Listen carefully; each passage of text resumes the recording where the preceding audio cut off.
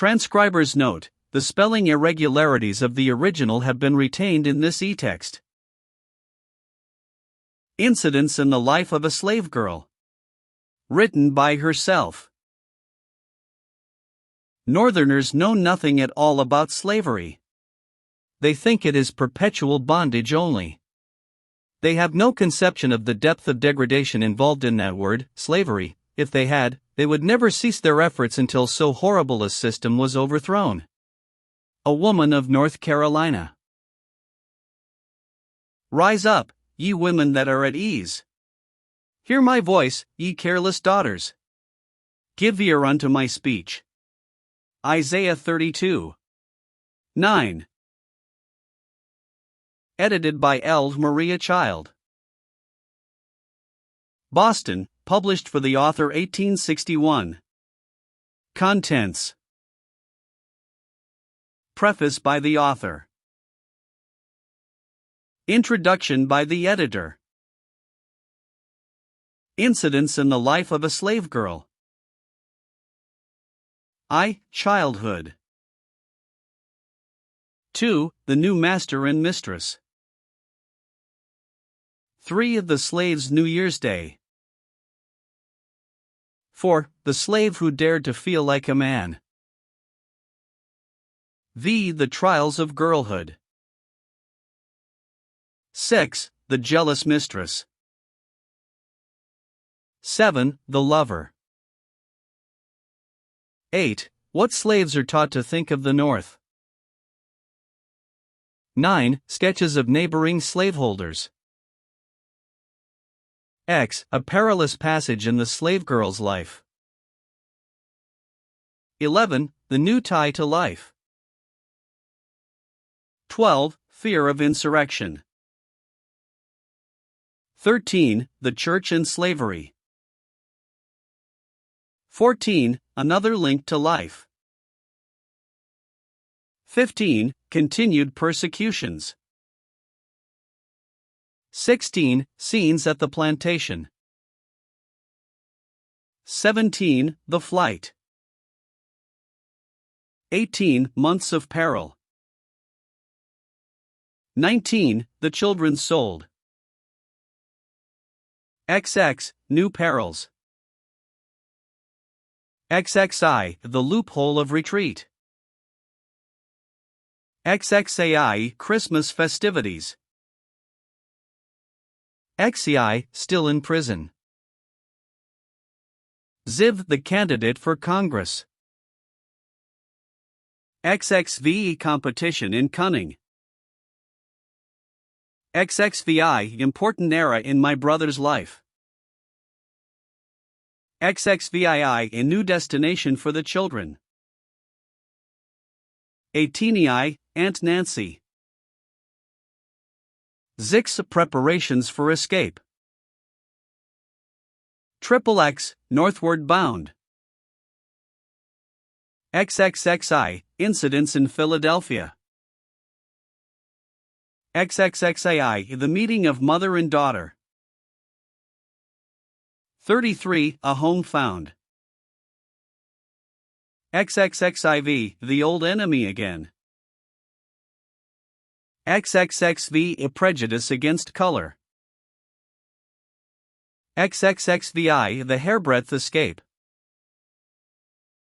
XVI. A visit to England. XXXVII. Renewed invitations to go south. XXXIX. The confession. XL. The fugitive slave law. XLI. A free at last. Appendix. Preface by the author. Reader, be assured this narrative is no fiction. I am aware that some of my adventures may seem incredible, but they are, nevertheless, strictly true. I have not exaggerated the wrongs inflicted by slavery. On the contrary, my descriptions fall far short of the facts.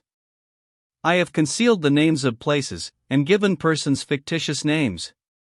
I had no motive for secrecy on my own account, but I deemed it kind and considerate towards others to pursue this course. I wish I were more competent to the task I have undertaken. But I trust my readers will excuse deficiencies in consideration of circumstances. I was born and reared in slavery, and I remained in a slave state 27 years. Since I have been at the North, it has been necessary for me to work diligently for my own support and the education of my children. This has not left me much leisure to make up for the loss of early opportunities to improve myself, and it has compelled me to write these pages at irregular intervals, whenever I could snatch an hour from household duties. When I first arrived in Philadelphia, Bishop Payne advised me to publish a sketch of my life, but I told him I was altogether incompetent to such an undertaking. Though I have improved my mind somewhat since that time, I still remain of the same opinion, but I trust my motives will excuse what might otherwise seem presumptuous. I have not written my experiences in order to attract attention to myself. On the contrary, it would have been more pleasant to me to have been silent about my own history. Neither do I care to excite sympathy for my own sufferings. But I do earnestly desire to arouse the women of the North to a realizing sense of the condition of 2 millions of women at the South, still in bondage, suffering what I suffered, and most of them far worse. I want to add my testimony to that of abler pens to convince the people of the free states what slavery really is. Only by experience can anyone realize how deep, and dark, and foul is that pit of abominations. May the blessing of God rest on this imperfect effort in behalf of my persecuted people.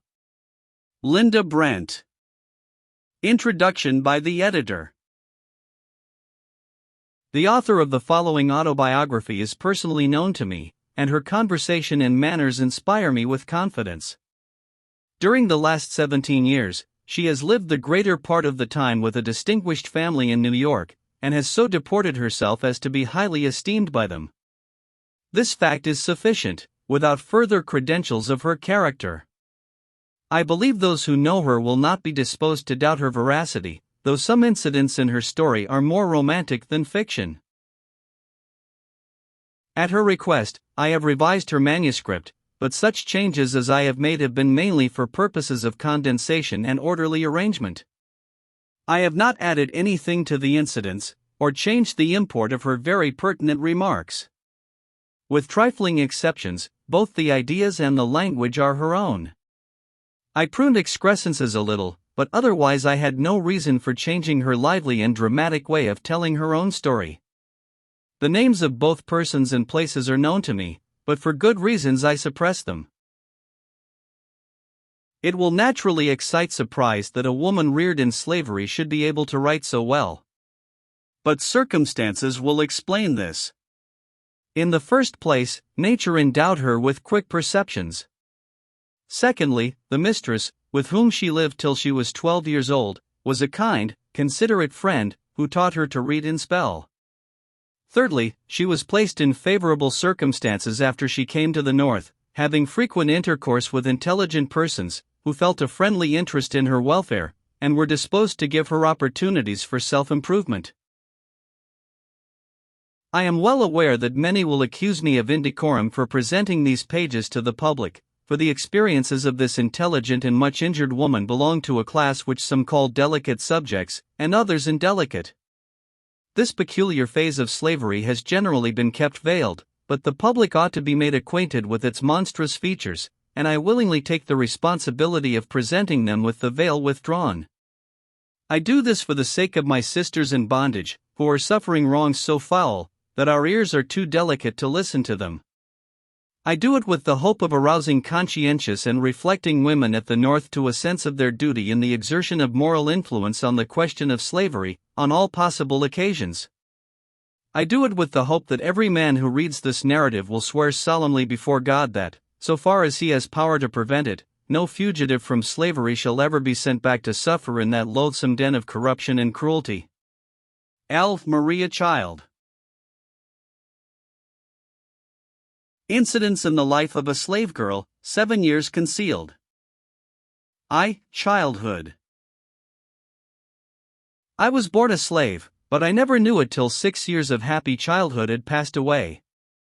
My father was a carpenter, and considered so intelligent and skillful in his trade, that, when buildings out of the common line were to be erected, he was sent for from long distances to be head workman. On condition of paying his mistress $200 a year and supporting himself, he was allowed to work at his trade and manage his own affairs. His strongest wish was to purchase his children, but, though he several times offered his hard earnings for that purpose, he never succeeded. In complexion, my parents were a light shade of brownish yellow, and were termed mulattoes. They lived together in a comfortable home, and, though we were all slaves, I was so fondly shielded that I never dreamed I was a piece of merchandise, trusted to them for safekeeping, and liable to be demanded of them at any moment. I had one brother, William, who was 2 years younger than myself, a bright, affectionate child. I had also a great treasure in my maternal grandmother, who was a remarkable woman in many respects. She was the daughter of a planter in South Carolina, who, at his death, left her mother and his 3 children free, with money to go to St. Augustine, where they had relatives. It was during the Revolutionary War, and they were captured on their passage, carried back, and sold to different purchasers. Such was the story my grandmother used to tell me, but I do not remember all the particulars. She was a little girl when she was captured and sold to the keeper of a large hotel. I have often heard her tell how hard she fared during childhood. But as she grew older, she evinced so much intelligence, and was so faithful, that her master and mistress could not help seeing it was for their interest to take care of such a valuable piece of property. She became an indispensable personage in the household, officiating in all capacities, from cook and wet nurse to seamstress. She was much praised for her cooking, and her nice crackers became so famous in the neighborhood that many people were desirous of obtaining them. In consequence of numerous requests of this kind, she asked permission of her mistress to bake crackers at night, after all the household work was done, and she obtained leave to do it, provided she would clothe herself and her children from the profits. Upon these terms, after working hard all day for her mistress, she began her midnight bakings, assisted by her 2 oldest children. The business proved profitable, and each year she laid by a little, which was saved for a fund to purchase her children. Her master died, and the property was divided among his heirs. The widow had her dower in the hotel, which she continued to keep open. My grandmother remained in her service as a slave, but her children were divided among her master's children. As she had 5, Benjamin, the youngest one, was sold, in order that each heir might have an equal portion of dollars and cents. There was so little difference in our ages that he seemed more like my brother than my uncle. He was a bright, handsome lad, nearly white, for he inherited the complexion my grandmother had derived from Anglo-Saxon ancestors. Though only 10 years old, $720 were paid for him. His sale was a terrible blow to my grandmother, but she was naturally hopeful, and she went to work with renewed energy, trusting in time to be able to purchase some of her children. She had laid up $300, which her mistress one day begged as a loan, promising to pay her soon. The reader probably knows that no promise or writing given to a slave is legally binding, for, according to Southern laws, a slave, being property, can hold no property. When my grandmother lent her hard earnings to her mistress, she trusted solely to her honor. The honor of a slaveholder to a slave. To this good grandmother I was indebted for many comforts. My brother Willie and I often received portions of the crackers, cakes, and preserves she made to sell, and after we ceased to be children we were indebted to her for many more important services. Such were the unusually fortunate circumstances of my early childhood. When I was 6 years old, my mother died, and then, for the first time, I learned, by the talk around me, that I was a slave. My mother's mistress was the daughter of my grandmother's mistress. She was the foster sister of my mother. They were both nourished at my grandmother's breast. In fact, my mother had been weaned at 3 months old, that the babe of the mistress might obtain sufficient food. They played together as children, and, when they became women, my mother was a most faithful servant to her whiter foster sister. On her deathbed her mistress promised that her children should never suffer for anything, and during her lifetime she kept her word. They all spoke kindly of my dead mother, who had been a slave merely in name, but in nature was noble and womanly. I grieved for her, and my young mind was troubled with the thought who would now take care of me and my little brother. I was told that my home was now to be with her mistress, and I found it a happy one. No toilsome or disagreeable duties were imposed upon me. My mistress was so kind to me that I was always glad to do her bidding, and proud to labor for her as much as my young years would permit. I would sit by her side for hours, sewing diligently, with a heart as free from care as that of any freeborn white child. When she thought I was tired, she would send me out to run and jump, and away I bounded, to gather berries or flowers to decorate her room. Those were happy days, too happy to last. The slave child had no thought for the morrow, but there came that blight, which too surely waits on every human being born to be a chattel. When I was nearly 12 years old, my kind mistress sickened and died. As I saw the cheek grow paler, and the eye more glassy, how earnestly I prayed in my heart that she might live. I loved her, for she had been almost like a mother to me. My prayers were not answered. She died, and they buried her in the little churchyard, where, day after day, my tears fell upon her grave. I was sent to spend a week with my grandmother. I was now old enough to begin to think of the future, and again I asked myself what they would do with me. I felt sure I should never find another mistress so kind as the one who was gone. She had promised my dying mother that her children should never suffer for anything, and when I remembered that, and recalled her many proofs of attachment to me, I could not help having some hopes that she had left me free. My friends were almost certain it would be so. They thought she would be sure to do it, on account of my mother's love and faithful service. But, alas! We all know that the memory of a faithful slave does not avail much to save her children from the auction block. After a brief period of suspense, the will of my mistress was read, and we learned that she had bequeathed me to her sister's daughter, a child of 5 years old. So vanished our hopes. My mistress had taught me the precepts of God's word, "Thou shalt love thy neighbor as thyself. Whatsoever ye would that men should do unto you, do ye even so unto them." But I was her slave, and I suppose she did not recognize me as her neighbor. I would give much to blot out from my memory that one great wrong. As a child, I loved my mistress, and, looking back on the happy days I spent with her, I try to think with less bitterness of this act of injustice. While I was with her, she taught me to read and spell, and for this privilege, which so rarely falls to the lot of a slave, I bless her memory. She possessed but few slaves, and at her death those were all distributed among her relatives. 5 of them were my grandmother's children, and had shared the same milk that nourished her mother's children. Notwithstanding my grandmother's long and faithful service to her owners, not one of her children escaped the auction block. These God-breathing machines are no more, in the sight of their masters, than the cotton they plant, or the horses they tend. 2. The new master and mistress. Dr. Flint, a physician in the neighborhood, had married the sister of my mistress, and I was now the property of their little daughter. It was not without murmuring that I prepared for my new home, and what added to my unhappiness was the fact that my brother William was purchased by the same family. My father, by his nature, as well as by the habit of transacting business as a skillful mechanic, had more of the feelings of a freeman than is common among slaves. My brother was a spirited boy, and being brought up under such influences, he early detested the name of master and mistress. One day, when his father and his mistress both happened to call him at the same time, he hesitated between the two, being perplexed to know which had the strongest claim upon his obedience. He finally concluded to go to his mistress. When my father reproved him for it, he said, "You both called me, and I didn't know which I ought to go to first." "You are my child," replied our father, "and when I call you, you should come immediately, if you have to pass through fire and water." Poor Willie! He was now to learn his first lesson of obedience to a master. Grandmother tried to cheer us with hopeful words, and they found an echo in the credulous hearts of youth.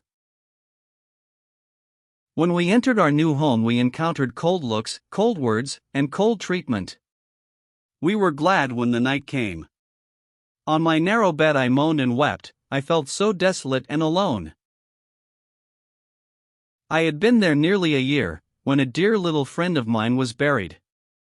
I heard her mother sob, as the clods fell on the coffin of her only child, and I turned away from the grave, feeling thankful that I still had something left to love. I met my grandmother, who said, "Come with me, Linda," and from her tone I knew that something sad had happened. She led me apart from the people, and then said, "My child, your father is dead." Dead! How could I believe it? He had died so suddenly I had not even heard that he was sick. I went home with my grandmother.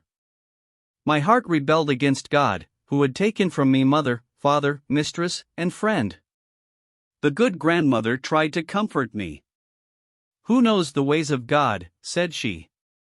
"Perhaps they have been kindly taken from the evil days to come." Years afterwards I often thought of this.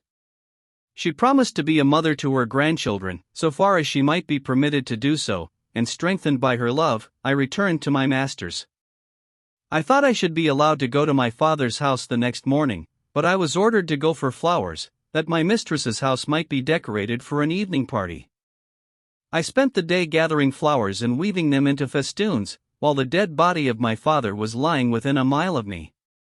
What cared my owners for that? He was merely a piece of property. Moreover, they thought he had spoiled his children, by teaching them to feel that they were human beings. This was blasphemous doctrine for a slave to teach, presumptuous in him, and dangerous to the masters. The next day I followed his remains to a humble grave beside that of my dear mother. There were those who knew my father's worth, and respected his memory. My home now seemed more dreary than ever. The laugh of the little slave children sounded harsh and cruel. It was selfish to feel so about the joy of others. My brother moved about with a very grave face. I tried to comfort him, by saying, "Take courage, Willie, brighter days will come by and by." "You don't know anything about it, Linda," he replied. "We shall have to stay here all our days, we shall never be free." I argued that we were growing older and stronger, and that perhaps we might, before long, be allowed to hire our own time, and then we could earn money to buy our freedom. William declared this was much easier to say than to do. Moreover, he did not intend to buy his freedom. We held daily controversies upon this subject. Little attention was paid to the slaves' meals in Dr. Flint's house. If they could catch a bit of food while it was going, well and good. I gave myself no trouble on that score, for on my various errands I passed my grandmother's house, where there was always something to spare for me. I was frequently threatened with punishment if I stopped there, and my grandmother, to avoid detaining me, often stood at the gate with something for my breakfast or dinner. I was indebted to her for all my comforts, spiritual or temporal. It was her labor that supplied my scanty wardrobe. I have a vivid recollection of the linsey-woolsey dress given me every winter by Mrs. Flint. How I hated it! It was one of the badges of slavery. While my grandmother was thus helping to support me from her hard earnings, the $300 she had lent her mistress were never repaid. When her mistress died, her son-in-law, Dr. Flint, was appointed executor. When grandmother applied to him for payment, he said the estate was insolvent, and the law prohibited payment. It did not, however, prohibit him from retaining the silver candelabra, which had been purchased with that money. I presume they will be handed down in the family, from generation to generation. My grandmother's mistress had always promised her that, at her death, she should be free, and it was said that in her will she made good the promise. But when the estate was settled, Dr. Flint told the faithful old servant that, under existing circumstances, it was necessary she should be sold. On the appointed day, the customary advertisement was posted up, proclaiming that there would be a public sale of Negroes, horses, and sea. Dr. Flint called to tell my grandmother that he was unwilling to wound her feelings by putting her up at auction, and that he would prefer to dispose of her at private sale. My grandmother saw through his hypocrisy. She understood very well that he was ashamed of the job. She was a very spirited woman, and if he was base enough to sell her, when her mistress intended she should be free, she was determined the public should know it. She had for a long time supplied many families with crackers and preserves. Consequently, Aunt Marthy, as she was called, was generally known, and everybody who knew her respected her intelligence and good character. Her long and faithful service in the family was also well known, and the intention of her mistress to leave her free. When the day of sale came, she took her place among the chattels, and at the first call she sprang upon the auction block. Many voices called out, "Shame! Shame! Who is going to sell you, Aunt Marthy? Don't stand there! That is no place for you." Without saying a word, she quietly awaited her fate. No one bid for her. At last, a feeble voice said, $50. It came from a maiden lady, 70 years old, the sister of my grandmother's deceased mistress.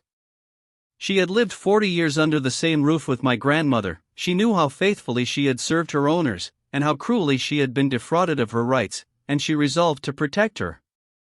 The auctioneer waited for a higher bid, but her wishes were respected. No one bid above her. She could neither read nor write, and when the bill of sale was made out, she signed it with a cross.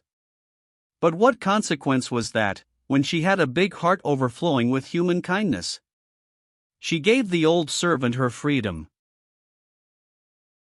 At that time, my grandmother was just 50 years old.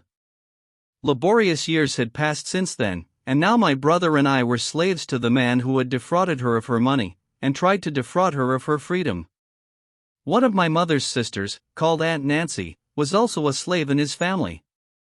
She was a kind, good aunt to me, and supplied the place of both housekeeper and waiting maid to her mistress.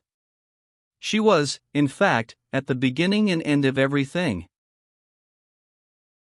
Mrs. Flint, like many Southern women, was totally deficient in energy. She had not strength to superintend her household affairs, but her nerves were so strong that she could sit in her easy chair and see a woman whipped, till the blood trickled from every stroke of the lash. She was a member of the church, but partaking of the Lord's Supper did not seem to put her in a Christian frame of mind. If dinner was not served at the exact time on that particular Sunday, she would station herself in the kitchen, and wait till it was dished, and then spit in all the kettles and pans that had been used for cooking. She did this to prevent the cook and her children from eking out their meager fare with the remains of the gravy and other scrapings. The slaves could get nothing to eat except what she chose to give them. Provisions were weighed out by the pound and ounce, 3 times a day. I can assure you she gave them no chance to eat wheat bread from her flour barrel. She knew how many biscuits a quart of flour would make, and exactly what size they ought to be. Dr. Flint was an epicure. The cook never sent a dinner to his table without fear and trembling, for if there happened to be a dish not to his liking, he would either order her to be whipped, or compel her to eat every mouthful of it in his presence. The poor, hungry creature might not have objected to eating it, but she did object to having her master cram it down her throat till she choked. They had a pet dog that was a nuisance in the house. The cook was ordered to make some Indian mush for him. He refused to eat, and when his head was held over it, the froth flowed from his mouth into the basin. He died a few minutes after. When Dr. Flint came in, he said the mush had not been well cooked, and that was the reason the animal would not eat it.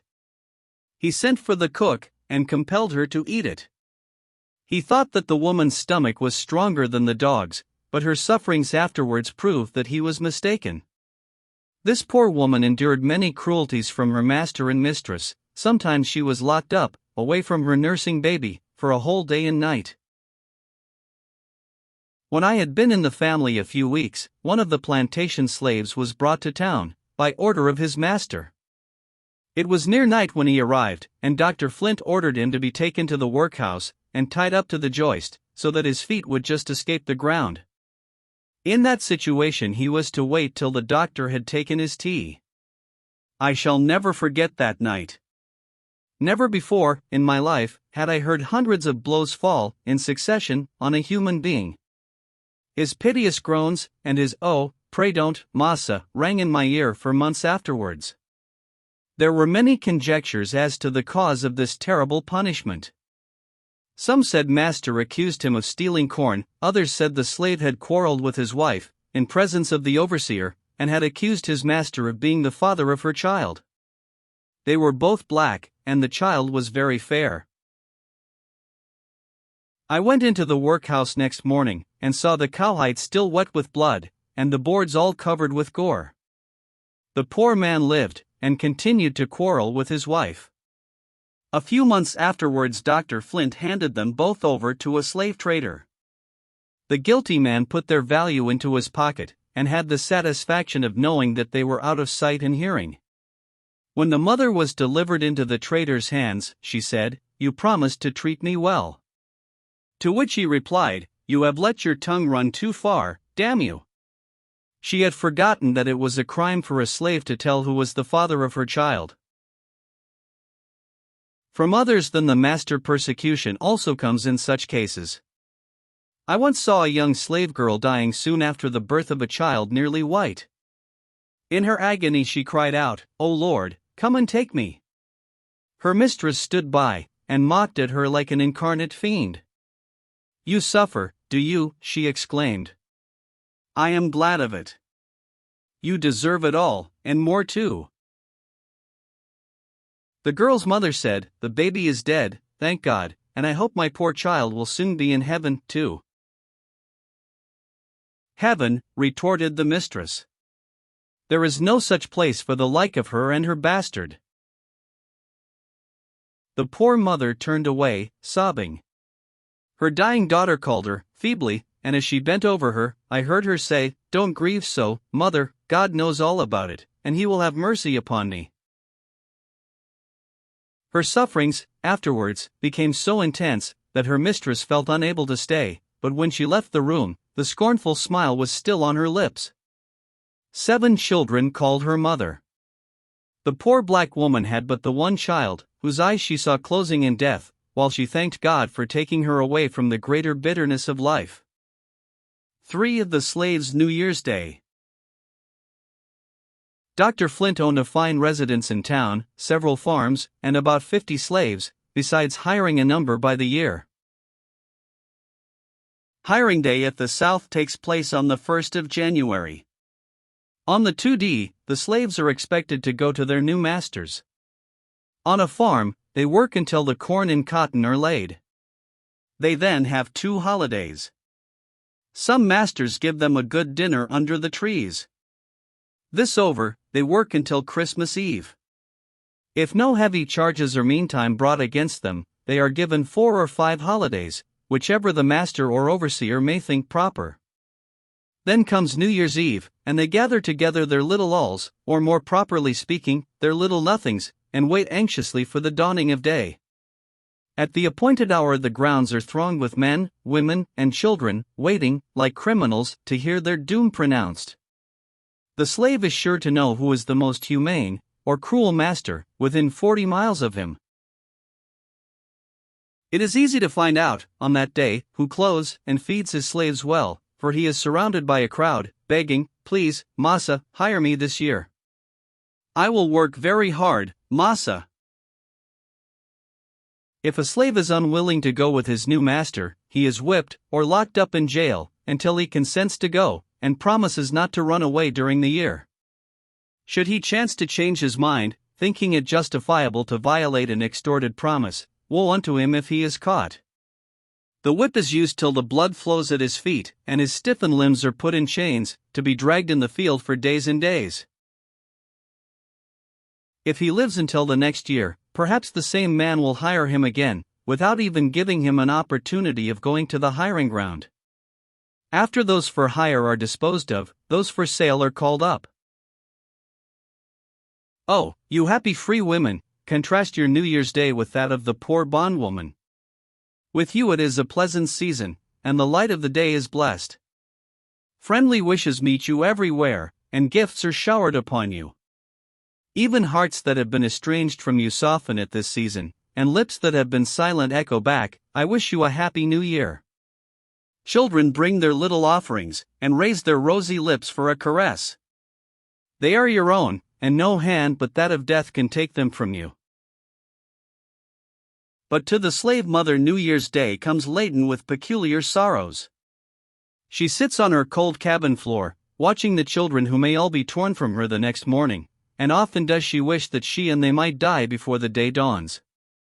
She may be an ignorant creature, degraded by the system that has brutalized her from childhood, but she has a mother's instincts, and is capable of feeling a mother's agonies.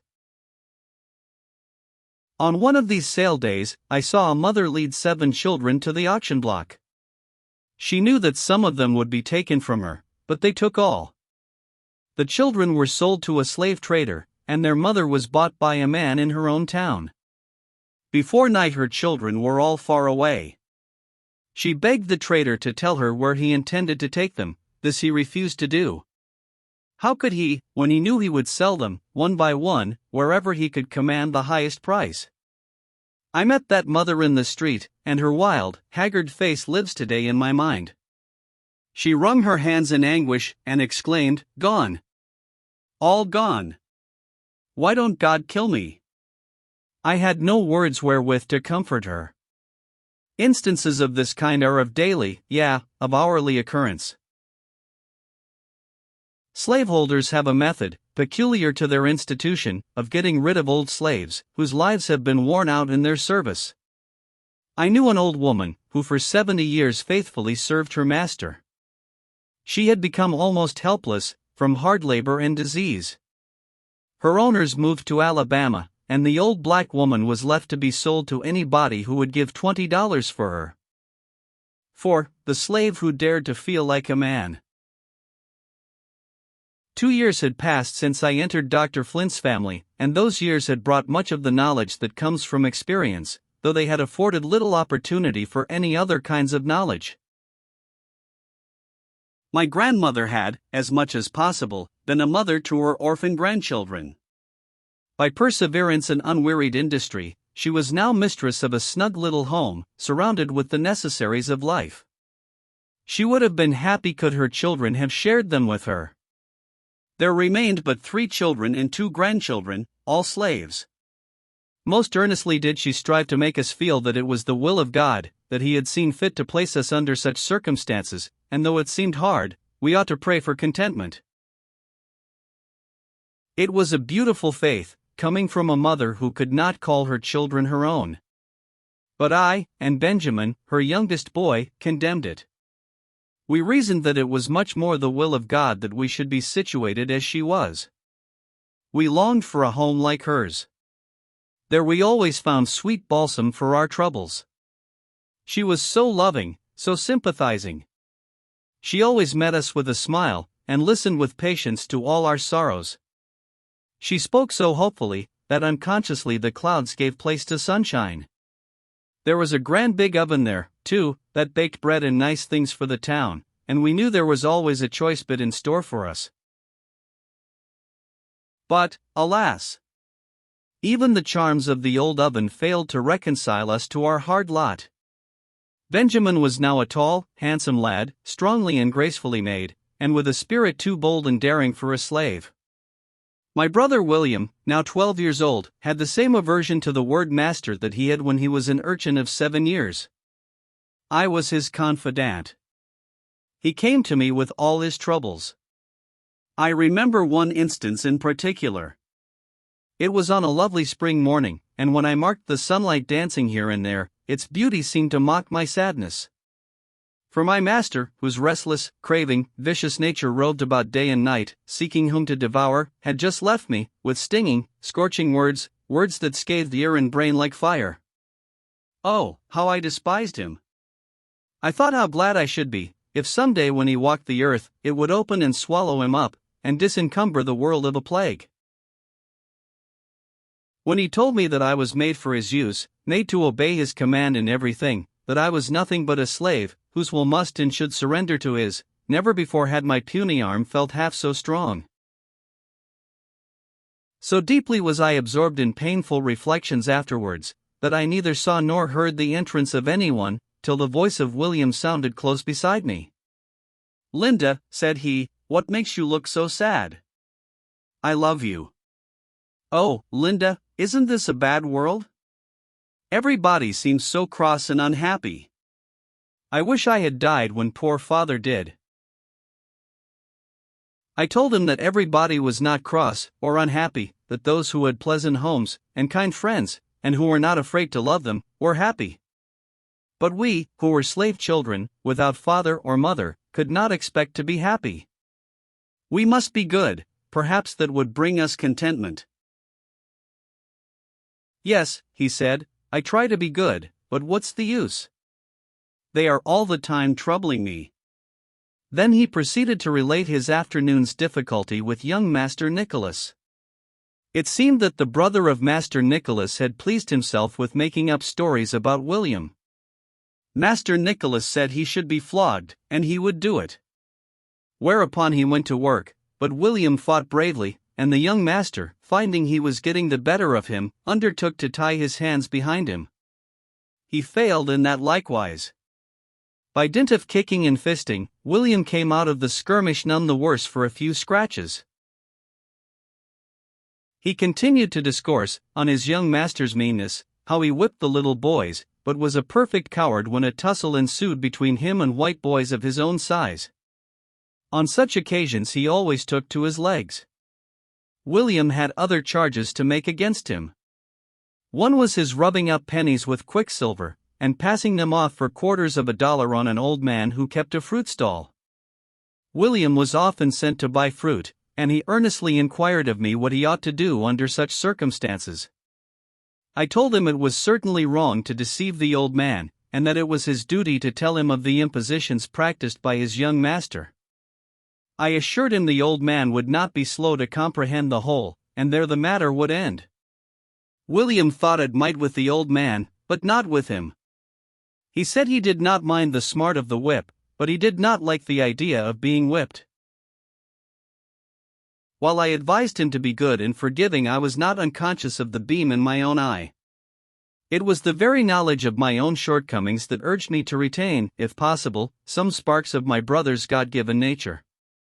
I had not lived 14 years in slavery for nothing.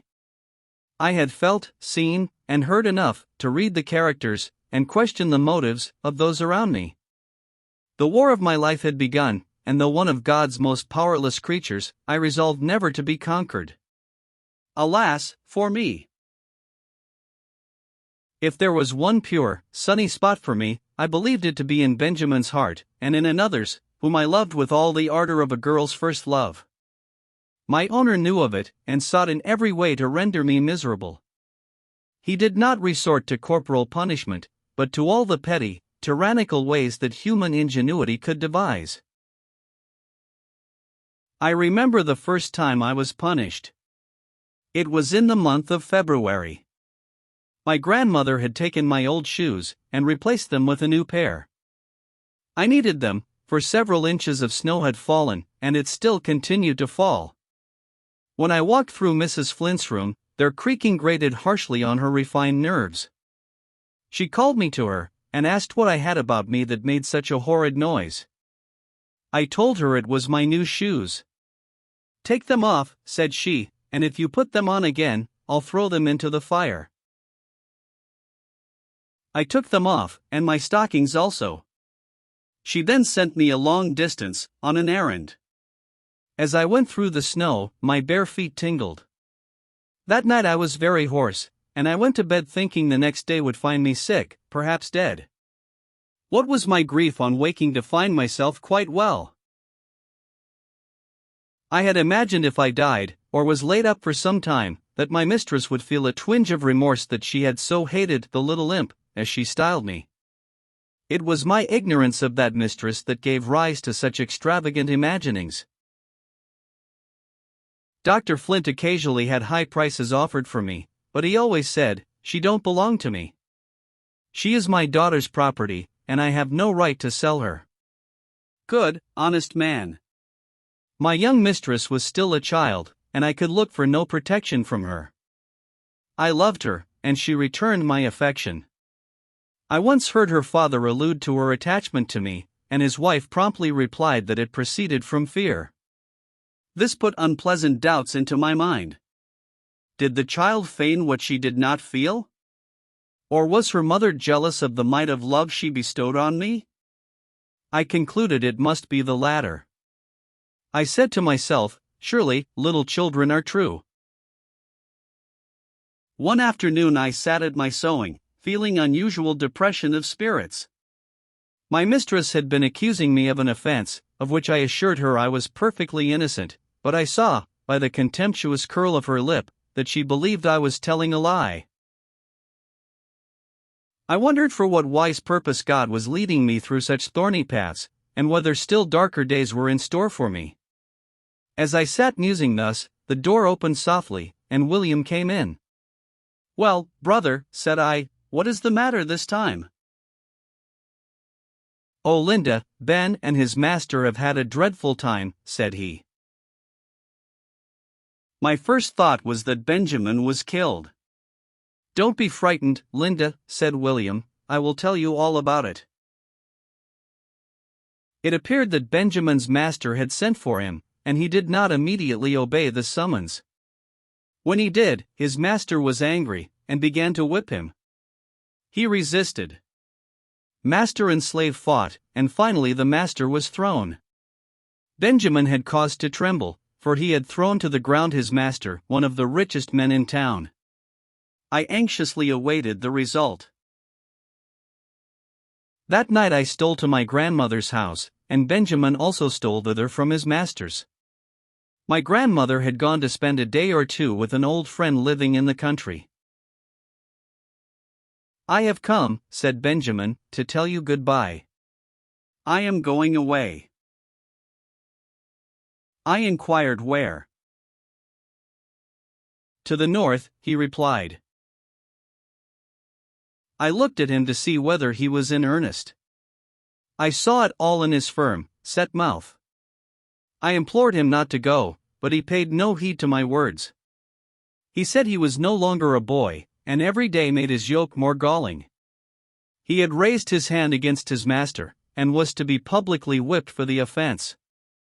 I reminded him of the poverty and hardships he must encounter among strangers. I told him he might be caught and brought back, and that was terrible to think of. He grew vexed, and asked if poverty and hardships with freedom were not preferable to our treatment in slavery. "Linda," he continued, "we are dogs here, footballs, cattle, everything that's mean. No, I will not stay. Let them bring me back. We don't die but once." He was right, but it was hard to give him up. "Go," said I, "and break your mother's heart." I repented of my words ere they were out. "Linda," said he, speaking as I had not heard him speak that evening, "how could you say that? Poor mother. Be kind to her, Linda, and you, too, Cousin Fanny." Cousin Fanny was a friend who had lived some years with us. Farewells were exchanged, and the bright, kind boy, endeared to us by so many acts of love, vanished from our sight. It is not necessary to state how he made his escape. Suffice it to say, he was on his way to New York when a violent storm overtook the vessel. The captain said he must put into the nearest port. This alarmed Benjamin, who was aware that he would be advertised in every port near his own town. His embarrassment was noticed by the captain. To port they went. There the advertisement met the captain's eye. Benjamin so exactly answered its description that the captain laid hold on him and bound him in chains. The storm passed, and they proceeded to New York. Before reaching that port, Benjamin managed to get off his chains and throw them overboard. He escaped from the vessel, but was pursued, captured, and carried back to his master. When my grandmother returned home and found her youngest child had fled, great was her sorrow, but, with characteristic piety, she said, "God's will be done." Each morning, she inquired if any news had been heard from her boy. Yes, news was heard. The master was rejoicing over a letter, announcing the capture of his human chattel. That day seems but as yesterday, so well do I remember it. I saw him led through the streets in chains, to jail. His face was ghastly pale, yet full of determination.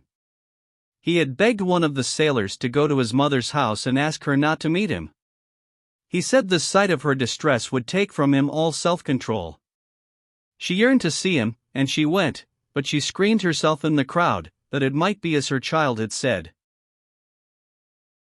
We were not allowed to visit him, but we had known the jailer for years, and he was a kind-hearted man. At midnight he opened the jail door for my grandmother and myself to enter, in disguise. When we entered the cell, not a sound broke the stillness. "Benjamin, Benjamin," whispered my grandmother. No answer. "Benjamin," she again faltered. There was a jingle of chains.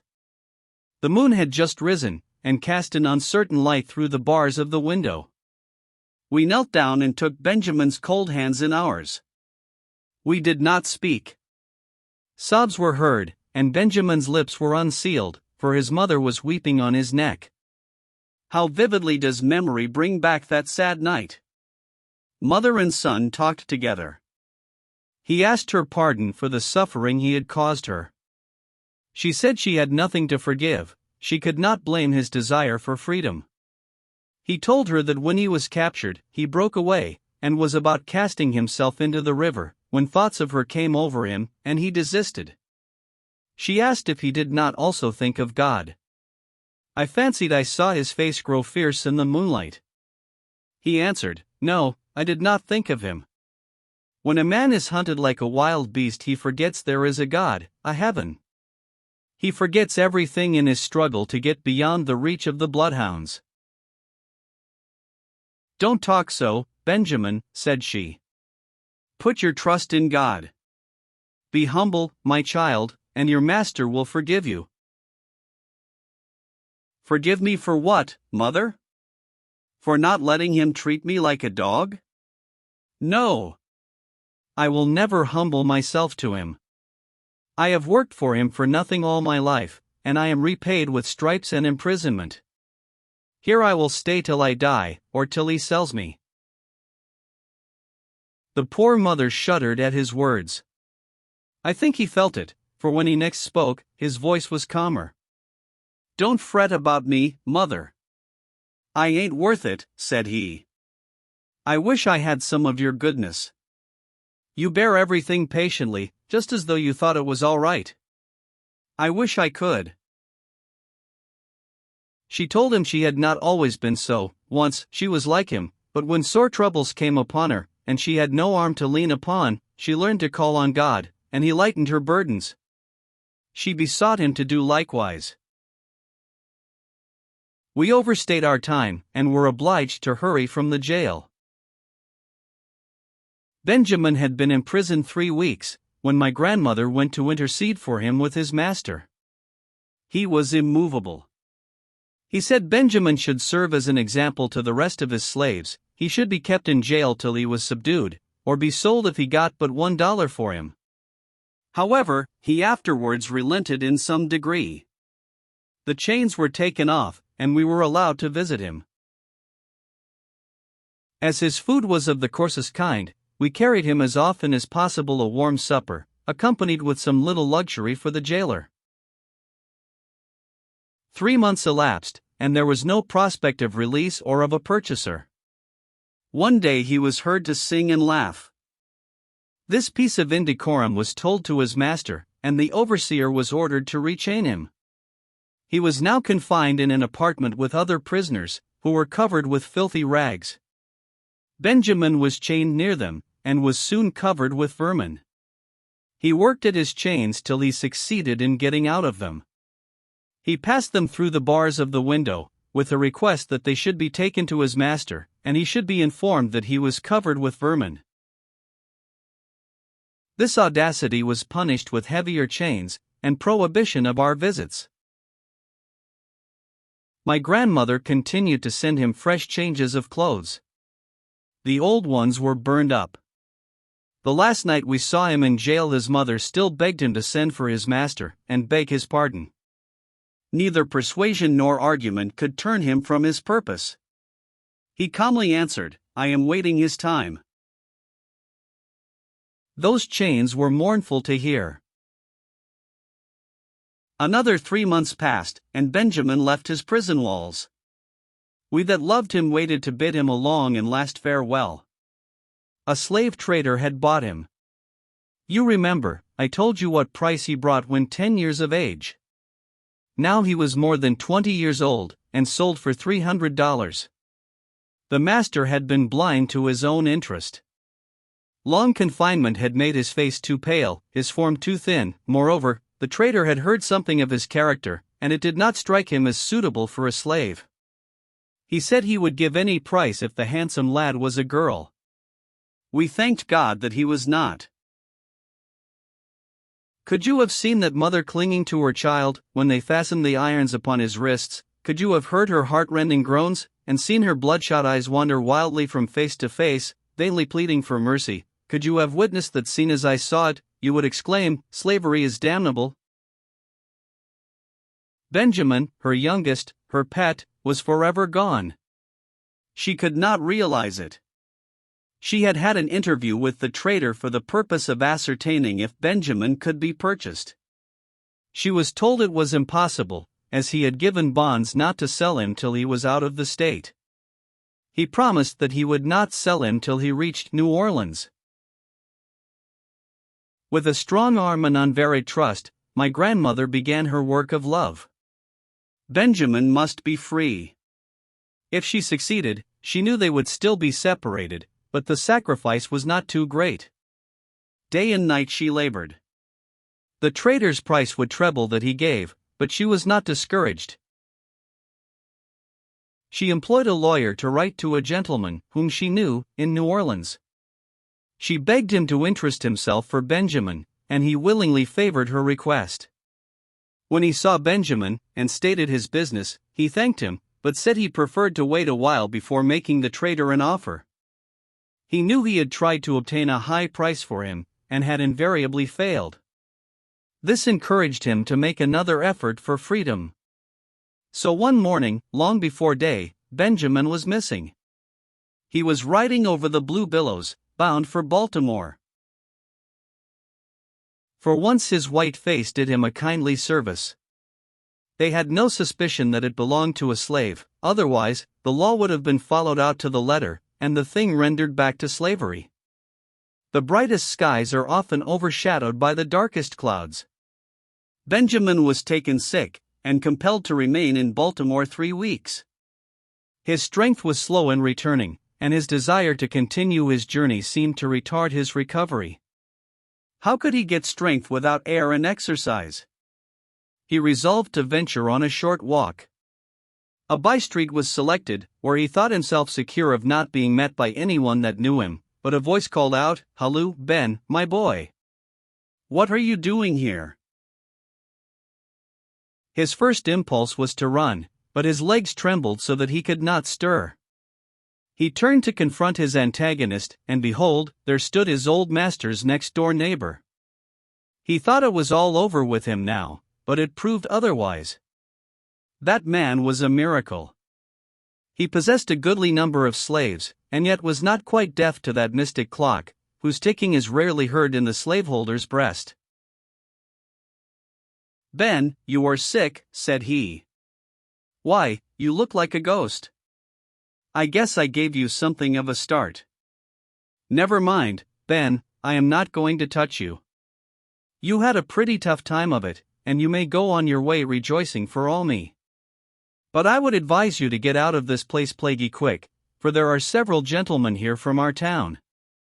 He described the nearest and safest route to New York, and added, "I shall be glad to tell your mother I have seen you. Goodbye, Ben." Benjamin turned away, filled with gratitude, and surprised that the town he hated contained such a gem worthy of a purer setting. This gentleman was a northerner by birth, and had married a southern lady.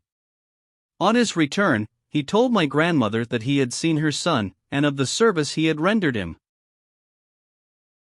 Benjamin reached New York safely, and concluded to stop there until he had gained strength enough to proceed further.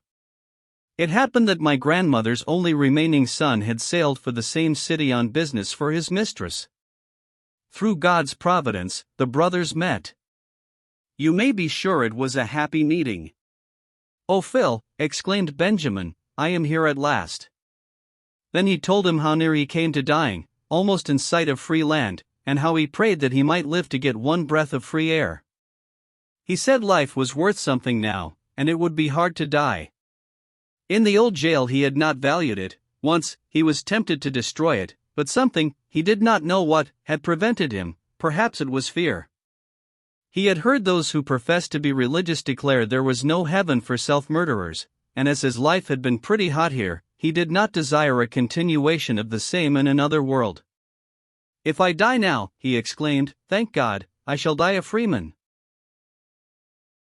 He begged my Uncle Philip not to return south, but stay and work with him, till they earned enough to buy those at home. His brother told him it would kill their mother if he deserted her in her trouble. She had pledged her house, and with difficulty had raised money to buy him. Would he be bought? "No, never," he replied. "Do you suppose, Phil, when I have got so far out of their clutches, I will give them 1 red cent? No. And do you suppose I would turn mother out of her home in her old age? That I would let her pay all those hard-earned dollars for me, and never to see me? For you know she will stay south as long as her other children are slaves." What a good mother! Tell her to buy you, Phil. You have been a comfort to her, and I have been a trouble. And Linda, poor Linda, what'll become of her? Phil, you don't know what a life they lead her. She has told me something about it, and I wish old Flint was dead, or a better man. When I was in jail, he asked her if she didn't want him to ask my master to forgive me, and take me home again. She told him, no, that I didn't want to go back. He got mad, and said we were all alike. I never despised my own master half as much as I do that man. There is many a worse slaveholder than my master, but for all that I would not be his slave. While Benjamin was sick, he had parted with nearly all his clothes to pay necessary expenses. But he did not part with a little pin I fastened in his bosom when we parted. It was the most valuable thing I owned, and I thought none more worthy to wear it. He had it still. His brother furnished him with clothes, and gave him what money he had. They parted with moistened eyes, and as Benjamin turned away, he said, "Phil, I part with all my kindred." And so it proved. We never heard from him again. Uncle Philip came home, and the first words he uttered when he entered the house were, "Mother, Ben is free. I have seen him in New York." She stood looking at him with a bewildered air. "Mother, don't you believe it," he said, laying his hand softly upon her shoulder. She raised her hands, and exclaimed, "God be praised. Let us thank him." She dropped on her knees, and poured forth her heart in prayer. Then Philip must sit down and repeat to her every word Benjamin had said. He told her all, only he forbore to mention how sick and pale her darling looked. Why should he distress her when she could do him no good? The brave old woman still toiled on, hoping to rescue some of her other children. After a while she succeeded in buying Philip. She paid $800, and came home with the precious document that secured his freedom. The happy mother and son sat together by the old hearthstone that night, telling how proud they were of each other, and how they would prove to the world that they could take care of themselves, as they had long taken care of others. We all concluded by saying, "He that is willing to be a slave, let him be a slave." The trials of girlhood. During the first years of my service in Dr. Flint's family, I was accustomed to share some indulgences with the children of my mistress. Though this seemed to me no more than right, I was grateful for it, and tried to merit the kindness by the faithful discharge of my duties. But I now entered on my 15th year, a sad epoch in the life of a slave girl. My master began to whisper foul words in my ear. Young as I was, I could not remain ignorant of their import. I tried to treat them with indifference or contempt. The master's age, my extreme youth, and the fear that his conduct would be reported to my grandmother, made him bear this treatment for many months. He was a crafty man, and resorted to many means to accomplish his purposes. Sometimes he had stormy, terrific ways that made his victims tremble, sometimes he assumed a gentleness that he thought must surely subdue. Of the two, I preferred his stormy moods, although they left me trembling. He tried his utmost to corrupt the pure principles my grandmother had instilled. He peopled my young mind with unclean images, such as only a vile monster could think of. I turned from him with disgust and hatred. But he was my master. I was compelled to live under the same roof with him, where I saw a man 40 years my senior daily violating the most sacred commandments of nature. He told me I was his property, that I must be subject to his will in all things. My soul revolted against the mean tyranny. But where could I turn for protection? No matter whether the slave girl be as black as ebony or as fair as her mistress. In either case, there is no shadow of law to protect her from insult, from violence, or even from death. All these are inflicted by fiends who bear the shape of men. The mistress, who ought to protect the helpless victim, has no other feelings towards her but those of jealousy and rage. The degradation, the wrongs, the vices that grow out of slavery are more than I can describe. They are greater than you would willingly believe. Surely, if you credited one half the truths that are told you concerning the helpless millions suffering in this cruel bondage, you at the North would not help to tighten the yoke. You surely would refuse to do for the master, on your own soil, the mean and cruel work which trained bloodhounds and the lowest class of whites do for him at the South. Everywhere the years bring to all enough of sin and sorrow, but in slavery the very dawn of life is darkened by these shadows. Even the little child, who is accustomed to wait on her mistress and her children, will learn, before she is 12 years old, why it is that her mistress hates such and such a one among the slaves. Perhaps the child's own mother is among those hated ones. She listens to violent outbreaks of jealous passion, and cannot help understanding what is the cause. She will become prematurely knowing in evil things. Soon she will learn to tremble when she hears her master's footfall. She will be compelled to realize that she is no longer a child. If God has bestowed beauty upon her, it will prove her greatest curse. That which commands admiration in the white woman only hastens the degradation of the female slave.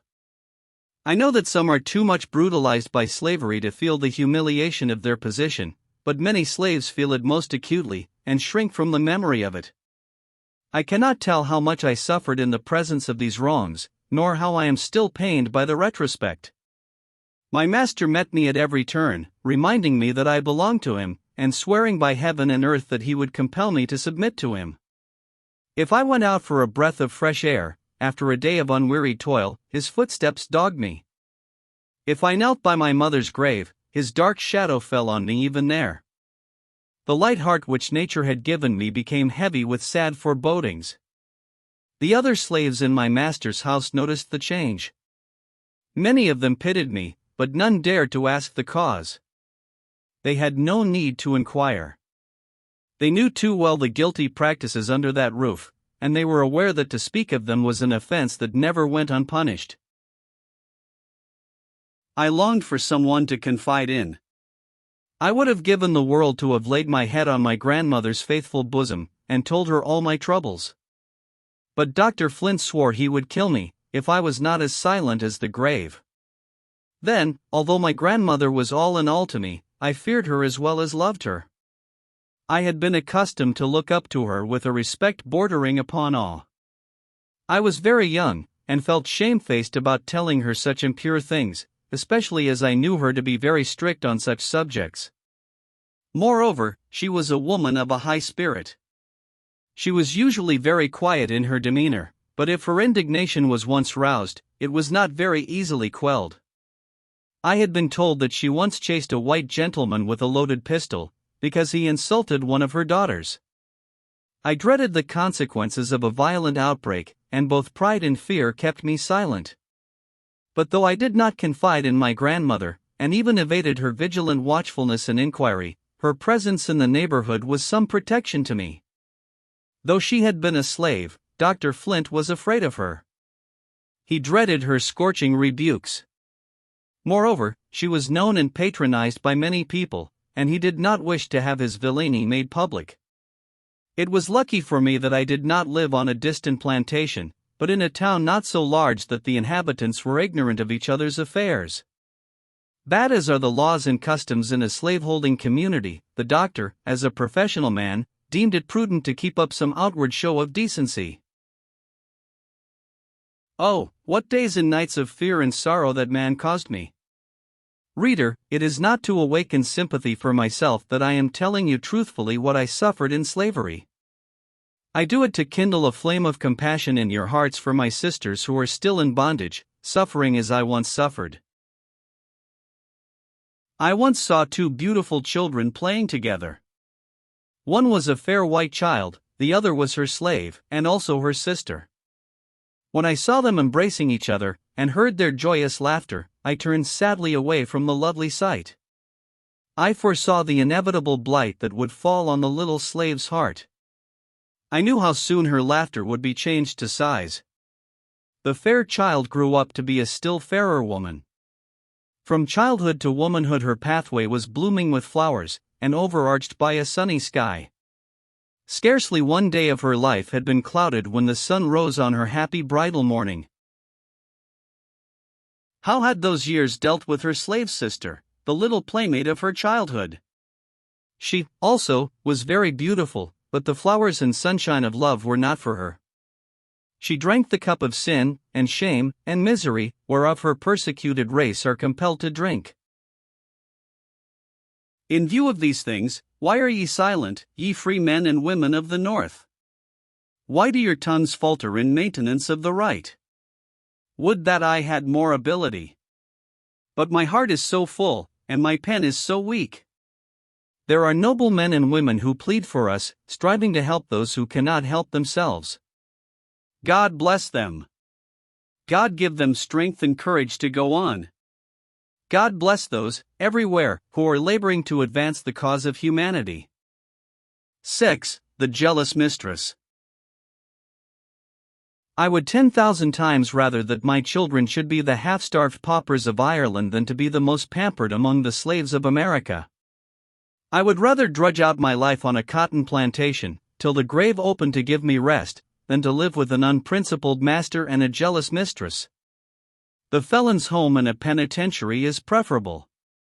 He may repent, and turn from the error of his ways, and so find peace, but it is not so with a favorite slave. She is not allowed to have any pride of character. It is deemed a crime in her to wish to be virtuous. Mrs. Flint possessed the key to her husband's character before I was born. She might have used this knowledge to counsel and to screen the young and the innocent among her slaves, but for them she had no sympathy. They were the objects of her constant suspicion and malevolence. She watched her husband with unceasing vigilance, but he was well practiced in means to evade it. What he could not find opportunity to say in words he manifested in signs. He invented more than were ever thought of in a deaf and dumb asylum. I let them pass, as if I did not understand what he meant, and many were the curses and threats bestowed on me for my stupidity. One day he caught me teaching myself to write. He frowned, as if he was not well pleased, but I suppose he came to the conclusion that such an accomplishment might help to advance his favorite scheme. Before long, notes were often slipped into my hand. I would return them, saying, "I can't read them, sir." "Can't you?" he replied, "then I must read them to you." He always finished the reading by asking, "Do you understand?" Sometimes he would complain of the heat of the tea-room, and order his supper to be placed on a small table in the piazza. He would seat himself there with a well-satisfied smile, and tell me to stand by and brush away the flies. He would eat very slowly, pausing between the mouthfuls. These intervals were employed in describing the happiness I was so foolishly throwing away, and in threatening me with the penalty that finally awaited my stubborn disobedience. He boasted much of the forbearance he had exercised towards me, and reminded me that there was a limit to his patience. When I succeeded in avoiding opportunities for him to talk to me at home, I was ordered to come to his office to do some errand. When there, I was obliged to stand and listen to such language as he saw fit to address to me. Sometimes I so openly expressed my contempt for him that he would become violently enraged, and I wondered why he did not strike me. Circumstanced as he was, he probably thought it was better policy to be forbearing. But the state of things grew worse and worse daily. In desperation, I told him that I must and would apply to my grandmother for protection. He threatened me with death, and worse than death, if I made any complaint to her. Strange to say, I did not despair.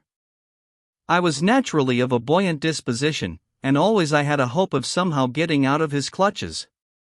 Like many a poor, simple slave before me, I trusted that some threads of joy would yet be woven into my dark destiny. I had entered my 16th year, and every day it became more apparent that my presence was intolerable to Mrs. Flint. Angry words frequently passed between her and her husband. He had never punished me himself, and he would not allow anybody else to punish me. In that respect, she was never satisfied, but, in her angry moods, no terms were too vile for her to bestow upon me. Yet I, whom she detested so bitterly, had far more pity for her than he had, whose duty it was to make her life happy. I never wronged her, or wished to wrong her, and one word of kindness from her would have brought me to her feet. After repeated quarrels between the doctor and his wife, he announced his intention to take his youngest daughter, then 4 years old, to sleep in his apartment. It was necessary that a servant should sleep in the same room, to be on hand if the child stirred. I was selected for that office, and informed for what purpose that arrangement had been made. By managing to keep within sight of people, as much as possible, during the daytime, I had hitherto succeeded in eluding my master, though a razor was often held to my throat to force me to change this line of policy. At night I slept by the side of my great aunt, where I felt safe. He was too prudent to come into her room. She was an old woman, and had been in the family many years.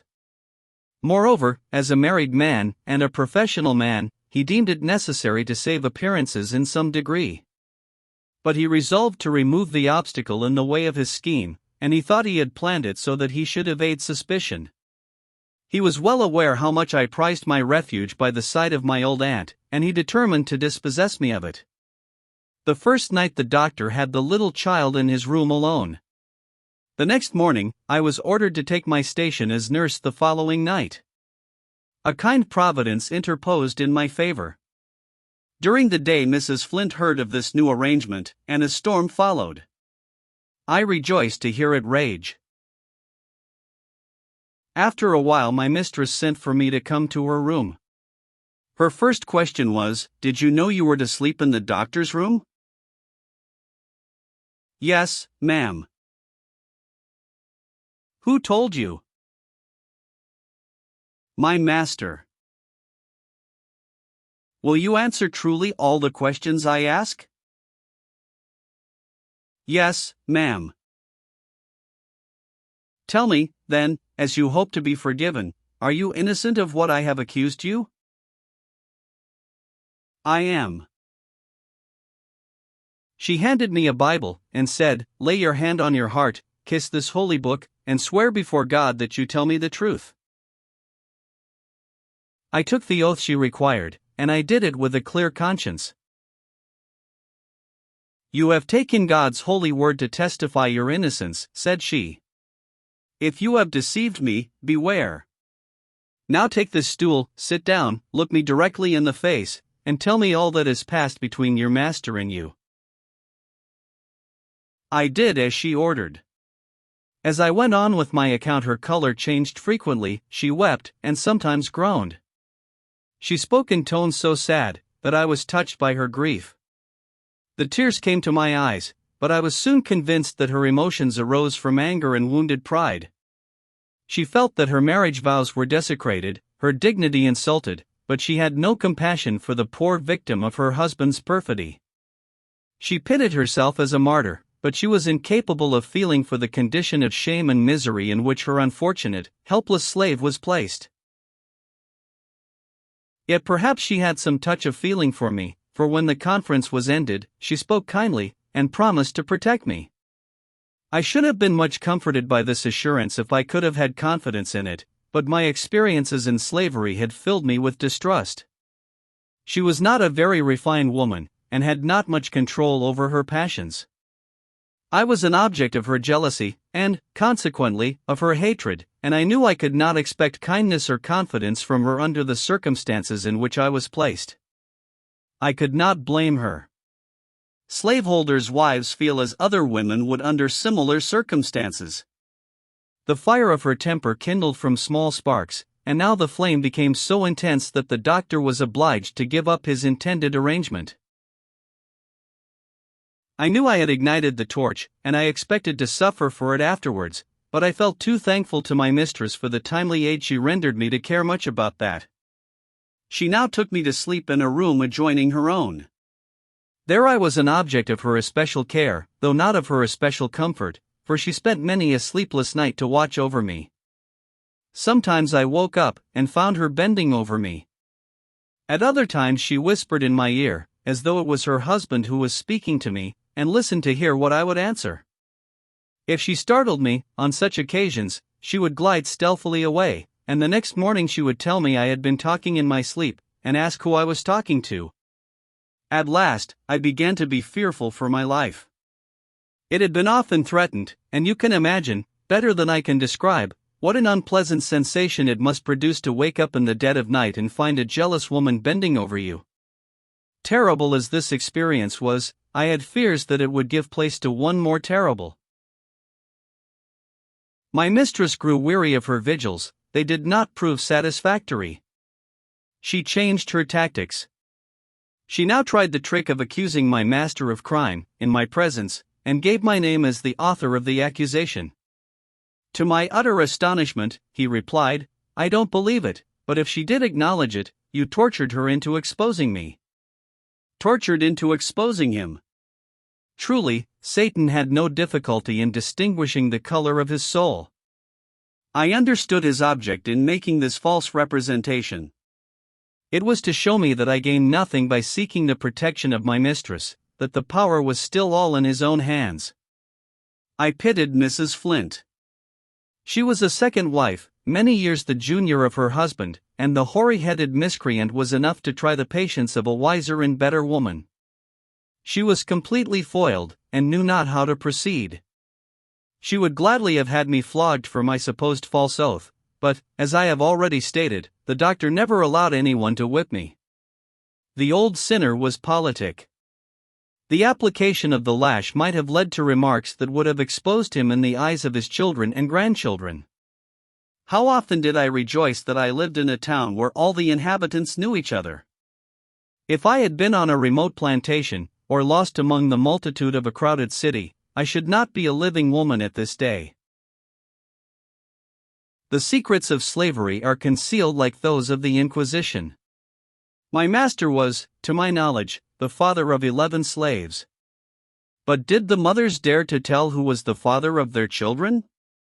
Did the other slaves dare to allude to it, except in whispers among themselves? No, indeed. They knew too well the terrible consequences. My grandmother could not avoid seeing things which excited her suspicions.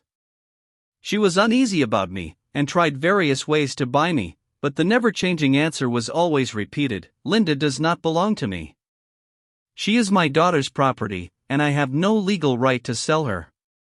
The conscientious man.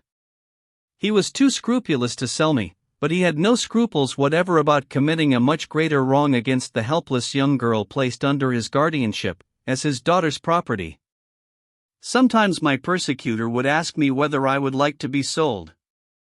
I told him I would rather be sold to anybody than to lead such a life as I did. On such occasions he would assume the air of a very injured individual, and reproach me for my ingratitude. "Did I not take you into the house, and make you the companion of my own children?" he would say. "Have I ever treated you like a Negro? I have never allowed you to be punished, not even to please your mistress. And this is the recompense I get, you ungrateful girl. I answered that he had reasons of his own for screening me from punishment, and that the course he pursued made my mistress hate me and persecute me. If I wept, he would say, "Poor child! Don't cry! Don't cry! I will make peace for you with your mistress. Only let me arrange matters in my own way. Poor, foolish girl! You don't know what is for your own good. I would cherish you. I would make a lady of you. Now go, and think of all I have promised you." I did think of it. Reader, I draw no imaginary pictures of Southern homes. I am telling you the plain truth. Yet when victims make their escape from this wild beast of slavery, Northerners consent to act the part of bloodhounds, and hunt the poor fugitive back into his den, full of dead men's bones, and all uncleanness. Nay, more, they are not only willing, but proud, to give their daughters in marriage to slaveholders. The poor girls have romantic notions of a sunny clime, and of the flowering vines that all the year round shade a happy home. To what disappointments are they destined? The young wife soon learns that the husband in whose hands she has placed her happiness pays no regard to his marriage vows. Children of every shade of complexion play with her own fair babies, and too well she knows that they are born unto him of his own household. Jealousy and hatred enter the flowery home, and it is ravaged of its loveliness. Southern women often marry a man knowing that he is the father of many little slaves. They do not trouble themselves about it. They regard such children as property, as marketable as the pigs on the plantation, and it is seldom that they do not make them aware of this by passing them into the slave trader's hands as soon as possible, and thus getting them out of their sight. I am glad to say there are some honorable exceptions. I have myself known 2 Southern wives who exhorted their husbands to free those slaves towards whom they stood in a parental relation, and their request was granted. These husbands blushed before the superior nobleness of their wives' natures. Though they had only counseled them to do that which it was their duty to do, it commanded their respect, and rendered their conduct more exemplary. Concealment was at an end, and confidence took the place of distrust. Though this bad institution deadens the moral sense, even in white women, to a fearful extent, it is not altogether extinct. I have heard Southern ladies say of Mr. Such a one, he not only thinks it no disgrace to be the father of those little niggers, but he is not ashamed to call himself their master. I declare, such things ought not to be tolerated in any decent society. 7. The lover. Why does the slave ever love? Why allow the tendrils of the heart to twine around objects which may at any moment be wrenched away by the hand of violence? When separations come by the hand of death, the pious soul can bow in resignation, and say, "Not my will, but thine be done, O Lord." But when the ruthless hand of man strikes the blow, regardless of the misery he causes, it is hard to be submissive. I did not reason thus when I was a young girl. Youth will be youth. I loved, and I indulged the hope that the dark clouds around me would turn out a bright lining. I forgot that in the land of my birth the shadows are too dense for light to penetrate. A land where laughter is not mirth, nor thought the mind, nor words a language, nor e'en men mankind. Where cries reply to curses, shrieks to blows, and each is tortured in his separate hell. There was in the neighborhood a young colored carpenter, a freeborn man. We had been well acquainted in childhood, and frequently met together afterwards. We became mutually attached, and he proposed to marry me. I loved him with all the ardor of a young girl's first love. But when I reflected that I was a slave, and that the laws gave no sanction to the marriage of such, my heart sank within me. My lover wanted to buy me, but I knew that Dr. Flint was too willful and arbitrary a man to consent to that arrangement. From him, I was sure of experiencing all sorts of opposition, and I had nothing to hope from my mistress. She would have been delighted to have got rid of me, but not in that way. It would have relieved her mind of a burden if she could have seen me sold to some distant state, but if I was married near home I should be just as much in her husband's power as I had previously been, for the husband of a slave has no power to protect her. Moreover, my mistress, like many others, seemed to think that slaves had no right to any family ties of their own, that they were created merely to wait upon the family of the mistress. I once heard her abuse a young slave girl, who told her that a colored man wanted to make her his wife. "I will have you peeled and pickled, my lady," said she, "if I ever hear you mention that subject again. Do you suppose that I will have you tending my children with the children of that nigger?" The girl to whom she said this had a mulatto child, of course not acknowledged by its father. The poor black man who loved her would have been proud to acknowledge his helpless offspring.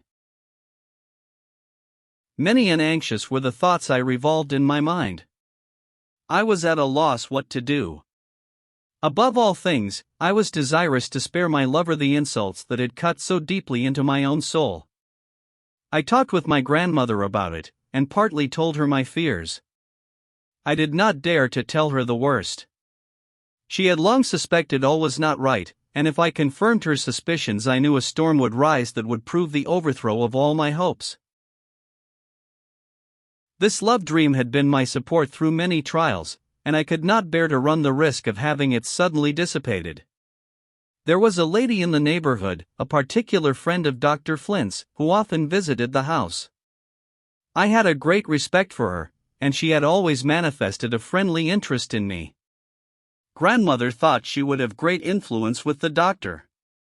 I went to this lady, and told her my story. I told her I was aware that my lover's being a free-born man would prove a great objection, but he wanted to buy me, and if Dr. Flint would consent to that arrangement, I felt sure he would be willing to pay any reasonable price. She knew that Mrs. Flint disliked me, therefore, I ventured to suggest that perhaps my mistress would approve of my being sold, as that would rid her of me. The lady listened with kindly sympathy, and promised to do her utmost to promote my wishes. She had an interview with the doctor, and I believe she pleaded my cause earnestly, but it was all to no purpose. How I dreaded my master now! Every minute I expected to be summoned to his presence, but the day passed, and I heard nothing from him. The next morning, a message was brought to me: "Master wants you in his study." I found the door ajar, and I stood a moment gazing at the hateful man who claimed a right to rule me, body and soul. I entered, and tried to appear calm. I did not want him to know how my heart was bleeding. He looked fixedly at me, with an expression which seemed to say, "I have half a mind to kill you on the spot." At last he broke the silence, and that was a relief to both of us. "So you want to be married, do you?" said he, "and to a free nigger?" "Yes, sir." "Well, I'll soon convince you whether I am your master, or the nigger fellow you honor so highly. If you must have a husband, you may take up with one of my slaves."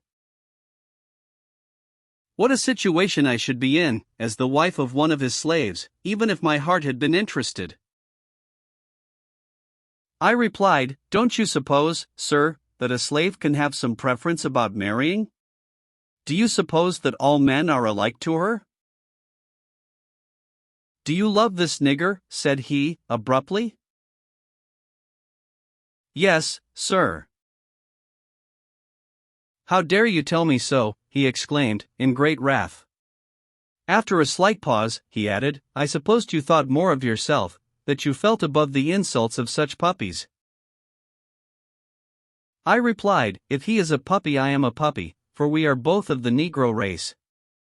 It is right and honorable for us to love each other. The man you call a puppy never insulted me, sir, and he would not love me if he did not believe me to be a virtuous woman." He sprang upon me like a tiger, and gave me a stunning blow. It was the first time he had ever struck me, and fear did not enable me to control my anger. When I had recovered a little from the effects, I exclaimed, "You have struck me for answering you honestly. How I despise you!" There was silence for some minutes. Perhaps he was deciding what should be my punishment, or, perhaps, he wanted to give me time to reflect on what I had said, and to whom I had said it. Finally, he asked, "Do you know what you have said?" "Yes, sir, but your treatment drove me to it." Do you know that I have a right to do as I like with you, that I can kill you, if I please? You have tried to kill me, and I wish you had, but you have no right to do as you like with me. Silence, he exclaimed, in a thundering voice. By heavens, girl, you forget yourself too far. Are you mad? If you are, I will soon bring you to your senses. Do you think any other master would bear what I have borne from you this morning? Many masters would have killed you on the spot. How would you like to be sent to jail for your insolence? I know I have been disrespectful, sir, I replied, but you drove me to it, I couldn't help it. As for the jail, there would be more peace for me there than there is here. You deserve to go there, said he, and to be under such treatment, that you would forget the meaning of the word peace. It would do you good. It would take some of your high notions out of you. But I am not ready to send you there yet, notwithstanding your ingratitude for all my kindness and forbearance. You have been the plague of my life. I have wanted to make you happy, and I have been repaid with the basest ingratitude, but though you have proved yourself incapable of appreciating my kindness, I will be lenient towards you, Linda. I will give you one more chance to redeem your character. If you behave yourself and do as I require, I will forgive you and treat you as I always have done, but if you disobey me, I will punish you as I would the meanest slave on my plantation. Never let me hear that fellow's name mentioned again. If I ever know of your speaking to him, I will cowhide you both, and if I catch him lurking about my premises, I will shoot him as soon as I would a dog. Do you hear what I say? I'll teach you a lesson about marriage and free niggers. Now go, and let this be the last time I have occasion to speak to you on this subject. Reader, did you ever hate? I hope not. I never did but once, and I trust one never shall again. Somebody has called it the atmosphere of hell, and I believe it is so. For a fortnight the doctor did not speak to me. He thought to mortify me, to make me feel that I had disgraced myself by receiving the honorable addresses of a respectable colored man, in preference to the base proposals of a white man. But though his lips disdained to address me, his eyes were very loquacious. No animal ever watched its prey more narrowly than he watched me. He knew that I could write, though he had failed to make me read his letters, and he was now troubled lest I should exchange letters with another man. After a while he became weary of silence, and I was sorry for it. One morning, as he passed through the hall, to leave the house, he contrived to thrust a note into my hand. I thought I had better read it, and spare myself the vexation of having him read it to me. It expressed regret for the blow he had given me, and reminded me that I myself was wholly to blame for it. He hoped I had become convinced of the injury I was doing myself by incurring his displeasure. He wrote that he had made up his mind to go to Louisiana, that he should take several slaves with him, and intended I should be one of the number. My mistress would remain where she was, therefore I should have nothing to fear from that quarter. If I merited kindness from him, he assured me that it would be lavishly bestowed. He begged me to think over the matter, and answer the following day. The next morning I was called to carry a pair of scissors to his room. I laid them on the table, with the letter beside them. He thought it was my answer, and did not call me back. I went as usual to attend my young mistress to and from school. He met me in the street, and ordered me to stop at his office on my way back. When I entered, he showed me his letter, and asked me why I had not answered it.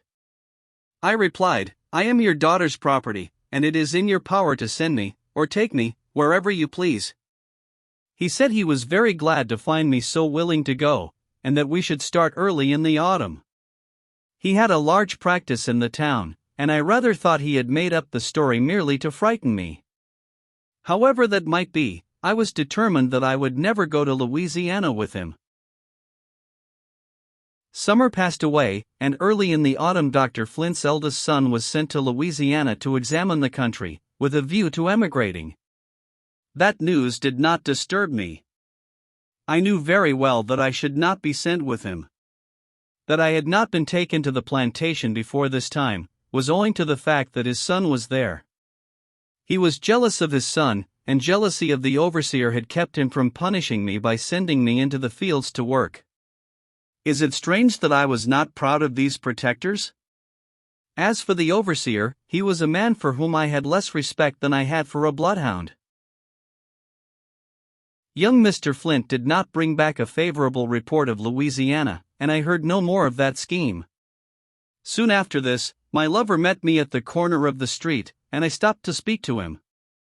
Looking up, I saw my master watching us from his window. I hurried home, trembling with fear. I was sent for, immediately, to go to his room. He met me with a blow. "When is mistress to be married?" said he, in a sneering tone. A shower of oaths and imprecations followed. How thankful I was that my lover was a free man! That my tyrant had no power to flog him for speaking to me in the street. Again and again I revolved in my mind how all this would end. There was no hope that the doctor would consent to sell me on any terms. He had an iron will, and was determined to keep me, and to conquer me. My lover was an intelligent and religious man. Even if he could have obtained permission to marry me while I was a slave, the marriage would give him no power to protect me from my master. It would have made him miserable to witness the insults I should have been subjected to. And then, if we had children, I knew they must follow the condition of the mother.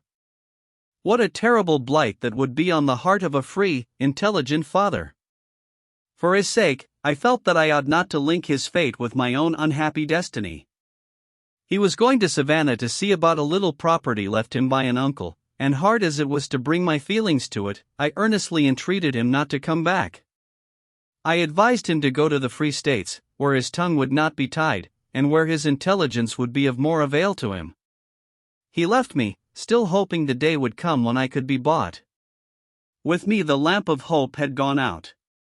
The dream of my girlhood was over. I felt lonely and desolate. Still I was not stripped of all. I still had my good grandmother, and my affectionate brother. When he put his arms round my neck, and looked into my eyes, as if to read there the troubles I dared not tell, I felt that I still had something to love. But even that pleasant emotion was chilled by the reflection that he might be torn from me at any moment, by some sudden freak of my master. If he had known how we loved each other, I think he would have exulted in separating us. We often planned together how we could get to the north. But, as William remarked, such things are easier said than done. My movements were very closely watched, and we had no means of getting any money to defray our expenses. As for grandmother, she was strongly opposed to her children's undertaking any such project. She had not forgotten poor Benjamin's sufferings, and she was afraid that if another child tried to escape, he would have a similar or a worse fate. To me, nothing seemed more dreadful than my present life. I said to myself, William must be free. He shall go to the north, and I will follow him. Many a slave sister has formed the same plans. 8. What slaves are taught to think of the north? Slaveholders pride themselves upon being honorable men, but if you were to hear the enormous lies they tell their slaves, you would have small respect for their veracity. I have spoken plain English. Pardon me. I cannot use a milder term. When they visit the north, and return home, they tell their slaves of the runaways they have seen, and describe them to be in the most deplorable condition. A slaveholder once told me that he had seen a runaway friend of mine in New York, and that she besought him to take her back to her master, for she was literally dying of starvation, that many days she had only one cold potato to eat, and at other times could get nothing at all. He said he refused to take her, because he knew her master would not thank him for bringing such a miserable wretch to his house. He ended by saying to me, "This is the punishment she brought on herself for running away from a kind master." This whole story was false. I afterwards stayed with that friend in New York, and found her in comfortable circumstances. She had never thought of such a thing as wishing to go back to slavery. Many of the slaves believe such stories, and think it is not worthwhile to exchange slavery for such a hard kind of freedom. It is difficult to persuade such that freedom could make them useful men, and enable them to protect their wives and children. If those heathen in our Christian land had as much teaching as some Hindus, they would think otherwise. They would know that liberty is more valuable than life. They would begin to understand their own capabilities, and exert themselves to become men and women. But while the free states sustain a law which hurls fugitives back into slavery, how can the slaves resolve to become men? There are some who strive to protect wives and daughters from the insults of their masters, but those who have such sentiments have had advantages above the general mass of slaves. They have been partially civilized and Christianized by favorable circumstances. Some are bold enough to utter such sentiments to their masters. Oh, that there were more of them! Some poor creatures have been so brutalized by the lash that they will sneak out of the way to give their masters free access to their wives and daughters. Do you think this proves the black man to belong to an inferior order of beings? What would you be, if you had been born and brought up a slave, with generations of slaves for ancestors? I admit that the black man is inferior. But what is it that makes him so? It is the ignorance in which white men compel him to live, it is the torturing whip that lashes manhood out of him, it is the fierce bloodhounds of the South, and the scarcely less cruel human bloodhounds of the North, who enforce the fugitive slave law. They do the work. Southern gentlemen indulge in the most contemptuous expressions about the Yankees, while they, on their part, consent to do the vilest work for them, such as the ferocious bloodhounds and the despised Negro hunters are employed to do at home. When Southerners go to the North, they are proud to do them honor, but the Northern man is not welcome south of Mason and Dixon's line, unless he suppresses every thought and feeling at variance with their peculiar institution. Nor is it enough to be silent. The masters are not pleased, unless they obtain a greater degree of subservience than that, and they are generally accommodated. Do they respect the Northerner for this? I trow not. Even the slaves despise a Northern man with Southern principles, and that is the class they generally see. When Northerners go to the South to reside, they prove very apt scholars. They soon imbibe the sentiments and disposition of their neighbors, and generally go beyond their teachers. Of the two, they are proverbially the hardest masters. They seem to satisfy their consciences with the doctrine that God created the Africans to be slaves. What a libel upon the Heavenly Father, who made of one blood all nations of men. And then who are Africans?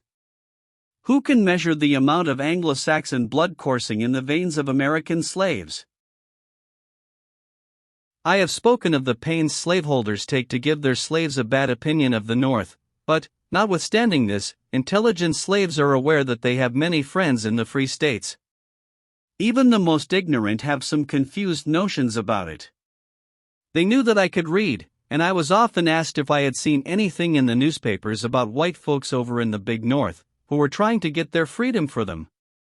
Some believe that the abolitionists have already made them free, and that it is established by law, but that their masters prevent the law from going into effect. One woman begged me to get a newspaper and read it over. She said her husband told her that the black people had sent word to the Queen of America that they were all slaves, that she didn't believe it, and went to Washington City to see the president about it. They quarreled, she drew her sword upon him, and swore that he should help her to make them all free. That poor, ignorant woman thought that America was governed by a queen, to whom the president was subordinate. I wish the president was subordinate to Queen Justice. 9. Sketches of neighboring slaveholders. There was a planter in the country, not far from U.S., whom I will call Mr. Litch. He was an ill-bred, uneducated man, but very wealthy. He had 600 slaves, many of whom he did not know by sight. His extensive plantation was managed by well-paid overseers. There was a jail and a whipping post on his grounds, and whatever cruelties were perpetrated there, they passed without comment. He was so effectually screened by his great wealth that he was called to no account for his crimes, not even for murder. Various were the punishments resorted to. A favorite one was to tie a rope round a man's body and suspend him from the ground. A fire was kindled over him, from which was suspended a piece of fat pork. As this cooked, the scalding drops of fat continually fell on the bare flesh. On his own plantation, he required very strict obedience to the 8th commandment. But depredations on the neighbors were allowable, provided the culprit managed to evade detection or suspicion. If a neighbor brought a charge of theft against any of his slaves, he was browbeaten by the master, who assured him that his slaves had enough of everything at home, and had no inducement to steal. No sooner was the neighbor's back turned, than the accused was sought out, and whipped for his lack of discretion. If a slave stole from him even a pound of meat or a peck of corn, if detection followed, he was put in chains and imprisoned, and so kept till his form was attenuated by hunger and suffering. A freshet once bore his wine cellar and meat house miles away from the plantation. Some slaves followed, and secured bits of meat and bottles of wine. 2 were detected, a ham and some liquor being found in their huts.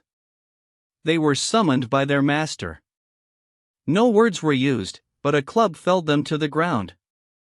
A rough box was their coffin, and their interment was a dog's burial. Nothing was said. Murder was so common on his plantation that he feared to be alone after nightfall. He might have believed in ghosts. His brother, if not equal in wealth, was at least equal in cruelty.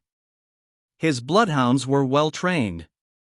Their pen was spacious, and a terror to the slaves. They were let loose on a runaway, and, if they tracked him, they literally tore the flesh from his bones. When this slaveholder died, his shrieks and groans were so frightful that they appalled his own friends. His last words were, "I am going to hell, bury my money with me." After death his eyes remained open. To press the lids down, silver dollars were laid on them. These were buried with him. From this circumstance, a rumor went abroad that his coffin was filled with money. 3 times his grave was opened, and his coffin taken out. The last time, his body was found on the ground, and a flock of buzzards were pecking at it. He was again interred, and a sentinel set over his grave. The perpetrators were never discovered. Cruelty is contagious in uncivilized communities. Mr. Conant, a neighbor of Mr. Litch, returned from town one evening in a partial state of intoxication. His body servant gave him some offense. He was divested of his clothes, except his shirt, whipped, and tied to a large tree in front of the house. It was a stormy night in winter. The wind blew bitterly cold, and the boughs of the old tree crackled under falling sleet. A member of the family, fearing he would freeze to death, begged that he might be taken down, but the master would not relent. He remained there 3 hours, and, when he was cut down, he was more dead than alive. Another slave, who stole a pig from this master, to appease his hunger, was terribly flogged. In desperation, he tried to run away. But at the end of 2 miles, he was so faint with loss of blood, he thought he was dying. He had a wife, and he longed to see her once more. Too sick to walk, he crept back that long distance on his hands and knees. When he reached his master's, it was night. He had not strength to rise and open the gate. He moaned, and tried to call for help. "I had a friend living in the same family." At last his cry reached her. She went out and found the prostrate man at the gate. She ran back to the house for assistance, and 2 men returned with her. They carried him in, and laid him on the floor. The back of his shirt was 1 clot of blood. By means of lard, my friend loosened it from the raw flesh. She bandaged him, gave him cool drink, and left him to rest. The master said he deserved 100 more lashes. When his own labor was stolen from him, he had stolen food to appease his hunger. This was his crime. Another neighbor was a Mrs. Wade. At no hour of the day was there cessation of the lash on her premises. Her labors began with the dawn, and did not cease till long after nightfall. The barn was her particular place of torture. There she lashed the slaves with the might of a man. An old slave of hers once said to me, "It is hell in Mrs.'s house. Pairs I can never get out. Day and night I prays to die." The mistress died before the old woman, and, when dying, entreated her husband not to permit any one of her slaves to look on her after death. A slave who had nursed her children, and had still a child in her care, watched her chance, and stole with it in her arms to the room where lay her dead mistress. She gazed a while on her, then raised her hand and dealt 2 blows on her face, saying, as she did so, "The devil has got you now." She forgot that the child was looking on. She had just begun to talk, and she said to her father, "I did see ma, and mammy did strike ma," so, striking her own face with her little hand. The master was startled. He could not imagine how the nurse could obtain access to the room where the corpse lay, for he kept the door locked. He questioned her. She confessed that what the child had said was true, and told how she had procured the key. She was sold to Georgia. In my childhood I knew a valuable slave, named Charity, and loved her, as all children did. Her young mistress married, and took her to Louisiana. Her little boy, James, was sold to a good sort of master. He became involved in debt, and James was sold again to a wealthy slaveholder, noted for his cruelty. With this man he grew up to manhood, receiving the treatment of a dog. After a severe whipping, to save himself from further infliction of the lash, with which he was threatened, he took to the woods. He was in a most miserable condition, cut by the cowskin, half naked, half starved, and without the means of procuring a crust of bread. Some weeks after his escape, he was captured, tied, and carried back to his master's plantation. This man considered punishment in his jail, on bread and water, after receiving hundreds of lashes, too mild for the poor slave's offense. Therefore he decided, after the overseer should have whipped him to his satisfaction, to have him placed between the screws of the cotton gin, to stay as long as he had been in the woods. This wretched creature was cut with the whip from his head to his feet, then washed with strong brine, to prevent the flesh from mortifying, and make it heal sooner than it otherwise would. He was then put into the cotton gin, which was screwed down, only allowing him room to turn on his side when he could not lie on his back. Every morning a slave was sent with a piece of bread and bowl of water, which were placed within reach of the poor fellow. The slave was charged, under penalty of severe punishment, not to speak to him. For days passed, and the slave continued to carry the bread and water. On the second morning, he found the bread gone, but the water untouched. When he had been in the press 4 days and 5 nights, the slave informed his master that the water had not been used for 4 mornings, and that a horrible stench came from the gin house. The overseer was sent to examine into it. When the press was unscrewed, the dead body was found partly eaten by rats and vermin. Perhaps the rats that devoured his bread had gnawed him before life was extinct. Poor Charity! Grandmother and I often asked each other how her affectionate heart would bear the news, if she should ever hear of the murder of her son.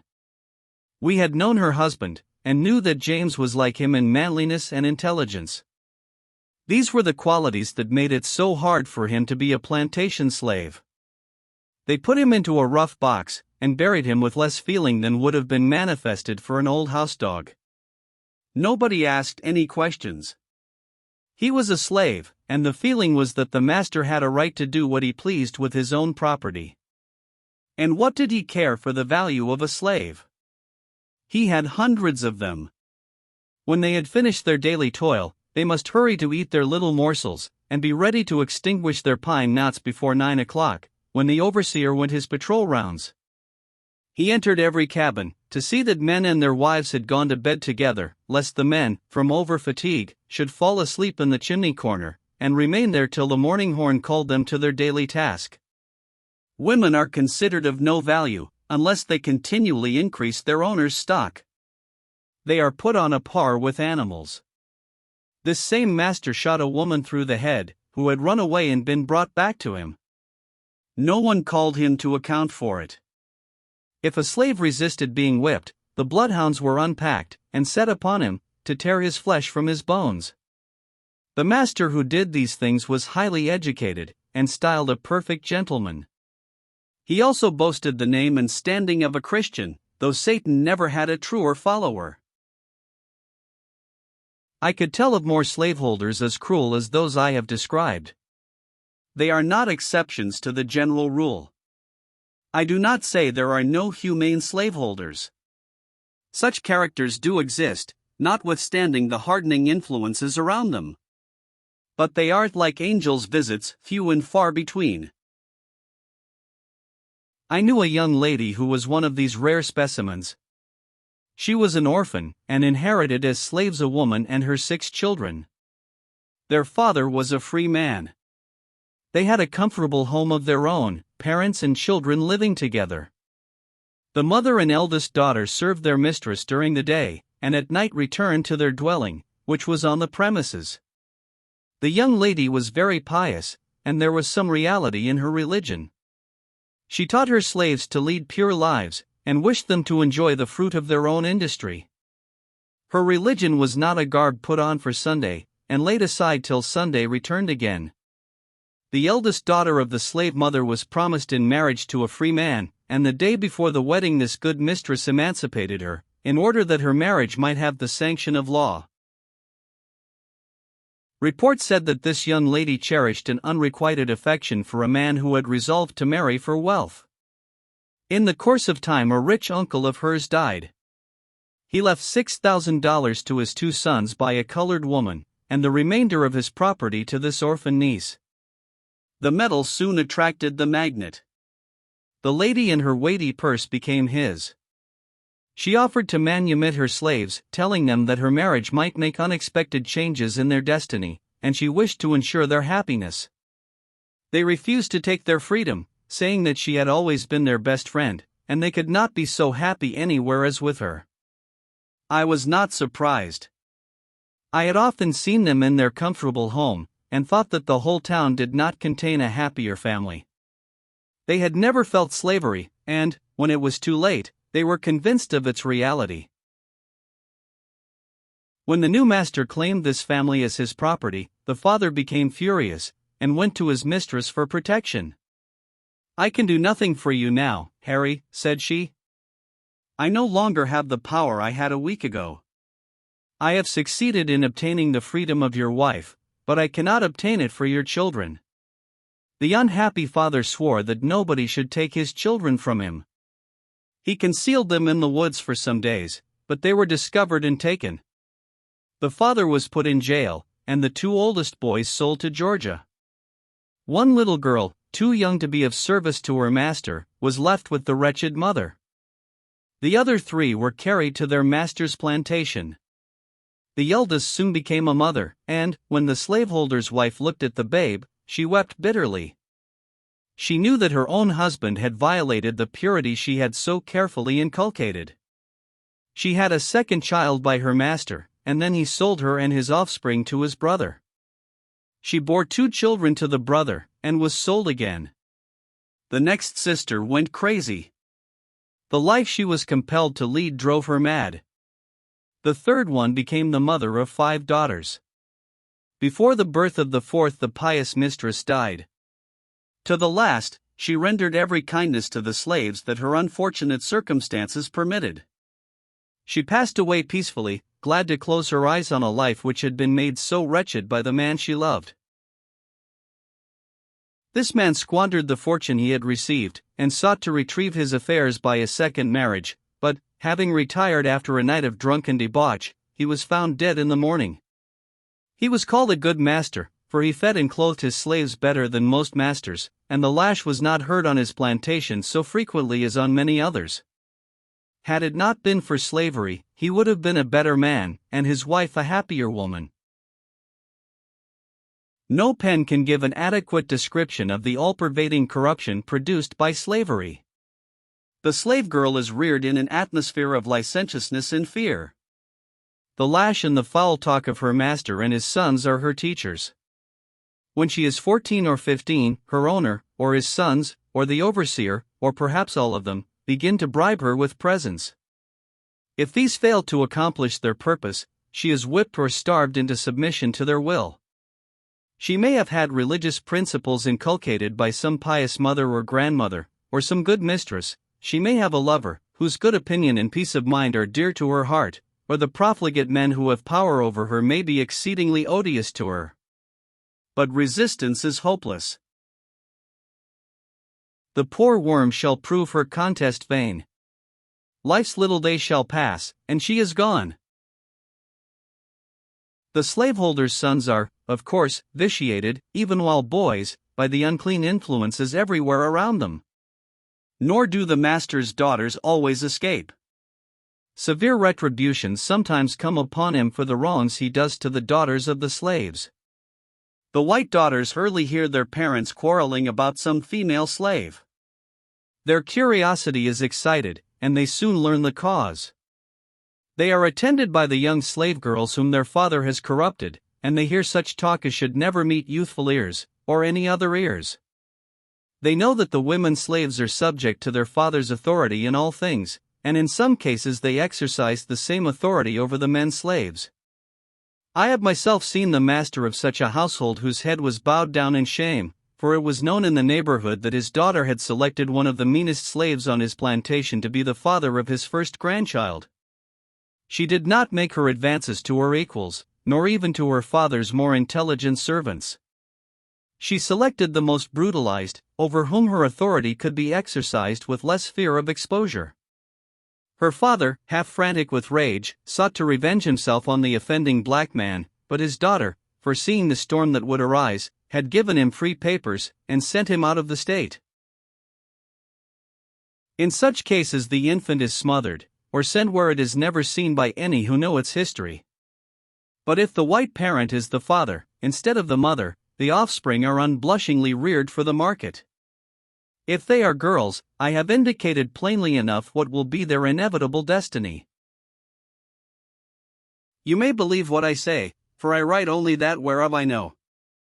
I was 21 years in that cage of obscene birds. I can testify, from my own experience and observation, that slavery is a curse to the whites as well as to the blacks. It makes the white fathers cruel and sensual, the sons violent and licentious, it contaminates the daughters, and makes the wives wretched. And as for the colored race, it needs an abler pen than mine to describe the extremity of their sufferings, the depth of their degradation. Yet few slaveholders seem to be aware of the widespread moral ruin occasioned by this wicked system. Their talk is of blighted cotton crops, not of the blight on their children's souls. If you want to be fully convinced of the abominations of slavery, go on a southern plantation, and call yourself a Negro trader. Then there will be no concealment, and you will see and hear things that will seem to you impossible among human beings with immortal souls. A perilous passage in the slave girl's life. After my lover went away, Dr. Flint contrived a new plan. He seemed to have an idea that my fear of my mistress was his greatest obstacle. In the blandest tones, he told me that he was going to build a small house for me, in a secluded place, 4 miles away from the town. I shuddered, but I was constrained to listen, while he talked of his intention to give me a home of my own, and to make a lady of me. Hitherto, I had escaped my dreaded fate, by being in the midst of people. My grandmother had already had high words with my master about me. She had told him pretty plainly what she thought of his character, and there was considerable gossip in the neighborhood about our affairs, to which the open-mouthed jealousy of Mrs. Flint contributed not a little. When my master said he was going to build a house for me, and that he could do it with little trouble and expense, I was in hopes something would happen to frustrate his scheme, but I soon heard that the house was actually begun. I vowed before my Maker that I would never enter it. I had rather toil on the plantation from dawn till dark, I had rather live and die in jail, than drag on, from day to day, through such a living death. I was determined that the master, whom I so hated and loathed, who had blighted the prospects of my youth, and made my life a desert, should not, after my long struggle with him, succeed at last in trampling his victim under his feet. I would do anything, everything, for the sake of defeating him. What could I do? I thought and thought, till I became desperate, and made a plunge into the abyss. And now, reader, I come to a period in my unhappy life, which I would gladly forget if I could. The remembrance fills me with sorrow and shame.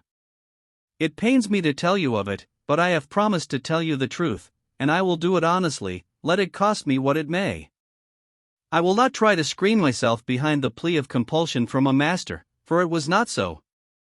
Neither can I plead ignorance or thoughtlessness. For years, my master had done his utmost to pollute my mind with foul images, and to destroy the pure principles inculcated by my grandmother, and the good mistress of my childhood. The influences of slavery had had the same effect on me that they had on other young girls. They had made me prematurely knowing concerning the evil ways of the world. I knew what I did, and I did it with deliberate calculation. But, oh, ye happy women, whose purity has been sheltered from childhood, who have been free to choose the objects of your affection, whose homes are protected by law, do not judge the poor desolate slave girl too severely. If slavery had been abolished, I, also, could have married the man of my choice. I could have had a home shielded by the laws, and I should have been spared the painful task of confessing what I am now about to relate, but all my prospects had been blighted by slavery. I wanted to keep myself pure, and, under the most adverse circumstances, I tried hard to preserve my self-respect, but I was struggling alone in the powerful grasp of the demon slavery, and the monster proved too strong for me. I felt as if I was forsaken by God and man, as if all my efforts must be frustrated, and I became reckless in my despair. I have told you that Dr. Flint's persecutions and his wife's jealousy had given rise to some gossip in the neighborhood. Among others, it chanced that a white unmarried gentleman had obtained some knowledge of the circumstances in which I was placed. He knew my grandmother, and often spoke to me in the street. He became interested for me, and asked questions about my master, which I answered in part. He expressed a great deal of sympathy, and a wish to aid me. He constantly sought opportunities to see me, and wrote to me frequently. I was a poor slave girl, only 15 years old. So much attention from a superior person was, of course, flattering, for human nature is the same in all. I also felt grateful for his sympathy, and encouraged by his kind words. It seemed to me a great thing to have such a friend.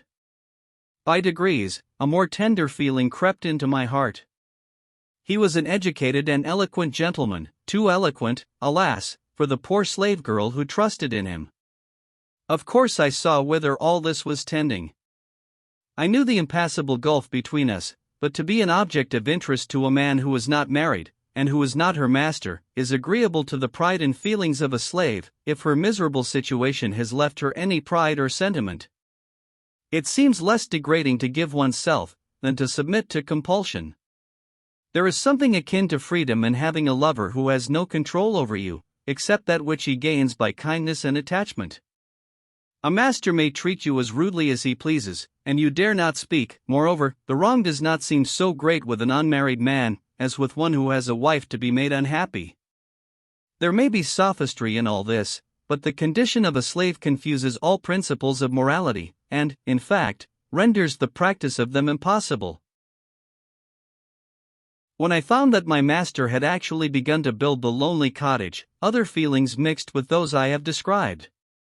Revenge, and calculations of interest, were added to flattered vanity and sincere gratitude for kindness. I knew nothing would enrage Dr. Flint so much as to know that I favored another, and it was something to triumph over my tyrant even in that small way. I thought he would revenge himself by selling me, and I was sure my friend, Mr. Sands, would buy me. He was a man of more generosity and feeling than my master, and I thought my freedom could be easily obtained from him. The crisis of my fate now came so near that I was desperate. I shuddered to think of being the mother of children that should be owned by my old tyrant. I knew that as soon as a new fancy took him, his victims were sold far off to get rid of them, especially if they had children. I had seen several women sold, with his babies at the breast. He never allowed his offspring by slaves to remain long in sight of himself and his wife.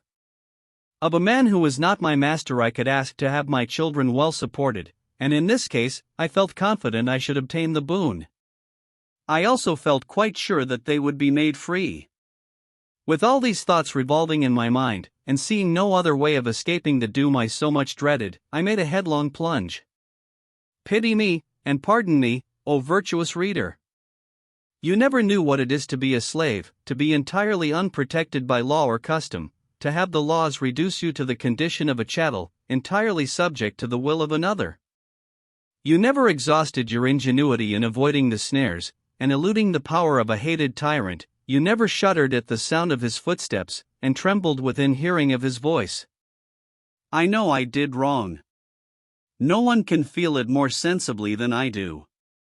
The painful and humiliating memory will haunt me to my dying day. Still, in looking back, calmly, on the events of my life, I feel that the slave woman ought not to be judged by the same standard as others. The months passed on. I had many unhappy hours. I secretly mourned over the sorrow I was bringing on my grandmother, who had so tried to shield me from harm. I knew that I was the greatest comfort of her old age, and that it was a source of pride to her that I had not degraded myself, like most of the slaves. I wanted to confess to her that I was no longer worthy of her love, but I could not utter the dreaded words. As for Dr. Flint, I had a feeling of satisfaction and triumph in the thought of telling him. From time to time he told me of his intended arrangements, and I was silent. At last, he came and told me the cottage was completed, and ordered me to go to it. I told him I would never enter it. He said, I have heard enough of such talk as that. You shall go, if you are carried by force, and you shall remain there. I replied, I will never go there. In a few months I shall be a mother. He stood and looked at me in dumb amazement, and left the house without a word. I thought I should be happy in my triumph over him. But now that the truth was out, and my relatives would hear of it, I felt wretched. Humble as were their circumstances, they had pride in my good character. Now, how could I look them in the face? My self-respect was gone. I had resolved that I would be virtuous, though I was a slave. I had said, let the storm beat. I will brave it till I die. And now, how humiliated I felt. I went to my grandmother. My lips moved to make confession, but the words stuck in my throat. I sat down in the shade of a tree at her door and began to sew. I think she saw something unusual was the matter with me. The mother of slaves is very watchful. She knows there is no security for her children. After they have entered their teens, she lives in daily expectation of trouble. This leads to many questions. If the girl is of a sensitive nature, timidity keeps her from answering truthfully, and this well-meant course has a tendency to drive her from maternal counsels. Presently, in came my mistress, like a mad woman, and accused me concerning her husband. My grandmother, whose suspicions had been previously awakened, believed what she said. She exclaimed, "Oh, Linda! Has it come to this? I had rather see you dead than to see you as you now are. You are a disgrace to your dead mother." She tore from my fingers my mother's wedding ring and her silver thimble. "Go away," she exclaimed, "and never come to my house again." Her reproaches fell so hot and heavy that they left me no chance to answer. Bitter tears, such as the eyes never shed but once, were my only answer. I rose from my seat, but fell back again, sobbing. She did not speak to me, but the tears were running down her furrowed cheeks, and they scorched me like fire. She had always been so kind to me. So kind! How I longed to throw myself at her feet, and tell her all the truth. But she had ordered me to go, and never to come there again. After a few minutes, I mustered strength, and started to obey her. With what feelings did I now close that little gate, which I used to open with such an eager hand in my childhood? It closed upon me with a sound I never heard before. Where could I go? I was afraid to return to my masters. I walked on recklessly, not caring where I went, or what would become of me. When I had gone 4 or 5 miles, fatigue compelled me to stop. I sat down on the stump of an old tree. The stars were shining through the boughs above me. How they mocked me, with their bright, calm light! The hours passed by, and as I sat there alone, a chilliness and deadly sickness came over me. I sank on the ground. My mind was full of horrid thoughts. I prayed to die, but the prayer was not answered. At last, with great effort, I roused myself, and walked some distance further, to the house of a woman who had been a friend of my mother. When I told her why I was there, she spoke soothingly to me, but I could not be comforted. I thought I could bear my shame if I could only be reconciled to my grandmother. I longed to open my heart to her. I thought if she could know the real state of the case, and all I had been bearing for years, she would perhaps judge me less harshly. My friend advised me to send for her. I did so, but days of agonizing suspense passed before she came. Had she utterly forsaken me? No. She came at last. I knelt before her, and told her the things that had poisoned my life, how long I had been persecuted, that I saw no way of escape, and in an hour of extremity I had become desperate. She listened in silence. I told her I would bear anything and do anything, if in time I had hopes of obtaining her forgiveness. I begged of her to pity me, for my dead mother's sake. And she did pity me. She did not say, "I forgive you," but she looked at me lovingly, with her eyes full of tears. She laid her old hand gently on my head, and murmured, "Poor child! Poor child!" 11. The new tie to life. I returned to my good grandmother's house. She had an interview with Mr. Sands. When she asked him why he could not have left her one ewe lamb, whether there were not plenty of slaves who did not care about character, he made no answer, but he spoke kind and encouraging words. He promised to care for my child, and to buy me, be the conditions what they might. I had not seen Dr. Flint for 5 days. I had never seen him since I made the avowal to him. He talked of the disgrace I had brought on myself, how I had sinned against my master, and mortified my old grandmother. He intimated that if I had accepted his proposals, he, as a physician, could have saved me from exposure. He even condescended to pity me. Could he have offered wormwood more bitter? He, whose persecutions had been the cause of my sin. "Linda," said he, "though you have been criminal towards me, I feel for you, and I can pardon you if you obey my wishes. Tell me whether the fellow you wanted to marry is the father of your child. If you deceive me, you shall feel the fires of hell." I did not feel as proud as I had done. My strongest weapon with him was gone. I was lowered in my own estimation, and had resolved to bear his abuse in silence. But when he spoke contemptuously of the lover who had always treated me honorably, when I remembered that but for him I might have been a virtuous, free, and happy wife, I lost my patience. "I have sinned against God and myself," I replied, "but not against you." He clenched his teeth, and muttered, "Curse you." He came towards me, with ill-suppressed rage, and exclaimed, "You obstinate girl! I could grind your bones to powder. You have thrown yourself away on some worthless rascal. You are weak-minded, and have been easily persuaded by those who don't care a straw for you. The future will settle accounts between us. You are blinded now, but hereafter you will be convinced that your master was your best friend. My lenity towards you is a proof of it. I might have punished you in many ways. I might have had you whipped till you fell dead under the lash. But I wanted you to live, I would have bettered your condition. Others cannot do it. You are my slave. Your mistress, disgusted by your conduct, forbids you to return to the house, therefore I leave you here for the present, but I shall see you often. I will call tomorrow." He came with frowning brows, that showed a dissatisfied state of mind. After asking about my health, he inquired whether my board was paid, and who visited me. He then went on to say that he had neglected his duty, that as a physician there were certain things that he ought to have explained to me.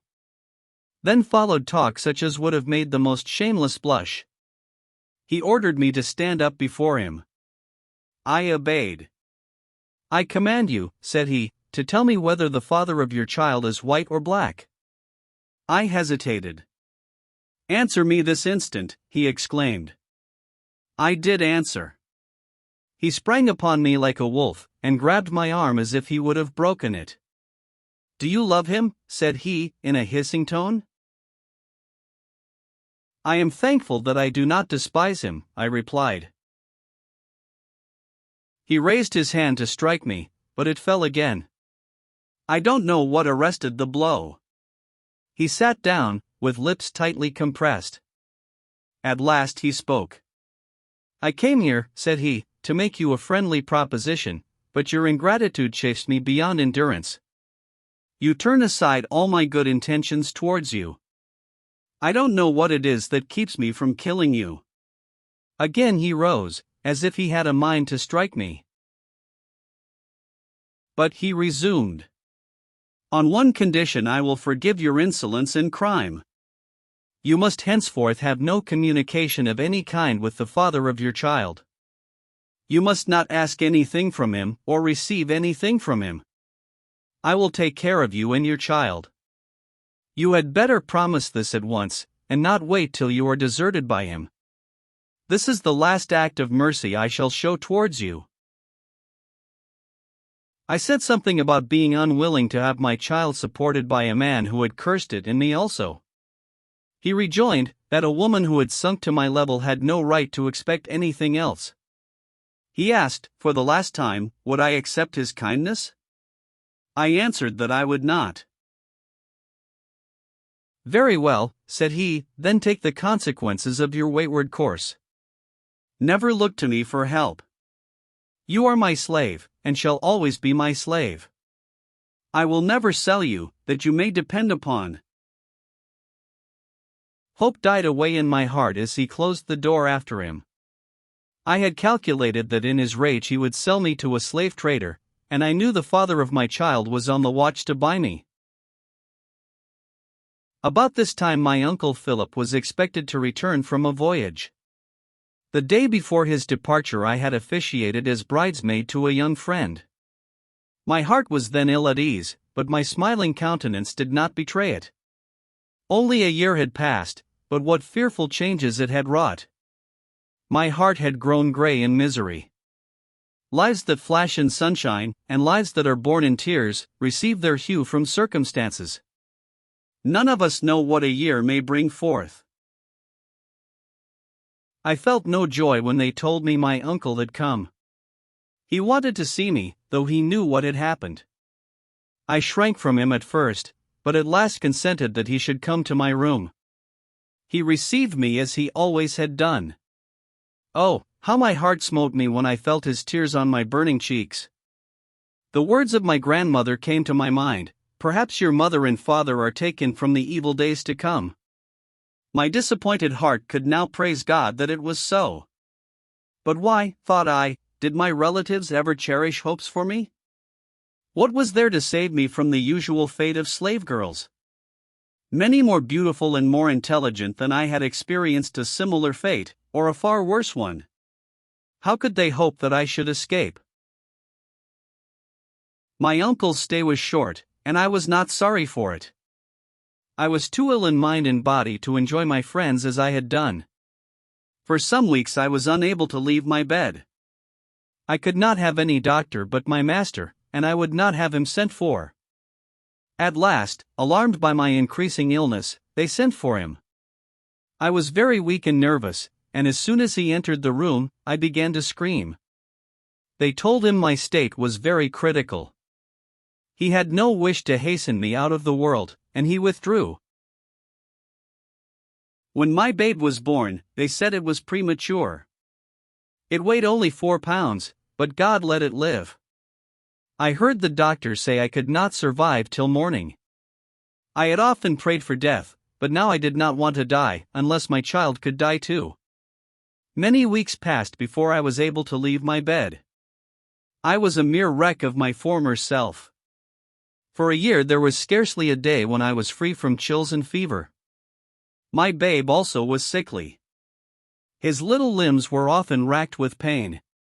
Dr. Flint continued his visits to look after my health, and he did not fail to remind me that my child was an addition to his stock of slaves. I felt too feeble to dispute with him, and listened to his remarks in silence. His visits were less frequent, but his busy spirit could not remain quiet. He employed my brother in his office, and he was made the medium of frequent notes and messages to me. William was a bright lad, and of much use to the doctor. He had learned to put up medicines, to leech, cup, and bleed. He had taught himself to read and spell. I was proud of my brother, and the old doctor suspected as much. One day, when I had not seen him for several weeks, I heard his steps approaching the door. I dreaded the encounter, and hid myself. He inquired for me, of course, but I was nowhere to be found. He went to his office, and dispatched William with a note. The color mounted to my brother's face when he gave it to me, and he said, "Don't you hate me, Linda, for bringing you these things?"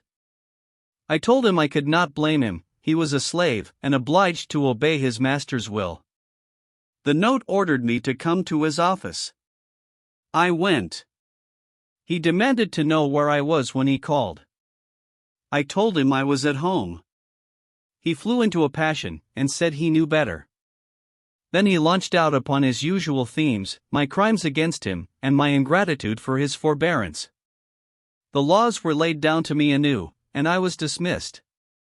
I felt humiliated that my brother should stand by, and listen to such language as would be addressed only to a slave. Poor boy! He was powerless to defend me, but I saw the tears, which he vainly strove to keep back. This manifestation of feeling irritated the doctor. William could do nothing to please him. One morning he did not arrive at the office so early as usual, and that circumstance afforded his master an opportunity to vent his spleen. He was put in jail. The next day my brother sent a trader to the doctor, with a request to be sold. His master was greatly incensed at what he called his insolence. He said he had put him there to reflect upon his bad conduct, and he certainly was not giving any evidence of repentance. For 2 days he harassed himself to find somebody to do his office work, but everything went wrong without William. He was released, and ordered to take his old stand, with many threats, if he was not careful about his future behavior. As the months passed on, my boy improved in health.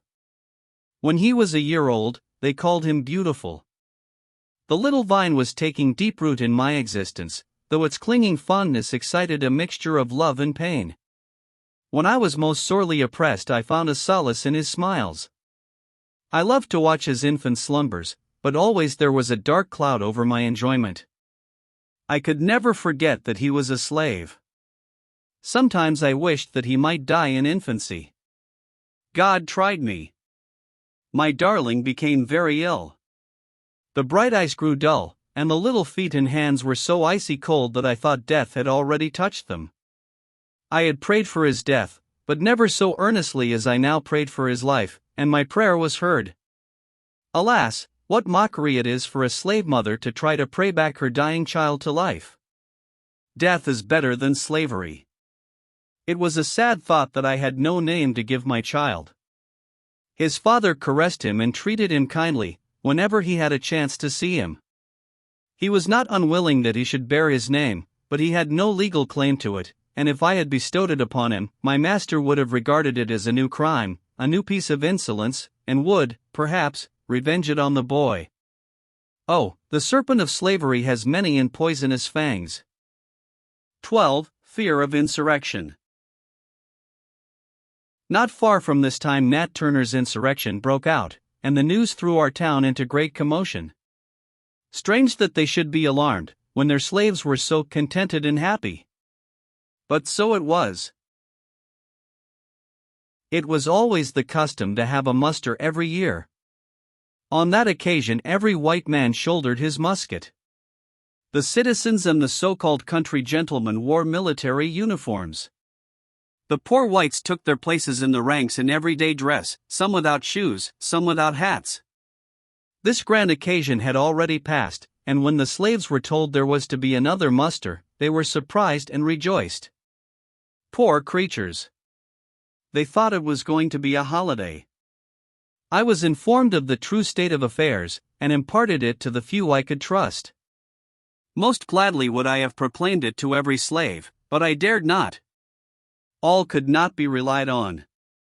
Mighty is the power of the torturing lash. By sunrise, people were pouring in from every quarter within 20 miles of the town. I knew the houses were to be searched, and I expected it would be done by country bullies and the poor whites. I knew nothing annoyed them so much as to see colored people living in comfort and respectability, so I made arrangements for them with especial care. I arranged everything in my grandmother's house as neatly as possible. I put white quilts on the beds, and decorated some of the rooms with flowers. When all was arranged, I sat down at the window to watch. Far as my eye could reach, it rested on a motley crowd of soldiers. Drums and fifes were discoursing martial music. The men were divided into companies of 16, each headed by a captain. Orders were given, and the wild scouts rushed in every direction, wherever a colored face was to be found. It was a grand opportunity for the low whites, who had no Negroes of their own to scourge. They exulted in such a chance to exercise a little brief authority, and show their subserviency to the slaveholders, not reflecting that the power which trampled on the colored people also kept themselves in poverty, ignorance, and moral degradation.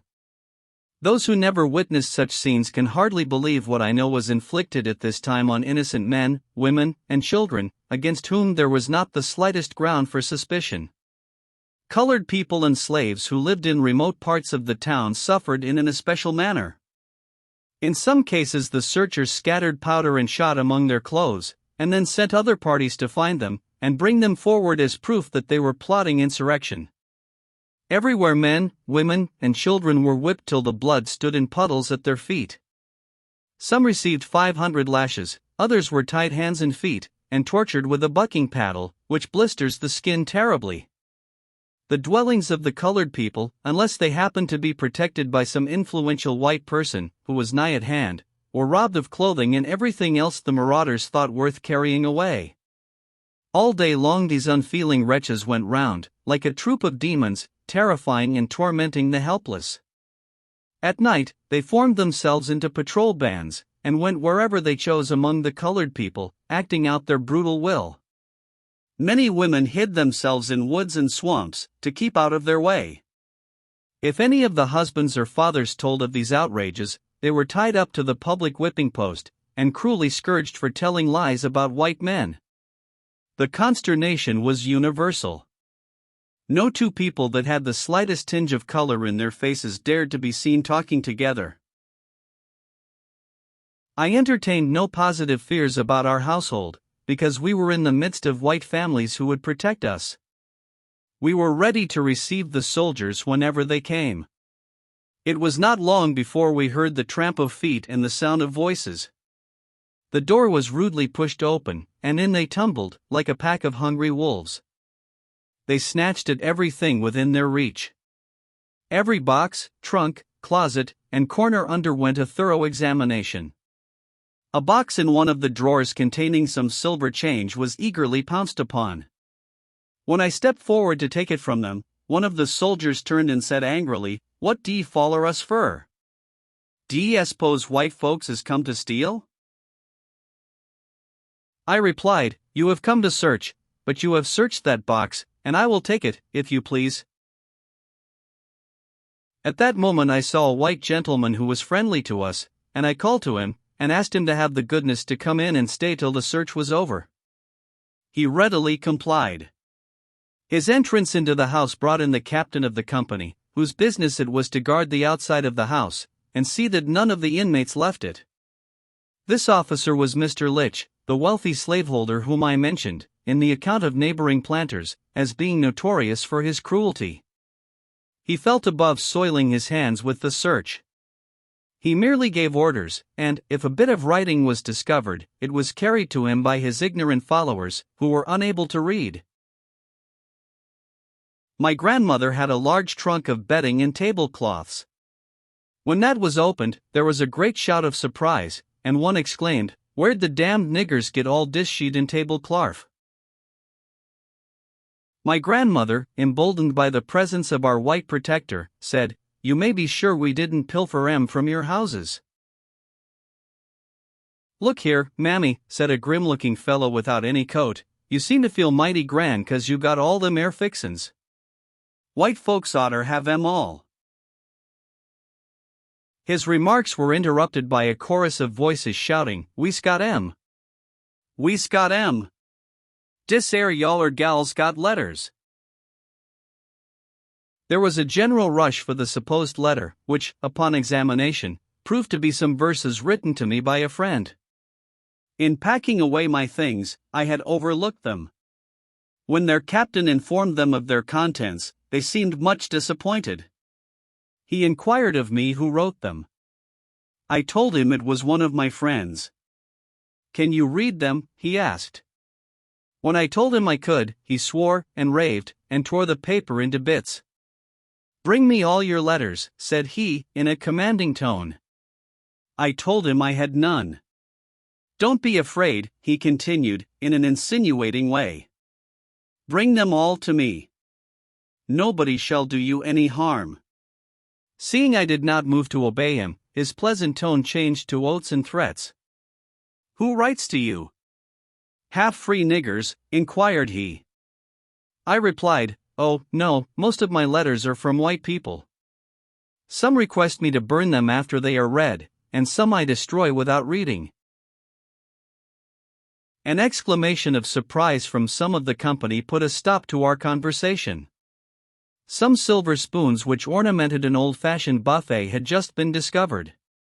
My grandmother was in the habit of preserving fruit for many ladies in the town, and of preparing suppers for parties, consequently she had many jars of preserves. The closet that contained these was next invaded, and the contents tasted. One of them, who was helping himself freely, tapped his neighbor on the shoulder, and said, "Wall done. Don't wonder de niggers want to kill all de white folks, when dey live on sarves," meaning preserves. I stretched out my hand to take the jar, saying, "You were not sent here to search for sweetmeats." "And what were we sent for?" said the captain, bristling up to me. I evaded the question. The search of the house was completed, and nothing found to condemn us. They next proceeded to the garden, and knocked about every bush and vine, with no better success. The captain called his men together, and, after a short consultation, the order to march was given. As they passed out of the gate, the captain turned back, and pronounced a malediction on the house. He said it ought to be burned to the ground, and each of its inmates receive 39 lashes. We came out of this affair very fortunately, not losing anything except some wearing apparel. Towards evening the turbulence increased. The soldiers, stimulated by drink, committed still greater cruelties. Shrieks and shouts continually rent the air. Not daring to go to the door, I peeped under the window curtain. I saw a mob dragging along a number of colored people, each white man, with his musket upraised, threatening instant death if they did not stop their shrieks. Among the prisoners was a respectable old colored minister. They had found a few parcels of shot in his house, which his wife had for years used to balance her scales. For this they were going to shoot him on Courthouse Green. What a spectacle was that for a civilized country! A rabble, staggering under intoxication, assuming to be the administrators of justice. The better class of the community exerted their influence to save the innocent, persecuted people, and in several instances they succeeded, by keeping them shut up in jail till the excitement abated. At last the white citizens found that their own property was not safe from the lawless rabble they had summoned to protect them. They rallied the drunken swarm, drove them back into the country, and set a guard over the town. The next day, the town patrols were commissioned to search colored people that lived out of the city, and the most shocking outrages were committed with perfect impunity. Every day for a fortnight, if I looked out, I saw horsemen with some poor panting Negro tied to their saddles, and compelled by the lash to keep up with their speed, till they arrived at the jail yard. Those who had been whipped too unmercifully to walk were washed with brine, tossed into a cart, and carried to jail. One black man, who had not fortitude to endure scourging, promised to give information about the conspiracy. But it turned out that he knew nothing at all. He had not even heard the name of Nat Turner. The poor fellow had, however, made up a story, which augmented his own sufferings and those of the colored people. The day patrol continued for some weeks, and at sundown a night guard was substituted. Nothing at all was proved against the colored people, bond or free. The wrath of the slaveholders was somewhat appeased by the capture of Nat Turner. The imprisoned were released. The slaves were sent to their masters, and the free were permitted to return to their ravaged homes. Visiting was strictly forbidden on the plantations. The slaves begged the privilege of again meeting at their little church in the woods, with their burying ground around it. It was built by the colored people, and they had no higher happiness than to meet there and sing hymns together, and pour out their hearts in spontaneous prayer. Their request was denied, and the church was demolished. They were permitted to attend the white churches, a certain portion of the galleries being appropriated to their use. There, when everybody else had partaken of the communion, and the benediction had been pronounced, the minister said, "Come down, now, my colored friends." They obeyed the summons, and partook of the bread and wine, in commemoration of the meek and lowly Jesus, who said, "God is your Father, and all ye are brethren." 13. The Church and Slavery. After the alarm caused by Nat Turner's insurrection had subsided, the slaveholders came to the conclusion that it would be well to give the slaves enough of religious instruction to keep them from murdering their masters. The Episcopal clergyman offered to hold a separate service on Sundays for their benefit.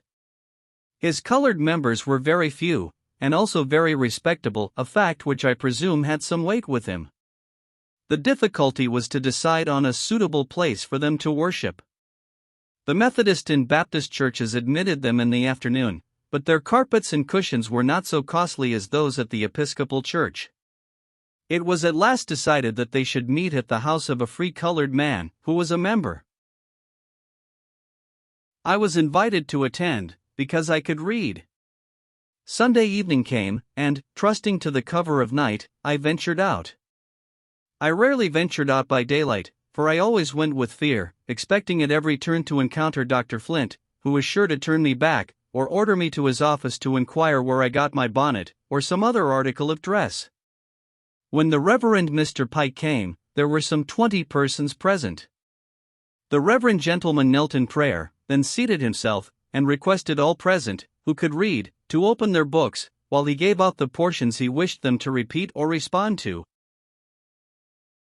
His text was, "Servants, be obedient to them that are your masters according to the flesh, with fear and trembling, in singleness of your heart, as unto Christ."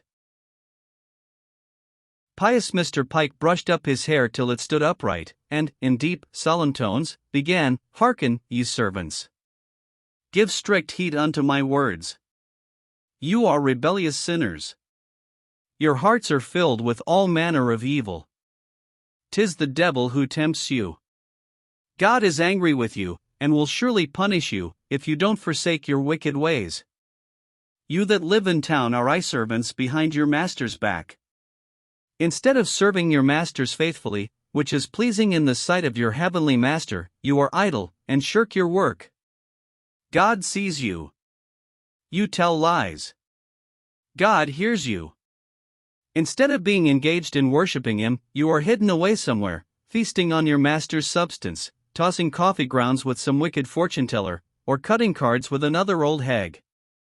Your masters may not find you out, but God sees you, and will punish you. Oh, the depravity of your hearts! When your master's work is done, are you quietly together, thinking of the goodness of God to such sinful creatures? No, you are quarreling, and tying up little bags of roots to bury under the doorsteps to poison each other with. God sees you. You men steal away to every grog shop to sell your master's corn, that you may buy rum to drink. God sees you. You sneak into the back streets, or among the bushes, to pitch coppers. Although your masters may not find you out, God sees you, and He will punish you. You must forsake your sinful ways, and be faithful servants. Obey your old master and your young master, your old mistress and your young mistress. If you disobey your earthly master, you offend your heavenly master. You must obey God's commandments.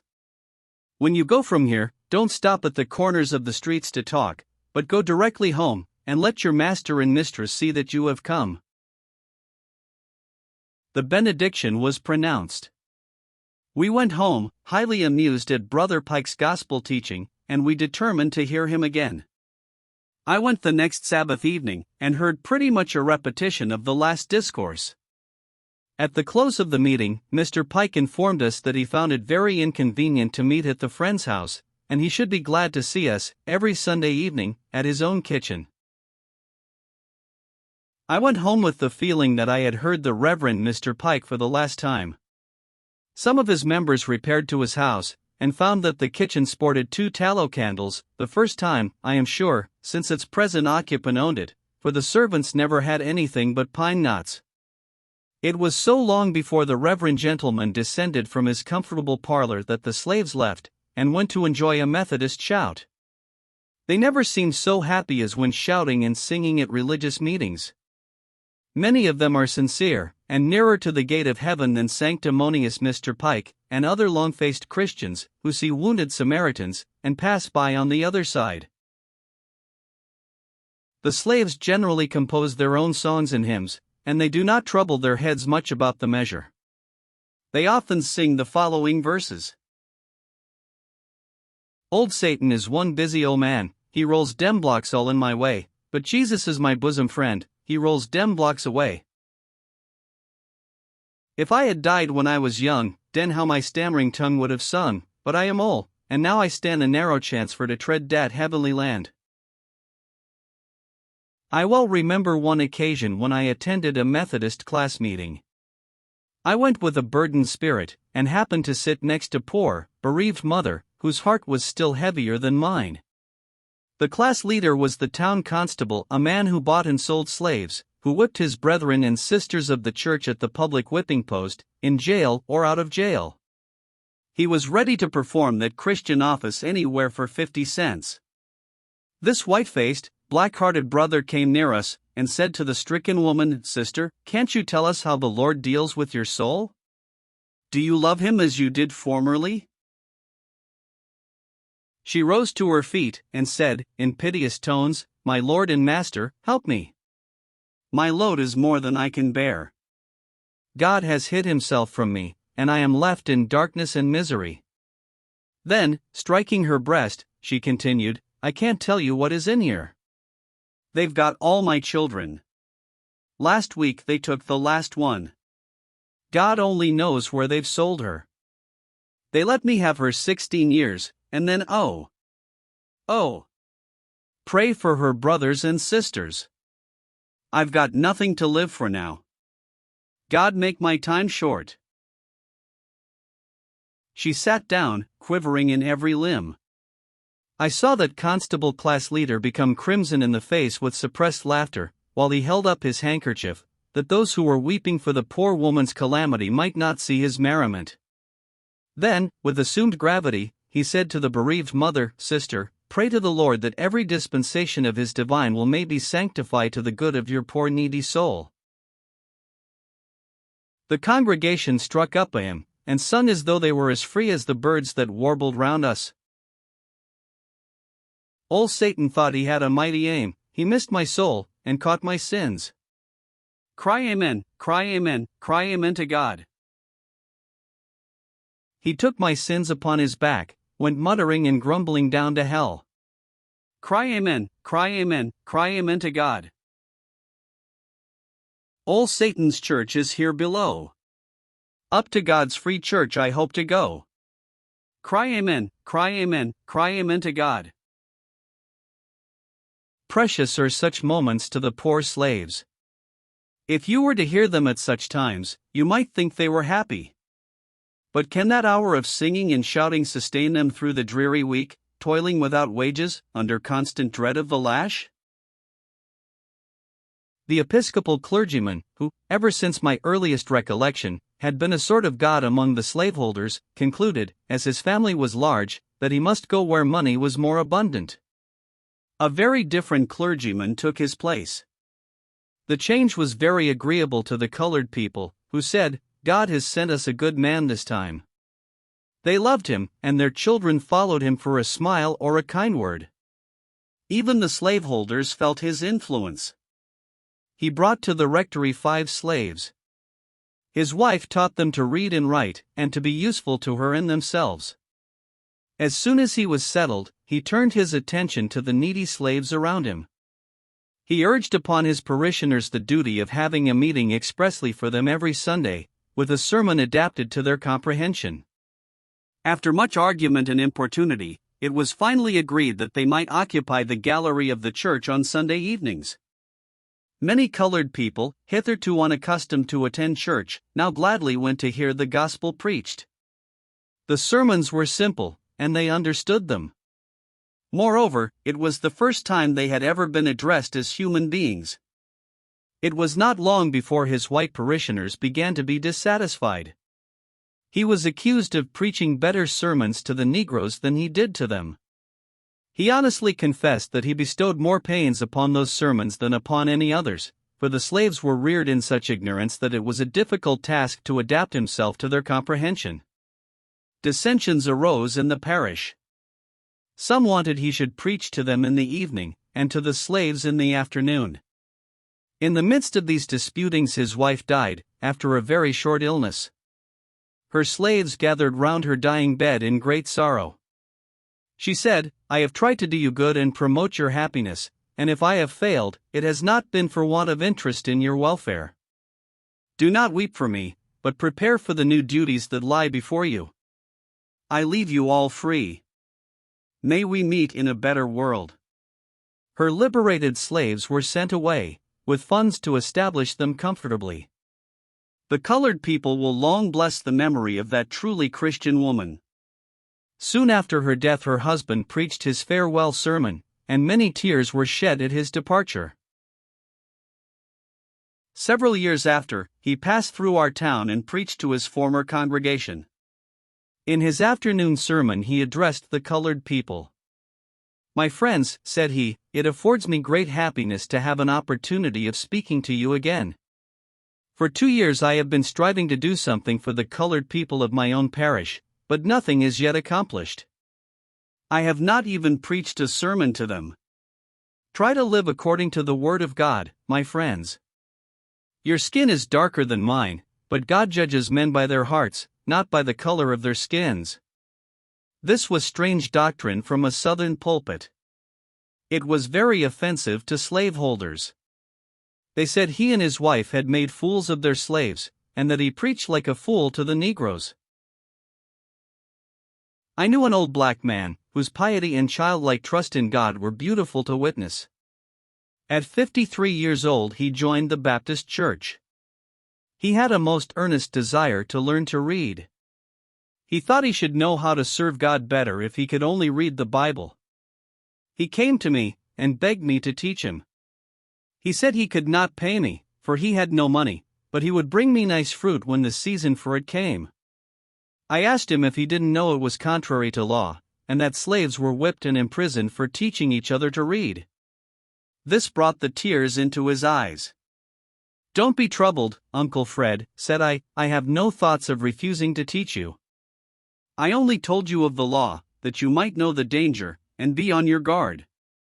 He thought he could plan to come 3 times a week without its being suspected.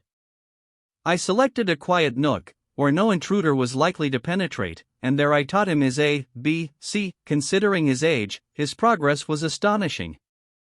As soon as he could spell in 2 syllables he wanted to spell out words in the Bible.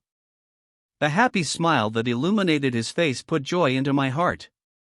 After spelling out a few words, he paused and said, "Honey, it pears when I can read dis good book I shall be nearer to God." White man is got all dis sense. He can larn easy. It ain't easy for old black man like me. I only wants to read dis book, dat I may know how to live, den I have no fear about dying. I tried to encourage him by speaking of the rapid progress he had made. "Have patience, child," he replied. I larn slow. I had no need of patience. His gratitude, and the happiness I imparted, were more than a recompense for all my trouble. At the end of 6 months he had read through the New Testament, and could find any text in it. One day, when he had recited unusually well, I said, "Uncle Fred, how do you manage to get your lessons so well?" "Lord bless you, Chile," he replied. "You never gives me a lesson dat I don't pray to God to help me to understand what I spells and what I reads. And he does help me, Chile. Bless his holy name." There are thousands who, like good Uncle Fred, are thirsting for the water of life, but the law forbids it, and the churches withhold it. They send the Bible to heathen abroad, and neglect the heathen at home. I am glad that missionaries go out to the dark corners of the earth, but I ask them not to overlook the dark corners at home. Talk to American slaveholders as you talk to savages in Africa. Tell them it is wrong to traffic in men. Tell them it is sinful to sell their own children, and atrocious to violate their own daughters. Tell them that all men are brethren, and that man has no right to shut out the light of knowledge from his brother. Tell them they are answerable to God for sealing up the fountain of life from souls that are thirsting for it. There are men who would gladly undertake such missionary work as this, but, alas, their number is small. They are hated by the South, and would be driven from its soil, or dragged to prison to die, as others have been before them. The field is ripe for the harvest, and awaits the reapers. Perhaps the great-grandchildren of Uncle Fred may have freely imparted to them the divine treasures, which he sought by stealth, at the risk of the prison and the scourge. Are doctors of divinity blind, or are they hypocrites? I suppose some are the one, and some the other, but I think if they felt the interest in the poor and the lowly, that they ought to feel, they would not be so easily blinded. A clergyman who goes to the South, for the first time, has usually some feeling, however vague, that slavery is wrong.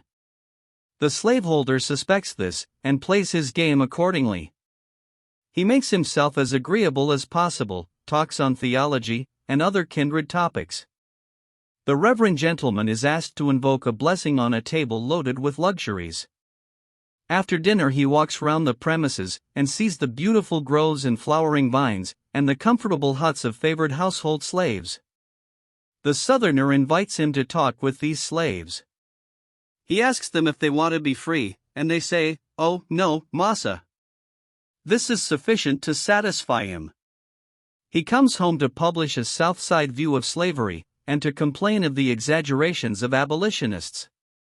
He assures people that he has been to the South, and seen slavery for himself, that it is a beautiful patriarchal institution, that the slaves don't want their freedom, that they have hallelujah meetings, and other religious privileges.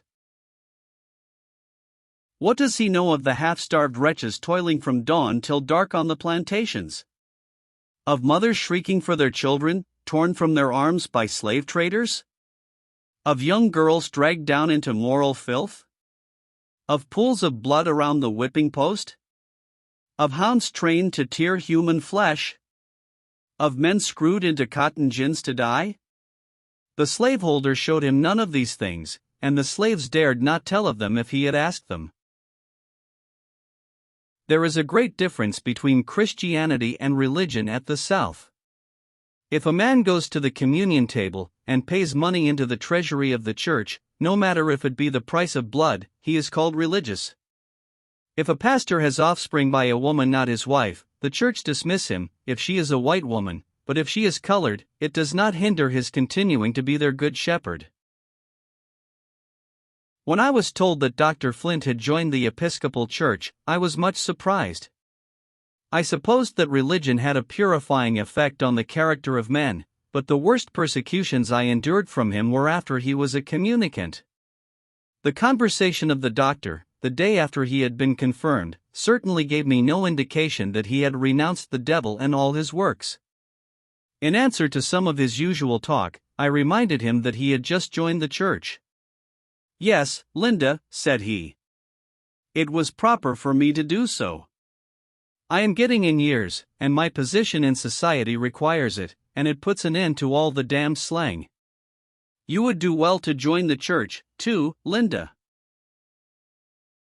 "There are sinners enough in it already," rejoined I. "If I could be allowed to live like a Christian, I should be glad."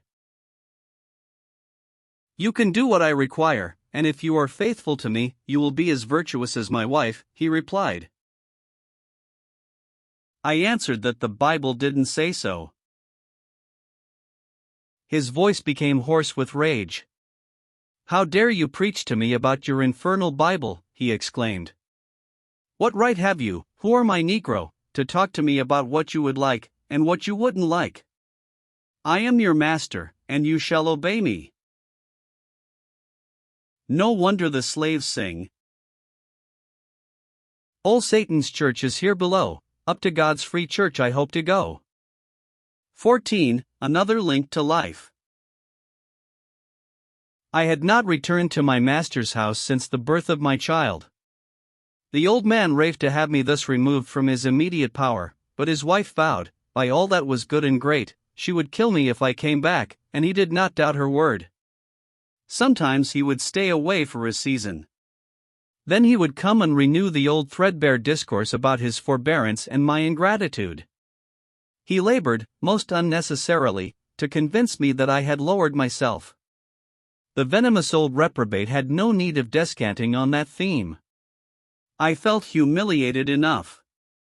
My unconscious babe was the ever-present witness of my shame. I listened with silent contempt when he talked about my having forfeited his good opinion, but I shed bitter tears that I was no longer worthy of being respected by the good and pure. Alas!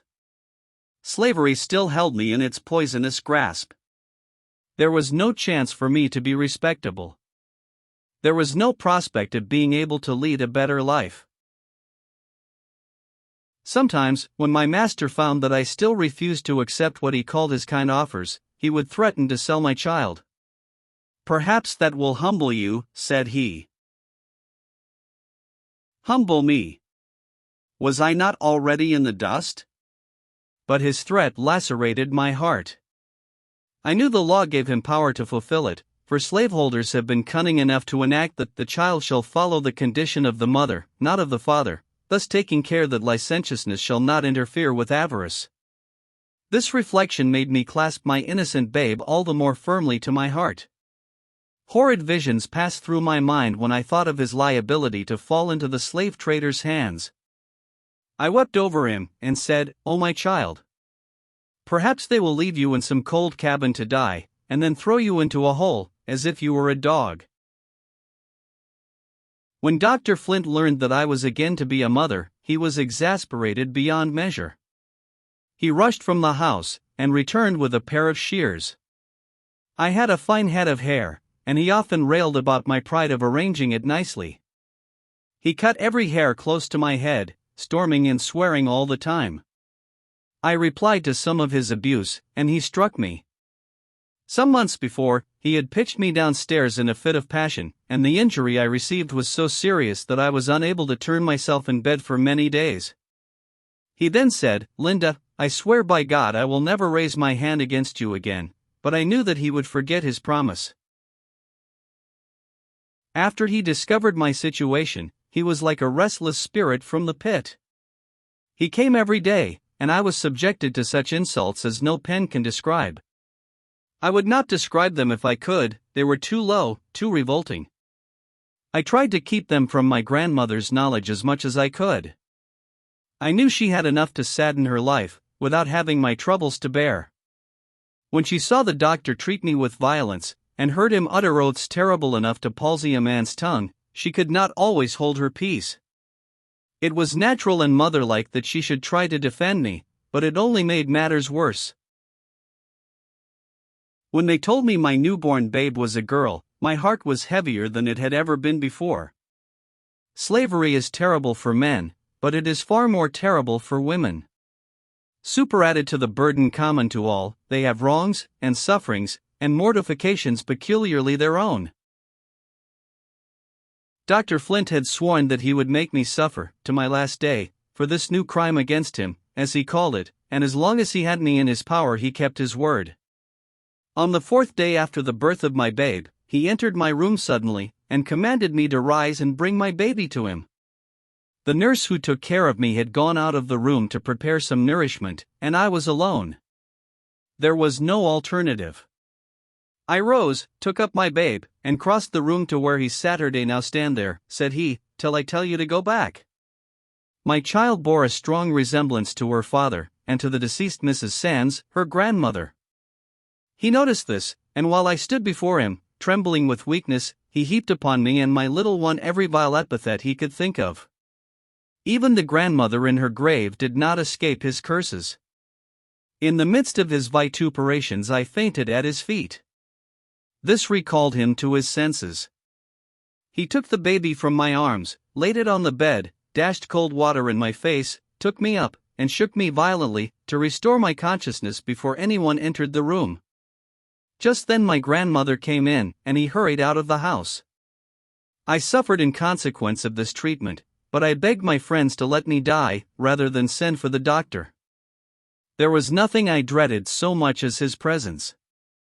My life was spared, and I was glad for the sake of my little ones.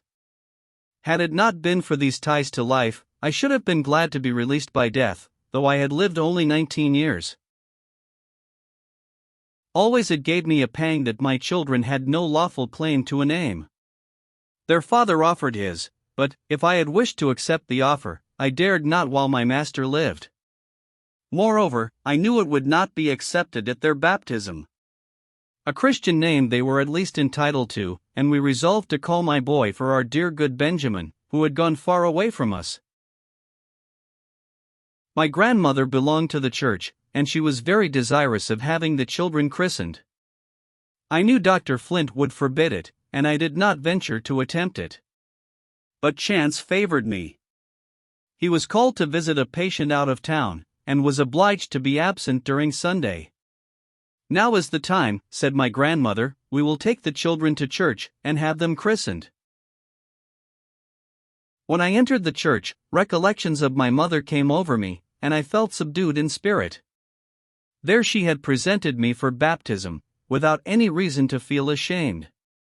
She had been married, and had such legal rights as slavery allows to a slave. The vows had at least been sacred to her, and she had never violated them. I was glad she was not alive, to know under what different circumstances her grandchildren were presented for baptism. Why had my lot been so different from my mother's? Her master had died when she was a child, and she remained with her mistress till she married. She was never in the power of any master, and thus she escaped one class of the evils that generally fall upon slaves. When my baby was about to be christened, the former mistress of my father stepped up to me, and proposed to give it her Christian name. To this I added the surname of my father, who had himself no legal right to it, for my grandfather on the paternal side was a white gentleman. What tangled skeins are the genealogies of slavery! I loved my father, but it mortified me to be obliged to bestow his name on my children. When we left the church, my father's old mistress invited me to go home with her. She clasped a gold chain round my baby's neck. I thanked her for this kindness, but I did not like the emblem. I wanted no chain to be fastened on my daughter, not even if its links were of gold. How earnestly I prayed that she might never feel the weight of slavery's chain, whose iron entereth into the soul. 15. Continued persecutions. My children grew finely, and Dr. Flint would often say to me, with an exulting smile, "These brats will bring me a handsome sum of money one of these days." I thought to myself that, God being my helper, they should never pass into his hands. It seemed to me I would rather see them killed than have them given up to his power. The money for the freedom of myself and my children could be obtained, but I derived no advantage from that circumstance. Dr. Flint loved money, but he loved power more. After much discussion, my friends resolved on making another trial. There was a slaveholder about to leave for Texas, and he was commissioned to buy me. He was to begin with $900 and go up to $12. My master refused his offers. "Sir," said he, "she don't belong to me. She is my daughter's property, and I have no right to sell her. I mistrust that you come from her paramour. If so, you may tell him that he cannot buy her for any money, neither can he buy her children." The doctor came to see me the next day, and my heart beat quicker as he entered. I never had seen the old man tread with so majestic a step. He seated himself and looked at me with withering scorn. My children had learned to be afraid of him. The little one would shut her eyes and hide her face on my shoulder whenever she saw him, and Benny, who was now nearly 5 years old, often inquired, "What makes that bad man come here so many times? Does he want to hurt us?" I would clasp the dear boy in my arms, trusting that he would be free before he was old enough to solve the problem. And now, as the doctor sat there so grim and silent, the child left his play and came and nestled up by me. At last my tormentor spoke. "So you are left in disgust, are you?" said he. "It is no more than I expected. You remember I told you years ago that you would be treated so. So he is tired of you? Ha! Ha! Ha! The virtuous madam don't like to hear about it, does she? Ha! Ha!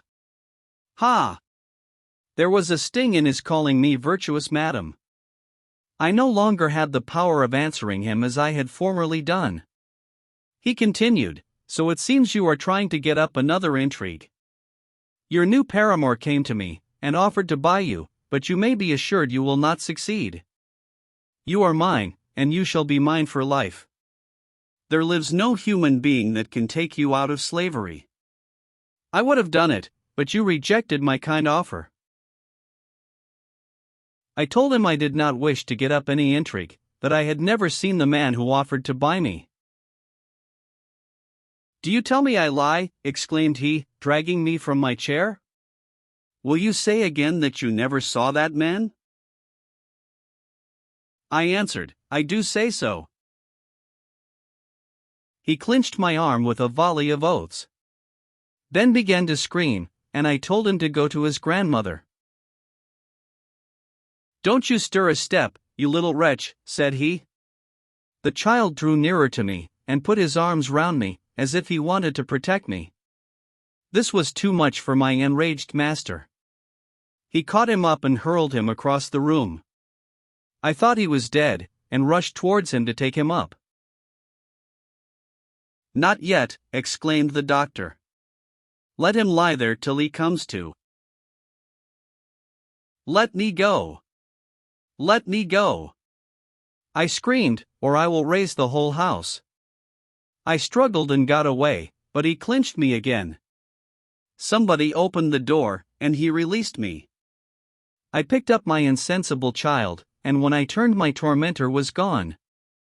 Anxiously, I bent over the little form, so pale and still, and when the brown eyes at last opened, I don't know whether I was very happy. All the doctor's former persecutions were renewed. He came morning, noon, and night. No jealous lover ever watched a rival more closely than he watched me and the unknown slaveholder, with whom he accused me of wishing to get up an intrigue. When my grandmother was out of the way, he searched every room to find him. In one of his visits, he happened to find a young girl, whom he had sold to a trader a few days previous.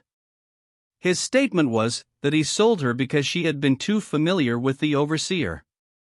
She had had a bitter life with him, and was glad to be sold. She had no mother, and no near ties. She had been torn from all her family years before. A few friends had entered into bonds for her safety, if the trader would allow her to spend with them the time that intervened between her sale and the gathering up of his human stock. Such a favor was rarely granted. It saved the trader the expense of board and jail fees, and though the amount was small, it was a weighty consideration in a slave trader's mind. Dr. Flint always had an aversion to meeting slaves after he had sold them. He ordered Rose out of the house, but he was no longer her master, and she took no notice of him. For once the crushed Rose was the conqueror. His gray eyes flashed angrily upon her, but that was the extent of his power. "How came this girl here?" he exclaimed. "What right had you to allow it, when you knew I had sold her?" I answered, "This is my grandmother's house, and Rose came to see her. I have no right to turn anybody out of doors that comes here for honest purposes." He gave me the blow that would have fallen upon Rose if she had still been his slave. My grandmother's attention had been attracted by loud voices, and she entered in time to see a second blow dealt. She was not a woman to let such an outrage, in her own house, go unrebuked. The doctor undertook to explain that I had been insolent. Her indignant feelings rose higher and higher, and finally boiled over in words. "Get out of my house," she exclaimed. "Go home, and take care of your wife and children, and you will have enough to do, without watching my family." He threw the birth of my children in her face, and accused her of sanctioning the life I was leading. She told him I was living with her by compulsion of his wife, that he needn't accuse her, for he was the one to blame, he was the one who had caused all the trouble. She grew more and more excited as she went on. "I tell you what, Dr. Flint," said she, "you ain't got many more years to live, and you'd better be saying your prayers. It will take 'em all, and more too, to wash the dirt off your soul." "Do you know whom you are talking to?" he exclaimed. She replied, "Yes, I know very well who I am talking to." He left the house in a great rage. I looked at my grandmother. Our eyes met. Their angry expression had passed away, but she looked sorrowful and weary of incessant strife.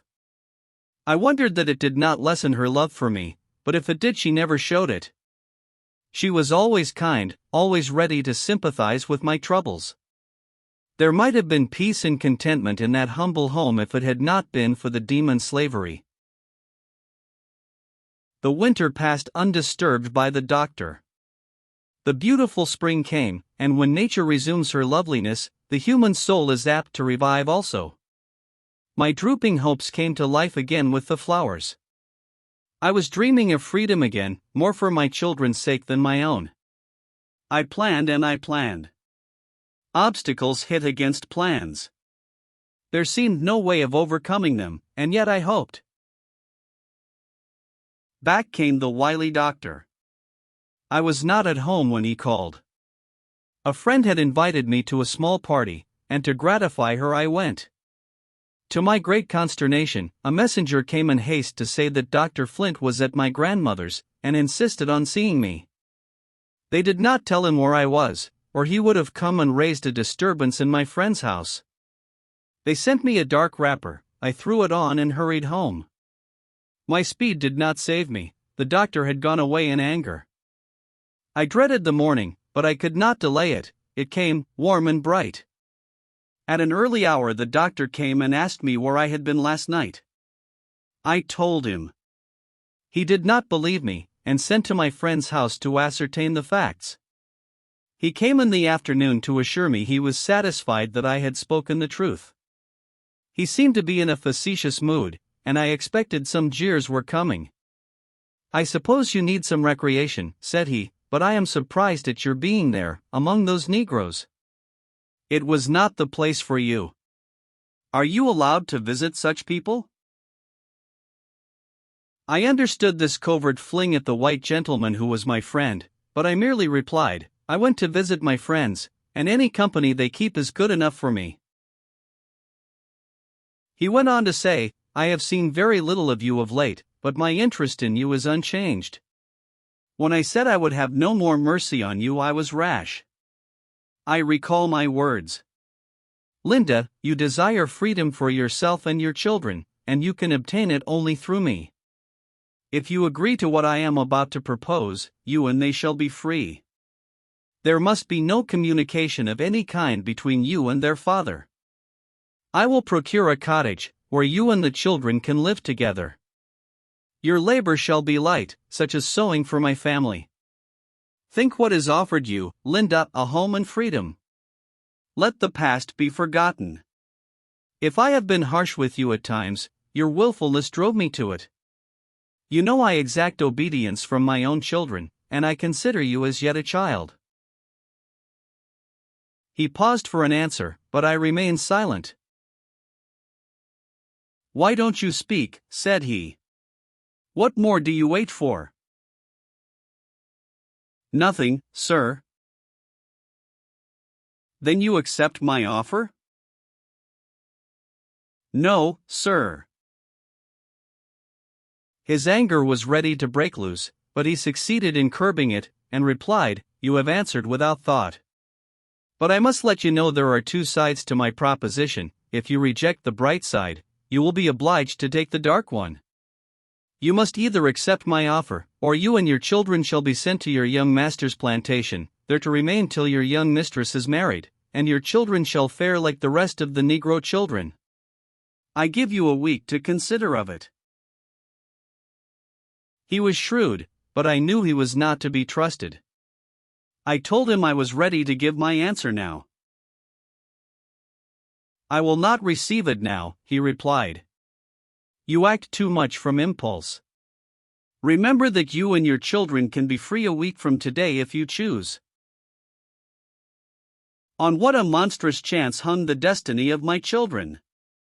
I knew that my master's offer was a snare, and that if I entered it escape would be impossible.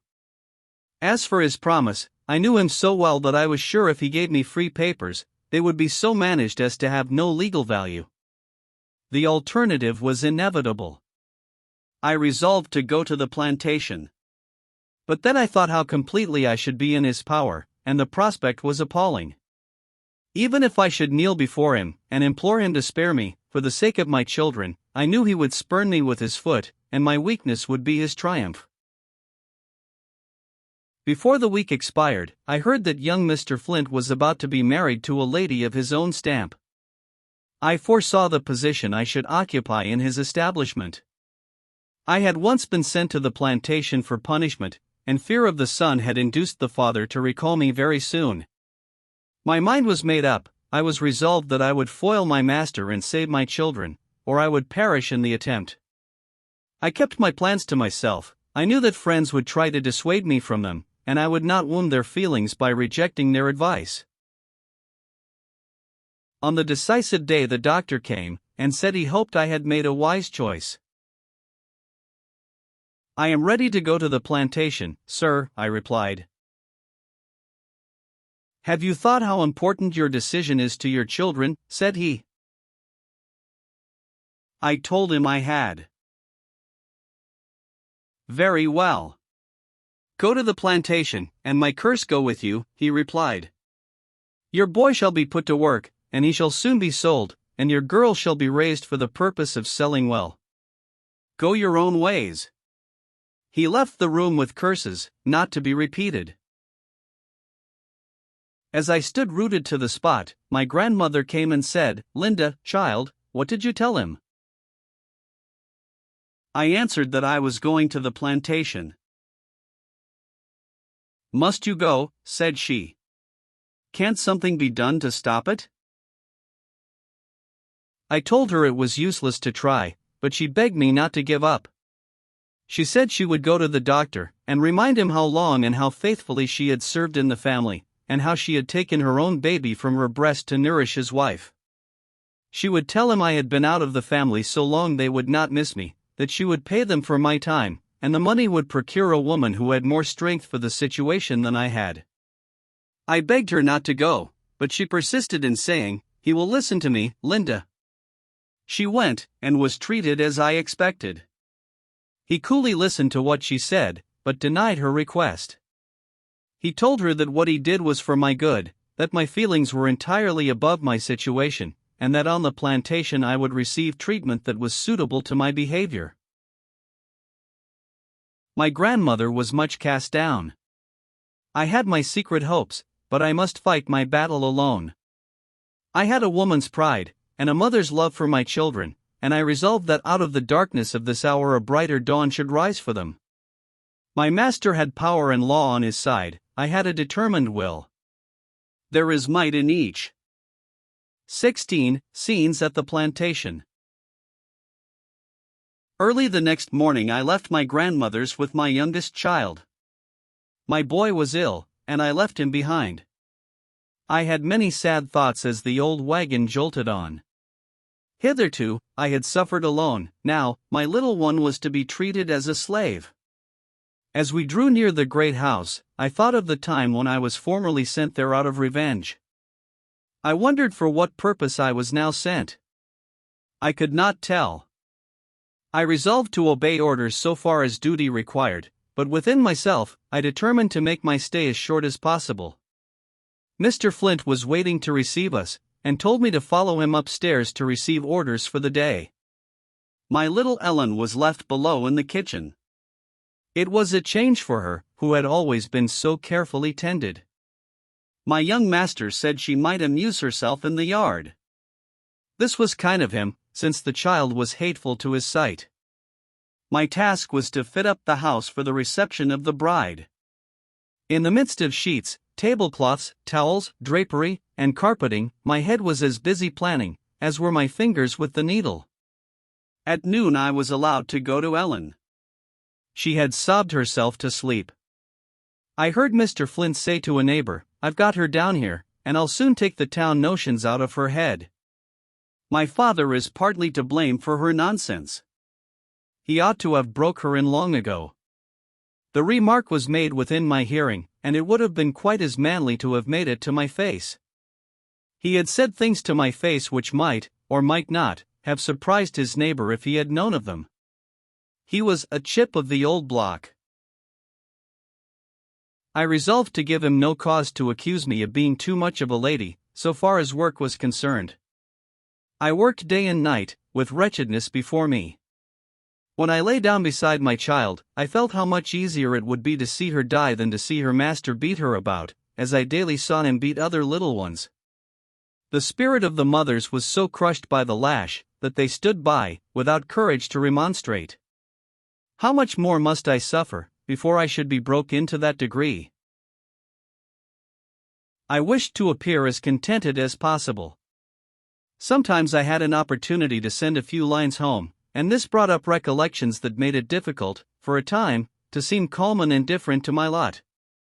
Notwithstanding my efforts, I saw that Mr. Flint regarded me with a suspicious eye. Ellen broke down under the trials of her new life. Separated from me, with no one to look after her, she wandered about, and in a few days cried herself sick. One day, she sat under the window where I was at work, crying that weary cry which makes a mother's heart bleed. I was obliged to steel myself to bear it. After a while it ceased. I looked out, and she was gone. As it was near noon, I ventured to go down in search of her. The great house was raised 2 feet above the ground. I looked under it, and saw her about midway, fast asleep. I crept under and drew her out. As I held her in my arms, I thought how well it would be for her if she never waked up, and I uttered my thought aloud. I was startled to hear someone say, "Did you speak to me?" I looked up, and saw Mr. Flint standing beside me. He said nothing further, but turned, frowning, away. That night he sent Ellen a biscuit and a cup of sweetened milk. This generosity surprised me. I learned afterwards that in the afternoon he had killed a large snake, which crept from under the house, and I supposed that incident had prompted his unusual kindness. The next morning the old cart was loaded with shingles for town. I put Ellen into it, and sent her to her grandmother. Mr. Flint said I ought to have asked his permission. I told him the child was sick, and required attention which I had no time to give. He let it pass, for he was aware that I had accomplished much work in a little time. I had been 3 weeks on the plantation, when I planned a visit home. It must be at night, after everybody was in bed. I was 6 miles from town, and the road was very dreary. I was to go with a young man, who, I knew, often stole to town to see his mother. One night, when all was quiet, we started. Fear gave speed to our steps, and we were not long in performing the journey. I arrived at my grandmother's. Her bedroom was on the first floor, and the window was open, the weather being warm. I spoke to her and she awoke. She let me in and closed the window, lest some late passerby should see me. A light was brought, and the whole household gathered round me, some smiling and some crying. I went to look at my children, and thanked God for their happy sleep. The tears fell as I leaned over them. As I moved to leave, Benny stirred. I turned back, and whispered, "Mother is here." After digging at his eyes with his little fist, they opened, and he sat up in bed, looking at me curiously. Having satisfied himself that it was I, he exclaimed, "Oh, Mother! You ain't dead, are you? They didn't cut off your head at the plantation, did they?" My time was up too soon, and my guide was waiting for me. I laid Benny back in his bed, and dried his tears by a promise to come again soon. Rapidly we retraced our steps back to the plantation. About halfway we were met by a company of 4 patrols. Luckily we heard their horses' hoofs before they came in sight, and we had time to hide behind a large tree. They passed, hallooing and shouting in a manner that indicated a recent carousal. How thankful we were that they had not their dogs with them. We hastened our footsteps, and when we arrived on the plantation we heard the sound of the handmill. The slaves were grinding their corn. We were safely in the house before the horns summoned them to their labor. I divided my little parcel of food with my guide, knowing that he had lost the chance of grinding his corn, and must toil all day in the field. Mr. Flint often took an inspection of the house, to see that no one was idle. The entire management of the work was trusted to me, because he knew nothing about it, and rather than hire a superintendent he contented himself with my arrangements.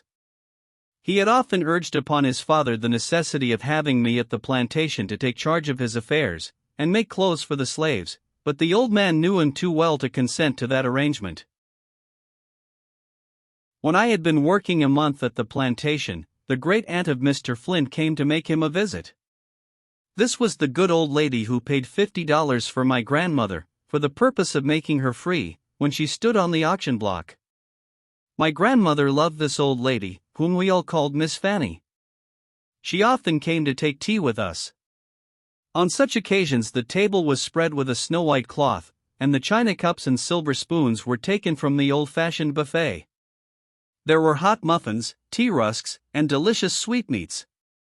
My grandmother kept 2 cows, and the fresh cream was Miss Fanny's delight. She invariably declared that it was the best in town. The old ladies had cozy times together. They would work and chat, and sometimes, while talking over old times, their spectacles would get dim with tears, and would have to be taken off and wiped. When Miss Fanny bade us goodbye, her bag was filled with grandmother's best cakes, and she was urged to come again soon. There had been a time when Dr. Flint's wife came to take tea with us, and when her children were also sent to have a feast of Aunt Marthy's nice cooking. But after I became an object of her jealousy and spite, she was angry with grandmother for giving a shelter to me and my children. She would not even speak to her in the street. This wounded my grandmother's feelings, for she could not retain ill will against the woman whom she had nourished with her milk when a babe. The doctor's wife would gladly have prevented our intercourse with Miss Fanny if she could have done it, but fortunately she was not dependent on the bounty of the Flints. She had enough to be independent, and that is more than can ever be gained from charity, however lavish it may be. Miss Fanny was endeared to me by many recollections, and I was rejoiced to see her at the plantation. The warmth of her large, loyal heart made the house seem pleasanter while she was in it. She stayed a week, and I had many talks with her. She said her principal object in coming was to see how I was treated, and whether anything could be done for me. She inquired whether she could help me in any way. I told her I believed not. She condoled with me in her own peculiar way, saying she wished that I and all my grandmother's family were at rest in our graves, for not until then should she feel any peace about us. The good old soul did not dream that I was planning to bestow peace upon her, with regard to myself and my children, not by death, but by securing our freedom. Again and again I had traversed those dreary 12 miles, to and from the town, and all the way, I was meditating upon some means of escape for myself and my children. My friends had made every effort that ingenuity could devise to effect our purchase, but all their plans had proved abortive. Dr. Flint was suspicious, and determined not to loosen his grasp upon us. I could have made my escape alone, but it was more for my helpless children than for myself that I longed for freedom. Though the boon would have been precious to me, above all price, I would not have taken it at the expense of leaving them in slavery. Every trial I endured, every sacrifice I made for their sakes, drew them closer to my heart, and gave me fresh courage to beat back the dark waves that rolled and rolled over me in a seemingly endless night of storms. The 6 weeks were nearly completed, when Mr. Flint's bride was expected to take possession of her new home. The arrangements were all completed, and Mr. Flint said I had done well. He expected to leave home on Saturday, and return with his bride the following Wednesday. After receiving various orders from him, I ventured to ask permission to spend Sunday in town. It was granted, for which favor I was thankful. It was the first I had ever asked of him, and I intended it should be the last. It needed more than one night to accomplish the project I had in view, but the whole of Sunday would give me an opportunity. I spent the Sabbath with my grandmother. A calmer, more beautiful day never came down out of heaven. To me it was a day of conflicting emotions. Perhaps it was the last day I should ever spend under that dear, old sheltering roof. Perhaps these were the last talks I should ever have with the faithful old friend of my whole life. Perhaps it was the last time I and my children should be together. Well, better so, I thought, than that they should be slaves. I knew the doom that awaited my fair baby in slavery, and I determined to save her from it, or perish in the attempt. I went to make this vow at the graves of my poor parents, in the burying ground of the slaves. There the wicked cease from troubling, and there the weary be at rest. There the prisoners rest together, they hear not the voice of the oppressor, the servant is free from his master. I knelt by the graves of my parents, and thanked God, as I had often done before, that they had not lived to witness my trials, or to mourn over my sins. I had received my mother's blessing when she died, and in many an hour of tribulation I had seemed to hear her voice, sometimes chiding me, sometimes whispering loving words into my wounded heart. I have shed many and bitter tears, to think that when I am gone from my children they cannot remember me with such entire satisfaction as I remembered my mother. The graveyard was in the woods, and twilight was coming on. Nothing broke the death-like stillness except the occasional twitter of a bird. My spirit was overawed by the solemnity of the scene. For more than 10 years I had frequented this spot, but never had it seemed to me so sacred as now. A black stump, at the head of my mother's grave, was all that remained of a tree my father had planted. His grave was marked by a small wooden board, bearing his name, the letters of which were nearly obliterated. I knelt down and kissed them, and poured forth a prayer to God for guidance and support in the perilous step I was about to take. As I passed the wreck of the old meeting house, where, before Nat Turner's time, the slaves had been allowed to meet for worship, I seemed to hear my father's voice come from it, bidding me not to tarry till I reached freedom or the grave. I rushed on with renovated hopes. My trust in God had been strengthened by that prayer among the graves. My plan was to conceal myself at the house of a friend, and remain there a few weeks till the search was over. My hope was that the doctor would get discouraged, and, for fear of losing my value, and also of subsequently finding my children among the missing, he would consent to sell us, and I knew somebody would buy us. I had done all in my power to make my children comfortable during the time I expected to be separated from them. I was packing my things, when grandmother came into the room, and asked what I was doing. "I am putting my things in order," I replied. I tried to look and speak cheerfully, but her watchful eye detected something beneath the surface. She drew me towards her and asked me to sit down. She looked earnestly at me and said, "Linda, do you want to kill your old grandmother? Do you mean to leave your little, helpless children? I am old now and cannot do for your babies as I once did for you." I replied that if I went away, perhaps their father would be able to secure their freedom. "Ah, my child," said she, "don't trust too much to him. Stand by your own children and suffer with them till death. Nobody respects a mother who forsakes her children, and if you leave them, you will never have a happy moment. If you go, you will make me miserable the short time I have to live. You would be taken and brought back, and your sufferings would be dreadful. Remember poor Benjamin. Do give it up, Linda. Try to bear a little longer. Things may turn out better than we expect." My courage failed me, in view of the sorrow I should bring on that faithful, loving old heart. I promised that I would try longer, and that I would take nothing out of her house without her knowledge. Whenever the children climbed on my knee, or laid their heads on my lap, she would say, "Poor little souls. What would you do without a mother? She don't love you as I do." And she would hug them to her own bosom, as if to reproach me for my want of affection, but she knew all the while that I loved them better than my life. I slept with her that night, and it was the last time. The memory of it haunted me for many a year. On Monday I returned to the plantation, and busied myself with preparations for the important day. Wednesday came.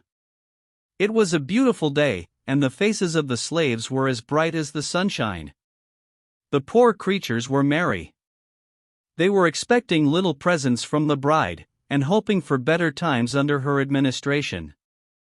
I had no such hopes for them. I knew that the young wives of slaveholders often thought their authority and importance would be best established and maintained by cruelty, and what I had heard of young Mrs. Flint gave me no reason to expect that her rule over them would be less severe than that of the master and overseer.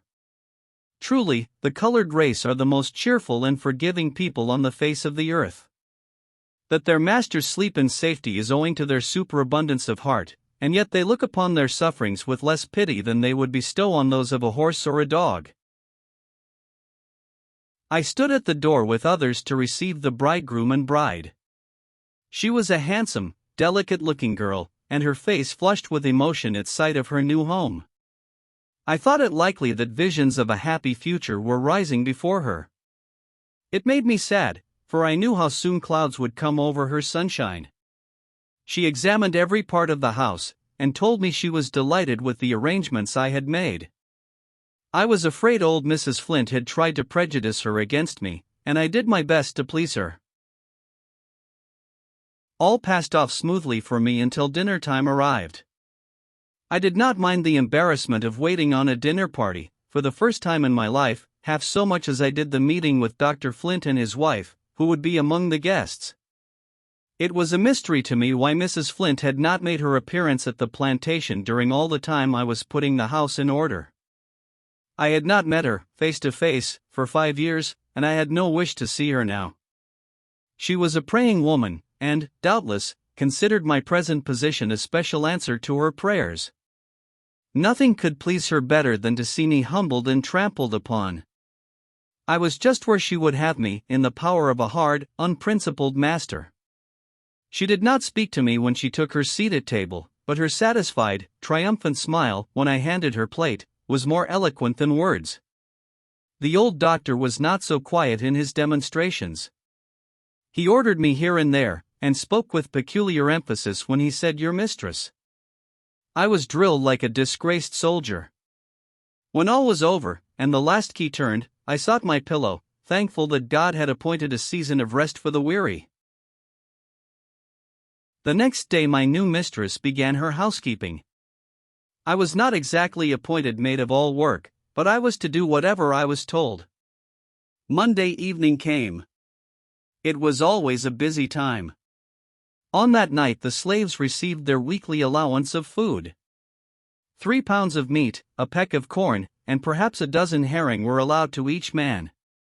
Women received 1.5 pounds of meat, a peck of corn, and the same number of herring.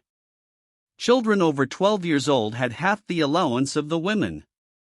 The meat was cut and weighed by the foreman of the field hands, and piled on planks before the meat house. Then the second foreman went behind the building, and when the first foreman called out, "Who takes this piece of meat?" he answered by calling somebody's name. This method was resorted to as a means of preventing partiality in distributing the meat. The young mistress came out to see how things were done on her plantation, and she soon gave a specimen of her character. Among those in waiting for their allowance was a very old slave, who had faithfully served the Flint family through 3 generations. When he hobbled up to get his bit of meat, the mistress said he was too old to have any allowance, that when niggers were too old to work, they ought to be fed on grass. Poor old man! He suffered much before he found rest in the grave. My mistress and I got along very well together. At the end of a week, old Mrs. Flint made us another visit, and was closeted a long time with her daughter-in-law. I had my suspicions what was the subject of the conference. The old doctor's wife had been informed that I could leave the plantation on one condition, and she was very desirous to keep me there.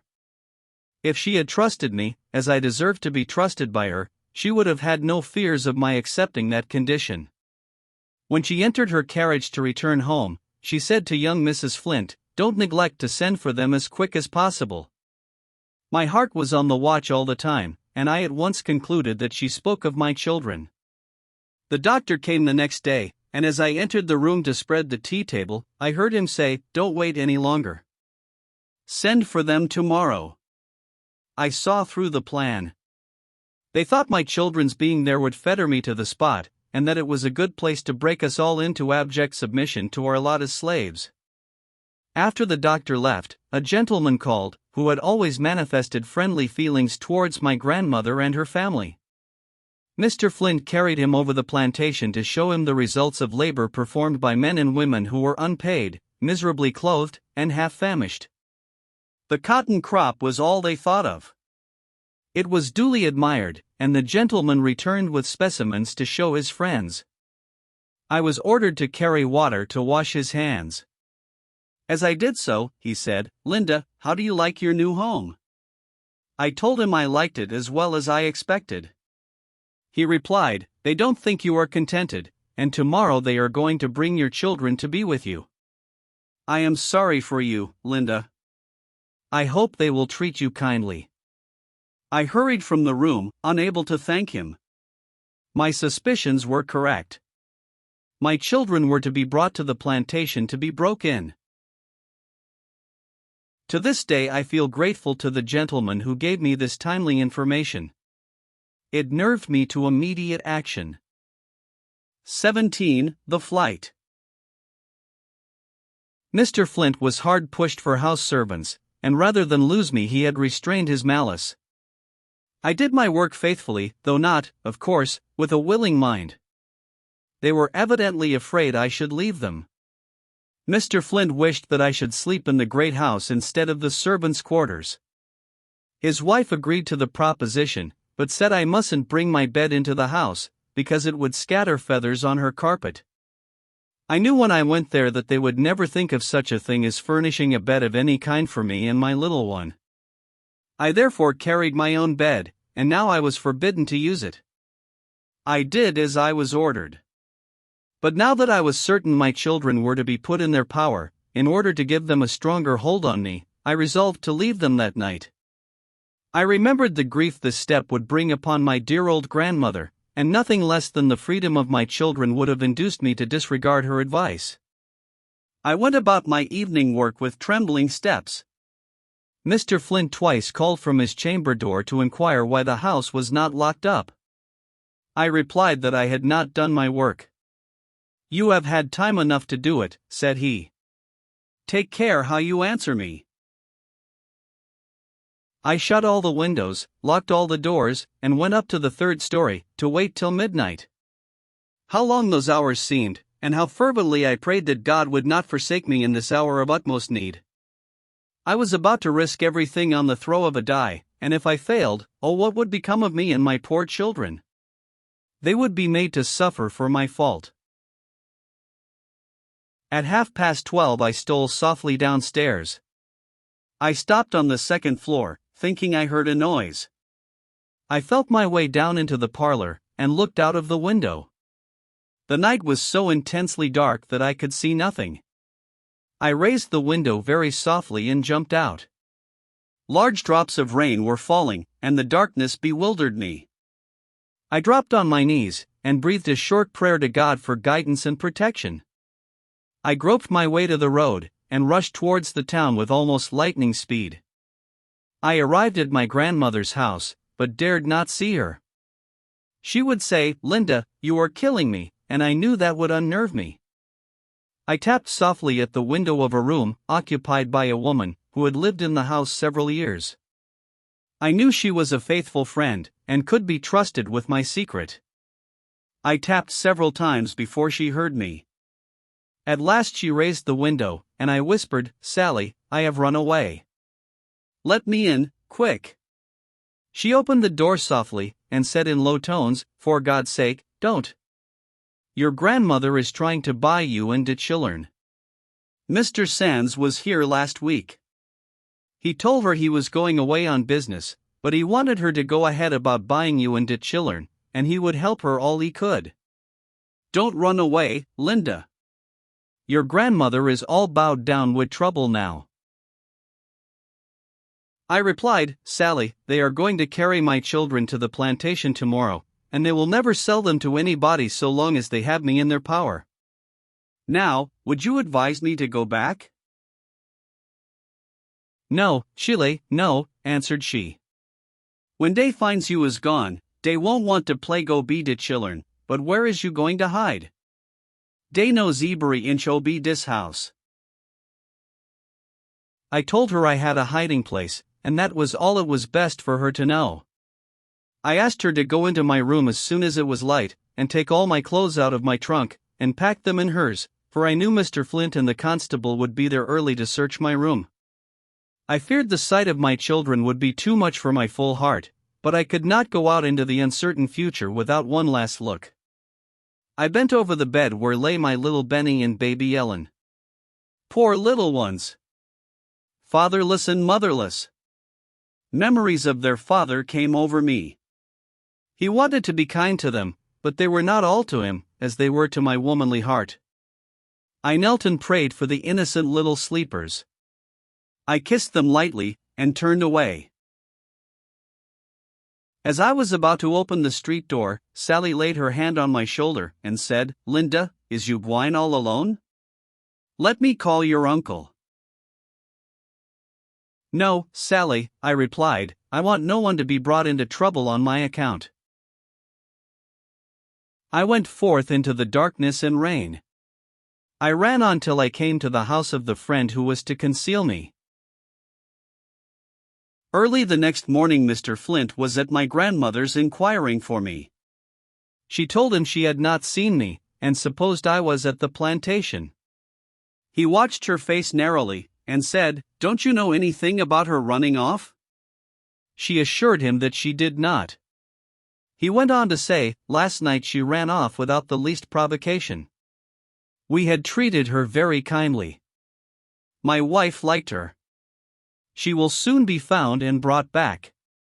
Are her children with you?" When told that they were, he said, "I am very glad to hear that. If they are here, she cannot be far off. If I find out that any of my niggers have had anything to do with this damned business, I'll give them 500 lashes." As he started to go to his father's, he turned round and added, persuasively, "Let her be brought back, and she shall have her children to live with her." The tidings made the old doctor rave and storm at a furious rate. It was a busy day for them. My grandmother's house was searched from top to bottom. As my trunk was empty, they concluded I had taken my clothes with me. Before 10 o'clock every vessel northward bound was thoroughly examined, and the law against harboring fugitives was read to all on board. At night a watch was set over the town. Knowing how distressed my grandmother would be, I wanted to send her a message, but it could not be done. Everyone who went in or out of her house was closely watched. The doctor said he would take my children, unless she became responsible for them, which of course she willingly did. The next day was spent in searching. Before night, the following advertisement was posted at every corner, and in every public place for miles round. $300 reward.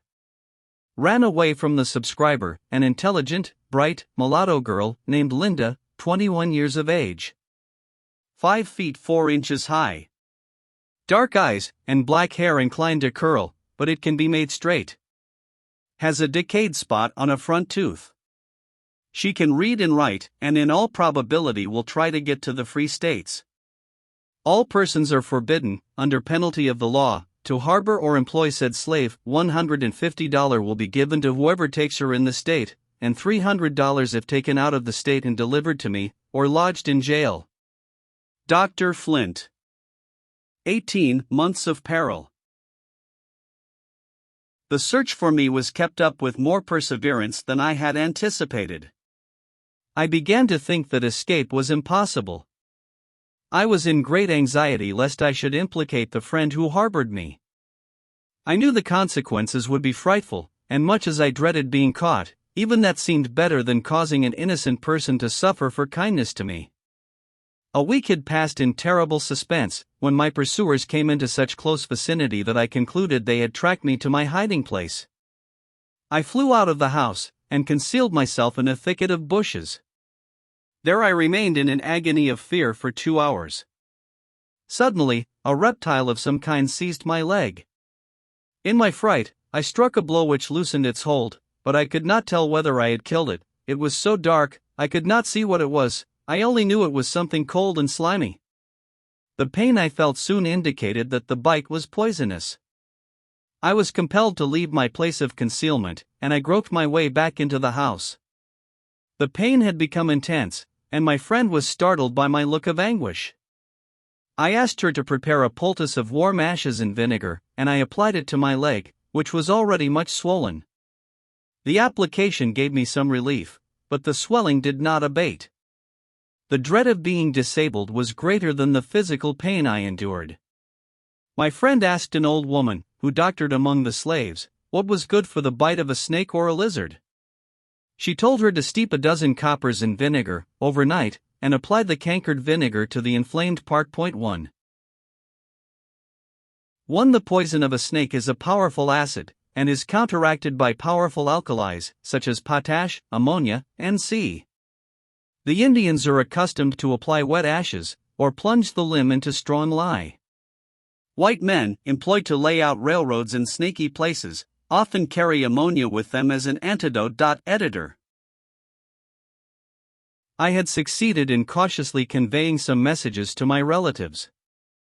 They were harshly threatened, and despairing of my having a chance to escape, they advised me to return to my master, ask his forgiveness, and let him make an example of me.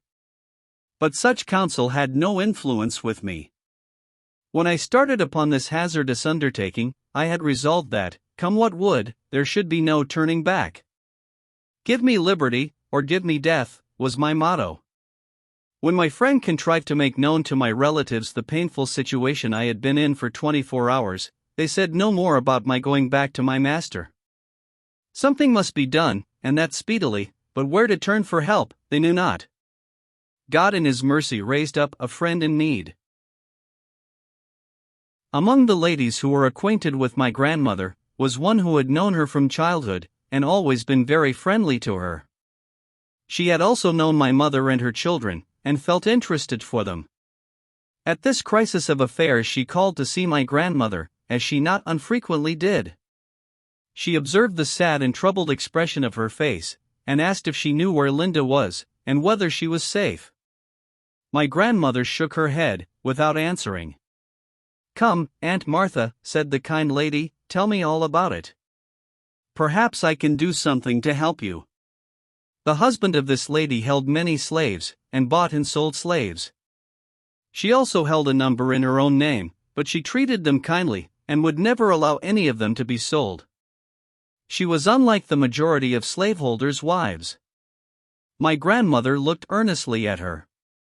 Something in the expression of her face said trust me, and she did trust her.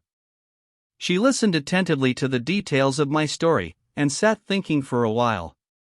At last she said, Aunt Martha, I pity you both. If you think there is any chance of Linda's getting to the Free States, I will conceal her for a time. But first you must solemnly promise that my name shall never be mentioned. If such a thing should become known, it would ruin me and my family. No one in my house must know of it, except the cook. She is so faithful that I would trust my own life with her, and I know she likes Linda. It is a great risk, but I trust no harm will come of it. Get word to Linda to be ready as soon as it is dark, before the patrols are out. I will send the housemaids on errands, and Betty shall go to meet Linda. The place where we were to meet was designated and agreed upon. My grandmother was unable to thank the lady for this noble deed. Overcome by her emotions, she sank on her knees and sobbed like a child. I received a message to leave my friend's house at such an hour, and go to a certain place where a friend would be waiting for me. As a matter of prudence, no names were mentioned. I had no means of conjecturing who I was to meet, or where I was going. I did not like to move thus blindfolded, but I had no choice. It would not do for me to remain where I was. I disguised myself, summoned up courage to meet the worst, and went to the appointed place. My friend Betty was there. She was the last person I expected to see. We hurried along in silence. The pain in my leg was so intense that it seemed as if I should drop, but fear gave me strength. We reached the house and entered unobserved. Her first words were, "Honey, now you is safe. Dem devils ain't coming to search dis house. When I get you into Mrs. Safe Place, I will bring some nice hot supper. I specs you need it after all dis scaring." Betty's vocation led her to think eating the most important thing in life. She did not realize that my heart was too full for me to care much about supper.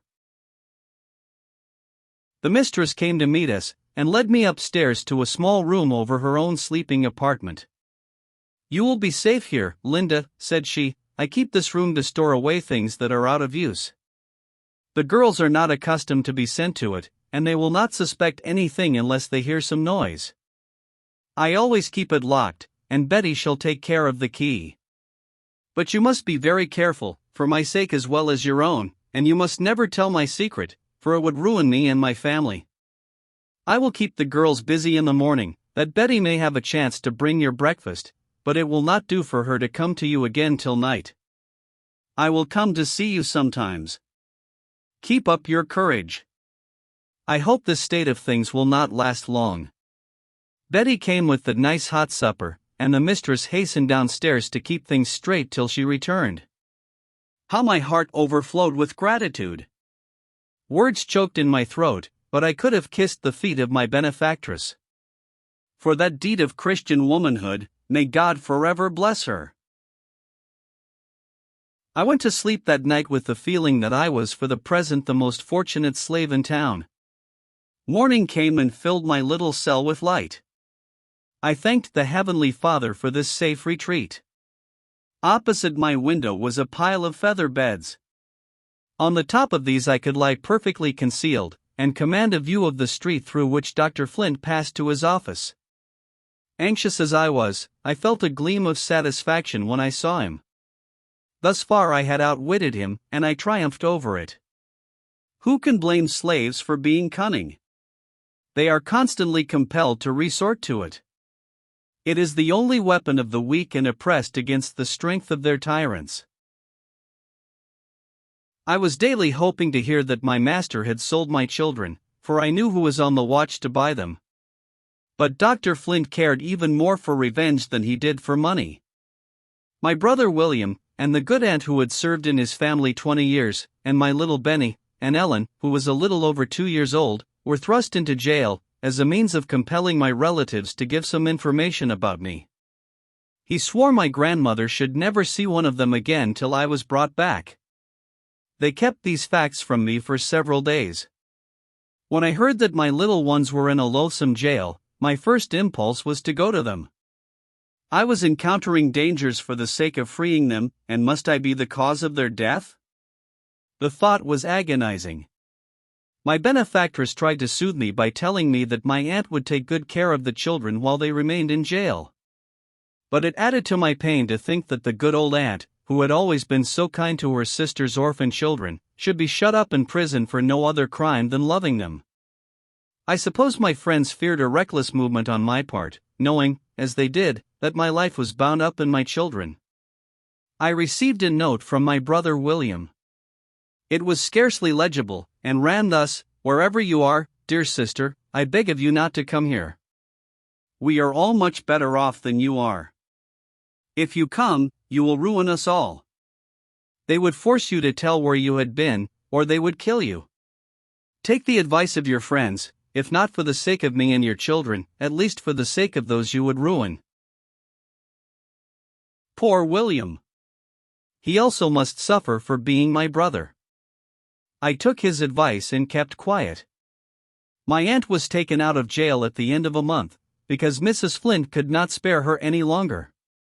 She was tired of being her own housekeeper. It was quite too fatiguing to order her dinner and eat it too. My children remained in jail, where brother William did all he could for their comfort. Betty went to see them sometimes, and brought me tidings.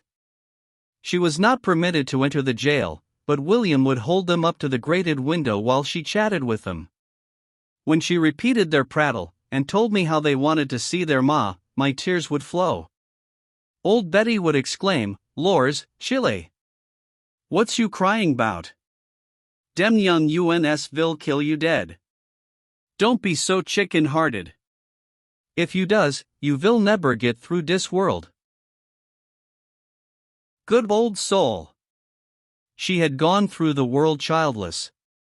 She had never had little ones to clasp their arms round her neck, she had never seen their soft eyes looking into hers, no sweet little voices had called her mother, she had never pressed her own infants to her heart, with the feeling that even in fetters there was something to live for. How could she realize my feelings? Betty's husband loved children dearly, and wondered why God had denied them to him. He expressed great sorrow when he came to Betty with the tidings that Ellen had been taken out of jail and carried to Dr. Flint's. She had the measles a short time before they carried her to jail, and the disease had left her eyes affected. The doctor had taken her home to attend to them. My children had always been afraid of the doctor and his wife. They had never been inside of their house. Poor little Ellen cried all day to be carried back to prison. The instincts of childhood are true. She knew she was loved in the jail. Her screams and sobs annoyed Mrs. Flint. Before night she called one of the slaves, and said, "Here, Bill, carry this brat back to the jail. I can't stand her noise. If she would be quiet I should like to keep the little minx. She would make a handy waiting maid for my daughter by and by. But if she stayed here, with her white face, I suppose I should either kill her or spoil her. I hope the doctor will sell them as far as wind and water can carry them. As for their mother, her ladyship will find out yet what she gets by running away. She hasn't so much feeling for her children as a cow has for its calf. If she had, she would have come back long ago, to get them out of jail, and save all this expense and trouble. The good-for-nothing hussy. When she is caught, she shall stay in jail, in irons, for 6 months, and then be sold to a sugar plantation. I shall see her broken yet.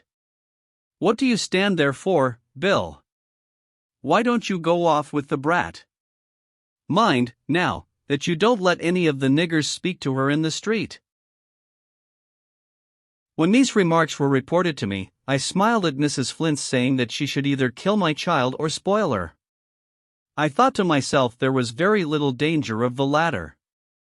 I have always considered it as one of God's special providences that Ellen screamed till she was carried back to jail. That same night Dr. Flint was called to a patient, and did not return till near morning. Passing my grandmother's, he saw a light in the house, and thought to himself, perhaps this has something to do with Linda. He knocked, and the door was opened. "What calls you up so early?" said he. I saw your light, and I thought I would just stop and tell you that I have found out where Linda is. I know where to put my hands on her, and I shall have her before 12 o'clock. When he had turned away, my grandmother and my uncle looked anxiously at each other. They did not know whether or not it was merely one of the doctor's tricks to frighten them. In their uncertainty, they thought it was best to have a message conveyed to my friend Betty. Unwilling to alarm her mistress, Betty resolved to dispose of me herself. She came to me, and told me to rise and dress quickly. We hurried downstairs, and across the yard, into the kitchen. She locked the door, and lifted up a plank in the floor. A buffalo skin and a bit of carpet were spread for me to lie on, and a quilt thrown over me. "Stay dar," said she, "till I sees if dey know bout you. Dey say dey will put thar hands on you afore 12 o'clock. If dey did know where you are, dey won't know now. Dey'll be disappointed dis time. Dat's all I got to say. If dey comes rummagin' 'mong my tings, dey'll get one breast sarsin from dis air nigger." In my shallow bed I had but just room enough to bring my hands to my face to keep the dust out of my eyes, for Betty walked over me 20 times in an hour, passing from the dresser to the fireplace. When she was alone, I could hear her pronouncing anathemas over Dr. Flint and all his tribe, every now and then saying, with a chuckling laugh, "Dis nigger's too cute for 'em dis time." When the housemaids were about, she had sly ways of drawing them out, that I might hear what they would say. She would repeat stories she had heard about my being in this, or that, or the other place. To which they would answer, that I was not fool enough to be staying round there, that I was in Philadelphia or New York before this time. When all were abed and asleep, Betty raised the plank, and said, "Come out, Chile, come out. Dey don't know notin' bout you. 'Twas only white folks' lies, to skeer de niggers." Some days after this adventure I had a much worse fright. As I sat very still in my retreat above stairs, cheerful visions floated through my mind. I thought Dr. Flint would soon get discouraged, and would be willing to sell my children, when he lost all hopes of making them the means of my discovery. I knew who was ready to buy them. Suddenly I heard a voice that chilled my blood. The sound was too familiar to me, it had been too dreadful, for me not to recognize at once my old master. He was in the house, and I at once concluded he had come to seize me. I looked round in terror. There was no way of escape. The voice receded. I supposed the constable was with him, and they were searching the house. In my alarm I did not forget the trouble I was bringing on my generous benefactress. It seemed as if I were born to bring sorrow on all who befriended me, and that was the bitterest drop in the bitter cup of my life. After a while I heard approaching footsteps, the key was turned in my door. I braced myself against the wall to keep from falling. I ventured to look up, and there stood my kind benefactress alone. I was too much overcome to speak, and sunk down upon the floor. "I thought you would hear your master's voice," she said, "and knowing you would be terrified, I came to tell you there is nothing to fear. You may even indulge in a laugh at the old gentleman's expense. He is so sure you are in New York, that he came to borrow $500 to go in pursuit of you. My sister had some money to loan on interest. He has obtained it, and proposes to start for New York tonight. So, for the present, you see you are safe. The doctor will merely lighten his pocket hunting after the bird he has left behind." 19. The children sold. The doctor came back from New York, of course without accomplishing his purpose. He had expended considerable money, and was rather disheartened. My brother and the children had now been in jail 2 months, and that also was some expense. My friends thought it was a favorable time to work on his discouraged feelings. Mr. Sands sent a speculator to offer him $900 for my brother William, and $800 for the 2 children. These were high prices, as slaves were then selling, but the offer was rejected. If it had been merely a question of money, the doctor would have sold any boy of Benny's age for $200, but he could not bear to give up the power of revenge. But he was hard pressed for money, and he revolved the matter in his mind. He knew that if he could keep Ellen till she was 15, he could sell her for a high price, but I presume he reflected that she might die, or might be stolen away. At all events, he came to the conclusion that he had better accept the slave trader's offer. Meeting him in the street, he inquired when he would leave town. "Today, at 10 o'clock, he replied. "Ah, do you go so soon?" said the doctor. "I have been reflecting upon your proposition, and I have concluded to let you have the 3 Negroes if you will say $1,900. After some parley, the trader agreed to his terms. He wanted the bill of sale drawn up and signed immediately, as he had a great deal to attend to during the short time he remained in town. The doctor went to the jail and told William he would take him back into his service if he would promise to behave himself, but he replied that he would rather be sold. "And you shall be sold, you ungrateful rascal," exclaimed the doctor. In less than an hour the money was paid, the papers were signed, sealed, and delivered, and my brother and children were in the hands of the trader. It was a hurried transaction, and after it was over, the doctor's characteristic caution returned. He went back to the speculator, and said, "Sir, I have come to lay you under obligations of $1,000 not to sell any of those Negroes in this state." "You come too late," replied the trader, "our bargain is closed." He had, in fact, already sold them to Mr. Sands, but he did not mention it. The doctor required him to put irons on that rascal, Bill, and to pass through the back streets when he took his gang out of town. The trader was privately instructed to concede to his wishes. My good old aunt went to the jail to bid the children goodbye, supposing them to be the speculator's property, and that she should never see them again. As she held Benny in her lap, he said, "Aunt Nancy, I want to show you something." He led her to the door and showed her a long row of marks, saying, "Uncle will taught me to count. I have made a mark for every day I have been here, and it is 60 days. It is a long time, and the speculator is going to take me and Ellen away. He's a bad man. It's wrong for him to take grandmother's children.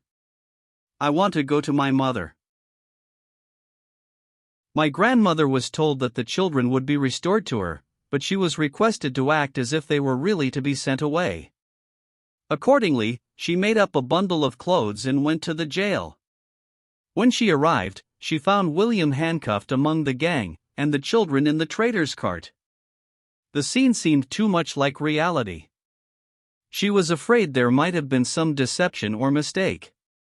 She fainted, and was carried home. When the wagon stopped at the hotel, several gentlemen came out and proposed to purchase William, but the trader refused their offers, without stating that he was already sold. And now came the trying hour for that drove of human beings, driven away like cattle, to be sold they knew not where. Husbands were torn from wives, parents from children, never to look upon each other again this side the grave. There was wringing of hands and cries of despair. Dr. Flint had the supreme satisfaction of seeing the wagon leave town, and Mrs. Flint had the gratification of supposing that my children were going as far as wind and water would carry them. According to agreement, my uncle followed the wagon some miles, until they came to an old farmhouse. There the trader took the irons from William, and as he did so, he said, "You are a damned clever fellow. I should like to own you myself. Them gentlemen that wanted to buy you said you was a bright, honest chap, and I must get you a good home. I guess your old master will swear tomorrow, and call himself an old fool for selling the children. I reckon he'll never get their mammy back again. I expect she's made tracks for the north. Goodbye, old boy. Remember, I have done you a good turn. You must thank me by coaxing all the pretty gals to go with me next fall. That's going to be my last trip. This trading in niggers is a bad business for a fellow that's got any heart. Move on, you fellows." And the gang went on, God alone knows where. Much as I despise and detest the class of slave traders, whom I regard as the vilest wretches on earth, I must do this man the justice to say that he seemed to have some feeling. He took a fancy to William in the jail, and wanted to buy him. When he heard the story of my children, he was willing to aid them in getting out of Dr. Flint's power, even without charging the customary fee. My uncle procured a wagon and carried William and the children back to town. Great was the joy in my grandmother's house. The curtains were closed, and the candles lighted. The happy grandmother cuddled the little ones to her bosom. They hugged her, and kissed her, and clapped their hands, and shouted. She knelt down and poured forth one of her heartfelt prayers of thanksgiving to God. The father was present for a while, and though such a parental relation as existed between him and my children takes slight hold of the hearts or consciences of slaveholders, it must be that he experienced some moments of pure joy in witnessing the happiness he had imparted. I had no share in the rejoicings of that evening. The events of the day had not come to my knowledge. And now I will tell you something that happened to me, though you will, perhaps, think it illustrates the superstition of slaves. I sat in my usual place on the floor near the window, where I could hear much that was said in the street without being seen. The family had retired for the night, and all was still. I sat there thinking of my children, when I heard a low strain of music. A band of serenaders were under the window, playing Home, Sweet Home. I listened till the sounds did not seem like music, but like the moaning of children. It seemed as if my heart would burst. I rose from my sitting posture, and knelt. A streak of moonlight was on the floor before me, and in the midst of it appeared the forms of my 2 children. They vanished, but I had seen them distinctly. Some will call it a dream, others a vision. I know not how to account for it, but it made a strong impression on my mind, and I felt certain something had happened to my little ones. I had not seen Betty since morning. Now I heard her softly turning the key. As soon as she entered, I clung to her, and begged her to let me know whether my children were dead, or whether they were sold, for I had seen their spirits in my room, and I was sure something had happened to them. "Lor, Chile," said she, putting her arms round me, "you's got to hysterics. I'll sleep wid you tonight, 'cause you'll make a noise, and ruin missus. Something has stirred you up mightily. When you is done cryin', I'll talk wid you. De chillern is well, and mighty happy. I see dem myself. Does dat satisfy you? Dar, Chile, be still. Somebody will hear you." I tried to obey her. She lay down, and was soon sound asleep, but no sleep would come to my eyelids. At dawn, Betty was up and off to the kitchen. The hours passed on, and the vision of the night kept constantly recurring to my thoughts. After a while I heard the voices of 2 women in the entry. In one of them I recognized the housemaid. The other said to her, "Did you know Linda Brent's children was sold to the speculator yesterday? They say ol' Massa Flint was mighty glad to see 'em drove out of town, but they say they've come back agin. I 'spect it's all their daddy's doings. They say he's bought William too. Lor! How it will take hold of ol' Massa Flint. I'm going round to Aunt Marthy's to see 'bout it." I bit my lips till the blood came to keep from crying out. Were my children with their grandmother, or had the speculator carried them off? The suspense was dreadful. Would Betty never come, and tell me the truth about it? At last she came, and I eagerly repeated what I had overheard. Her face was one broad, bright smile. "Lor, you foolish ting," said she. "I is gwine to tell you all 'bout it. De gals is eating their breakfast, and missus told me to let her tell you, but, poor creeter, 'tain't right to keep you waitin', and I is gwine to tell you. Brudder, chillern, all is bought by de daddy. I is laugh more dan 'nuff, tinking 'bout ol' Massa Flint. Lor, how he vil swore. He's got catched dis time, anyhow, but I must be getting out o' dis, or dem gals vil come and catch me." Betty went off laughing, and I said to myself, "Can it be true that my children are free? I have not suffered for them in vain. Thank God." Great surprise was expressed when it was known that my children had returned to their grandmothers. The news spread through the town, and many a kind word was bestowed on the little ones. Dr. Flint went to my grandmother's to ascertain who was the owner of my children, and she informed him. "I expected as much," said he. "I am glad to hear it. I have had news from Linda lately, and I shall soon have her. You need never expect to see her free. She shall be my slave as long as I live, and when I am dead she shall be the slave of my children. If I ever find out that you or Philip had anything to do with her running off, I'll kill him. And if I meet William in the street, and he presumes to look at me, I'll flog him within an inch of his life. Keep those brats out of my sight." As he turned to leave, my grandmother said something to remind him of his own doings. He looked back upon her, as if he would have been glad to strike her to the ground. I had my season of joy and thanksgiving. It was the first time since my childhood that I had experienced any real happiness. I heard of the old doctor's threats, but they no longer had the same power to trouble me. The darkest cloud that hung over my life had rolled away. Whatever slavery might do to me, it could not shackle my children.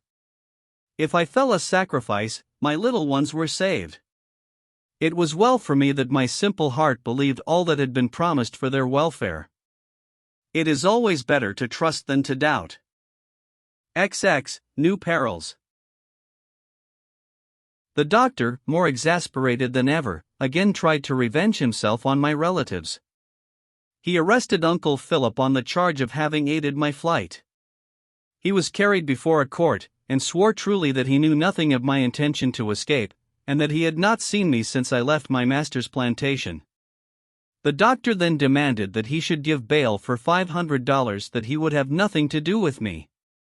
Several gentlemen offered to be security for him, but Mr. Sands told him he had better go back to jail, and he would see that he came out without giving bail.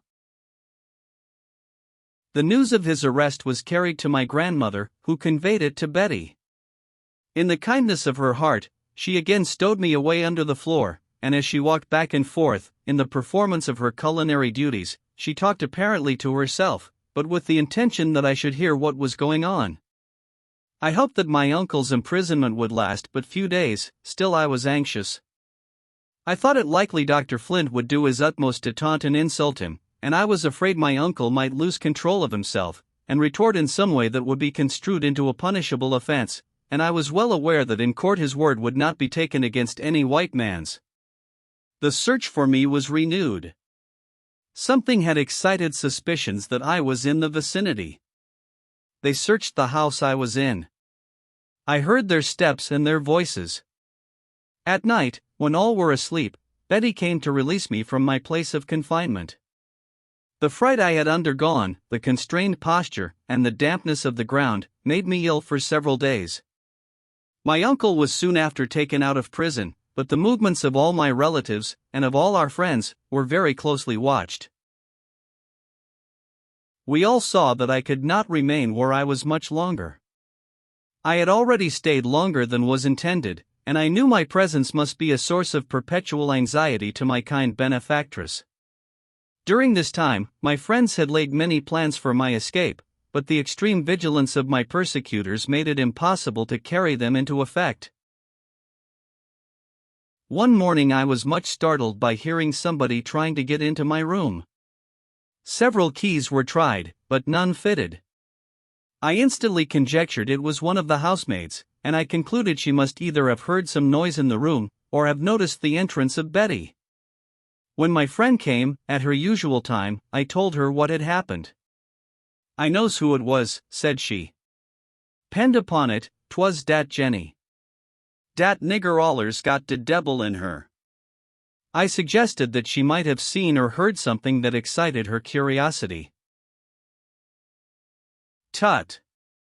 Tut! Chilly," exclaimed Betty, "she ain't seen notin', nor hearn notin'. She only spects someting. Dat's all.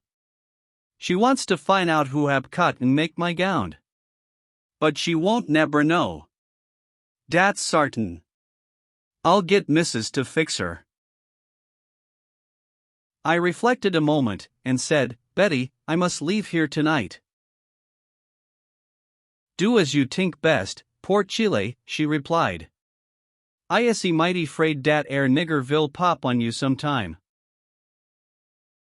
She reported the incident to her mistress, and received orders to keep Jenny busy in the kitchen till she could see my Uncle Philip. He told her he would send a friend for me that very evening.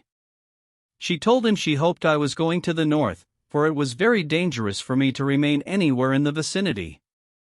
Alas, it was not an easy thing, for one in my situation, to go to the north.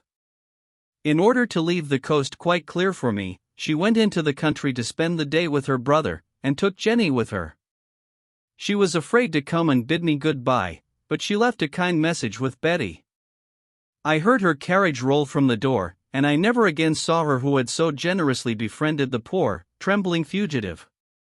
Though she was a slaveholder, to this day my heart blesses her. I had not the slightest idea where I was going. Betty brought me a suit of sailor's clothes, jacket, trousers, and tarpaulin hat. She gave me a small bundle, saying I might need it where I was going. In cheery tones, she exclaimed, I is so glad you was gwine to free parts. Don't forget old Betty. P'raps I'll come long by and by. I tried to tell her how grateful I felt for all her kindness, but she interrupted me. I don't want no tanks, honey. I is glad I could help you, and I hope de good Lord vil open de path for you. I is gwine wid you to de lower gate. Put your hands in your pockets, and walk rickety, like de sailors. I performed to her satisfaction. At the gate I found Peter, a young colored man, waiting for me. I had known him for years. He had been an apprentice to my father, and had always borne a good character. I was not afraid to trust to him. Betty bade me a hurried goodbye, and we walked off. Take courage, Linda, said my friend Peter. I've got a dagger, and no man shall take you from me, unless he passes over my dead body. It was a long time since I had taken a walk out of doors, and the fresh air revived me. It was also pleasant to hear a human voice speaking to me above a whisper. I passed several people whom I knew, but they did not recognize me in my disguise. I prayed internally that, for Peter's sake, as well as my own, nothing might occur to bring out his dagger. We walked on till we came to the wharf. My Aunt Nancy's husband was a seafaring man, and it had been deemed necessary to let him into our secret. He took me into his boat, rowed out to a vessel not far distant, and hoisted me on board. We three were the only occupants of the vessel. I now ventured to ask what they proposed to do with me. They said I was to remain on board till near dawn, and then they would hide me in Snaky Swamp, till my Uncle Philip had prepared a place of concealment for me. If the vessel had been bound north, it would have been of no avail to me, for it would certainly have been searched. About 4 o'clock, we were again seated in the boat, and rowed 3 miles to the swamp. My fear of snakes had been increased by the venomous bite I had received, and I dreaded to enter this hiding place. But I was in no situation to choose, and I gratefully accepted the best that my poor, persecuted friends could do for me. Peter landed first, and with a large knife cut a path through bamboos and briars of all descriptions. He came back, took me in his arms, and carried me to a seat made among the bamboos. Before we reached it, we were covered with hundreds of mosquitoes. In an hour's time they had so poisoned my flesh that I was a pitiful sight to behold. As the light increased, I saw snake after snake crawling round us. I had been accustomed to the sight of snakes all my life, but these were larger than any I had ever seen. To this day I shudder when I remember that morning. As evening approached, the number of snakes increased so much that we were continually obliged to thrash them with sticks to keep them from crawling over us. The bamboos were so high and so thick that it was impossible to see beyond a very short distance. Just before it became dark we procured a seat nearer to the entrance of the swamp, being fearful of losing our way back to the boat. It was not long before we heard the paddle of oars, and the low whistle, which had been agreed upon as a signal. We made haste to enter the boat, and were rowed back to the vessel. I passed a wretched night, for the heat of the swamp, the mosquitoes, and the constant terror of snakes, had brought on a burning fever. I had just dropped asleep, when they came and told me it was time to go back to that horrid swamp. I could scarcely summon courage to rise. But even those large, venomous snakes were less dreadful to my imagination than the white men in that community called civilized. This time Peter took a quantity of tobacco to burn, to keep off the mosquitoes. It produced the desired effect on them, but gave me nausea and severe headache. At dark we returned to the vessel. I had been so sick during the day, that Peter declared I should go home that night, if the devil himself was on patrol. They told me a place of concealment had been provided for me at my grandmother's.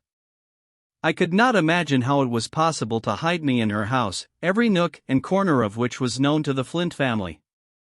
They told me to wait and see. We were rowed ashore, and went boldly through the streets, to my grandmother's. I wore my sailor's clothes, and had blackened my face with charcoal. I passed several people whom I knew. The father of my children came so near that I brushed against his arm, but he had no idea who it was. "You must make the most of this walk," said my friend Peter, "for you may not have another very soon." I thought his voice sounded sad. It was kind of him to conceal from me what a dismal hole was to be my home for a long, long time. XXI, the loophole of retreat. A small shed had been added to my grandmother's house years ago. Some boards were laid across the joists at the top, and between these boards and the roof was a very small garret, never occupied by anything but rats and mice. It was a pent roof, covered with nothing but shingles, according to the southern custom for such buildings. The garret was only 9 feet long and 7 wide. The highest part was 3 feet high, and sloped down abruptly to the loose board floor. There was no admission for either light or air. My uncle Philip, who was a carpenter, had very skillfully made a concealed trapdoor, which communicated with the storeroom. He had been doing this while I was waiting in the swamp. The storeroom opened upon a piazza. To this hole I was conveyed as soon as I entered the house. The air was stifling, the darkness total. A bed had been spread on the floor. I could sleep quite comfortably on one side, but the slope was so sudden that I could not turn on the other without hitting the roof. The rats and mice ran over my bed, but I was weary, and I slept such sleep as the wretched may, when a tempest has passed over them. Morning came. I knew it only by the noises I heard, for in my small den day and night were all the same. I suffered for air even more than for light. But I was not comfortless. I heard the voices of my children. There was joy and there was sadness in the sound. It made my tears flow. How I longed to speak to them. I was eager to look on their faces, but there was no hole, no crack, through which I could peep. This continued darkness was oppressive. It seemed horrible to sit or lie in a cramped position day after day, without one gleam of light. Yet I would have chosen this, rather than my lot as a slave. The white people considered it an easy one, and it was so compared with the fate of others. I was never cruelly overworked, I was never lacerated with the whip from head to foot, I was never so beaten and bruised that I could not turn from one side to the other, I never had my heel strings cut to prevent my running away, I was never chained to a log and forced to drag it about, while I toiled in the fields from morning till night, I was never branded with hot iron, or torn by bloodhounds. On the contrary, I had always been kindly treated, and tenderly cared for, until I came into the hands of Dr. Flint. I had never wished for freedom till then. But though my life in slavery was comparatively devoid of hardships, God pity the woman who was compelled to lead such a life. My food was passed up to me through the trapdoor my uncle had contrived, and my grandmother, my uncle Philip, and Aunt Nancy would seize such opportunities as they could, to mount up there and chat with me at the opening. But of course this was not safe in the daytime. It must all be done in darkness. It was impossible for me to move in an erect position, but I crawled about my den for exercise. One day I hit my head against something, and found it was a gimlet. My uncle had left it sticking there when he made the trapdoor. I was as rejoiced as Robinson Crusoe could have been at finding such a treasure. It put a lucky thought into my head. I said to myself, now I will have some light. Now I will see my children. I did not dare to begin my work during the daytime, for fear of attracting attention. But I groped round, and having found the side next the street, where I could frequently see my children, I stuck the gimlet in and waited for evening. I bored 3 rows of holes, one above another, then I bored out the interstices between. I thus succeeded in making one hole about an inch long and an inch broad. I sat by it till late into the night, to enjoy the little whiff of air that floated in. In the morning I watched for my children. The first person I saw in the street was Dr. Flint. I had a shuddering, superstitious feeling that it was a bad omen. Several familiar faces passed by. At last I heard the merry laugh of children, and presently 2 sweet little faces were looking up at me, as though they knew I was there, and were conscious of the joy they imparted. How I longed to tell them I was there. My condition was now a little improved. But for weeks I was tormented by hundreds of little red insects, fine as a needle's point, that pierced through my skin, and produced an intolerable burning. The good grandmother gave me herb teas and cooling medicines, and finally I got rid of them. The heat of my den was intense, for nothing but thin shingles protected me from the scorching summer's sun. But I had my consolations. Through my peeping hole I could watch the children, and when they were near enough, I could hear their talk. Aunt Nancy brought me all the news she could hear at Dr. Flint's. From her I learned that the doctor had written to New York to a colored woman, who had been born and raised in our neighborhood, and had breathed his contaminating atmosphere. He offered her a reward if she could find out anything about me. I know not what was the nature of her reply, but he soon after started for New York in haste, saying to his family that he had business of importance to transact. I peeped at him as he passed on his way to the steamboat. It was a satisfaction to have miles of land and water between us, even for a little while, and it was a still greater satisfaction to know that he believed me to be in the Free States. My little den seemed less dreary than it had done. He returned, as he did from his former journey to New York, without obtaining any satisfactory information. When he passed our house next morning, Benny was standing at the gate. He had heard them say that he had gone to find me, and he called out, "Dr. Flint, did you bring my mother home? I want to see her." The doctor stamped his foot at him in a rage, and exclaimed, "Get out of the way, you little damned rascal! If you don't, I'll cut off your head." Benny ran terrified into the house, saying, "You can't put me in jail again. I don't belong to you now." It was well that the wind carried the words away from the doctor's ear. I told my grandmother of it when we had our next conference at the trapdoor, and begged of her not to allow the children to be impertinent to the irascible old man. Autumn came, with a pleasant abatement of heat. My eyes had become accustomed to the dim light, and by holding my book or work in a certain position near the aperture I contrived to read in so. That was a great relief to the tedious monotony of my life. But when winter came, the cold penetrated through the thin shingle roof, and I was dreadfully chilled. The winters there are not so long, or so severe, as in northern latitudes, but the houses are not built to shelter from cold, and my little den was peculiarly comfortless. The kind grandmother brought me bedclothes and warm drinks. Often I was obliged to lie in bed all day to keep comfortable, but with all my precautions, my shoulders and feet were frostbitten. Oh, those long, gloomy days, with no object for my eye to rest upon, and no thoughts to occupy my mind, except the dreary past and the uncertain future. I was thankful when there came a day sufficiently mild for me to wrap myself up and sit at the loophole to watch the passers-by. Southerners have the habit of stopping and talking in the streets, and I heard many conversations not intended to meet my ears. I heard slave hunters planning how to catch some poor fugitive. Several times I heard allusions to Dr. Flint, myself, and the history of my children, who, perhaps, were playing near the gate. One would say, I wouldn't move my little finger to catch her, as old Flint's property. Another would say, I'll catch any nigger for the reward. A man ought to have what belongs to him, if he is a damned brute. The opinion was often expressed that I was in the Free States. Very rarely did anyone suggest that I might be in the vicinity. Had the least suspicion rested on my grandmother's house, it would have been burned to the ground. But it was the last place they thought of. Yet there was no place, where slavery existed, that could have afforded me so good a place of concealment.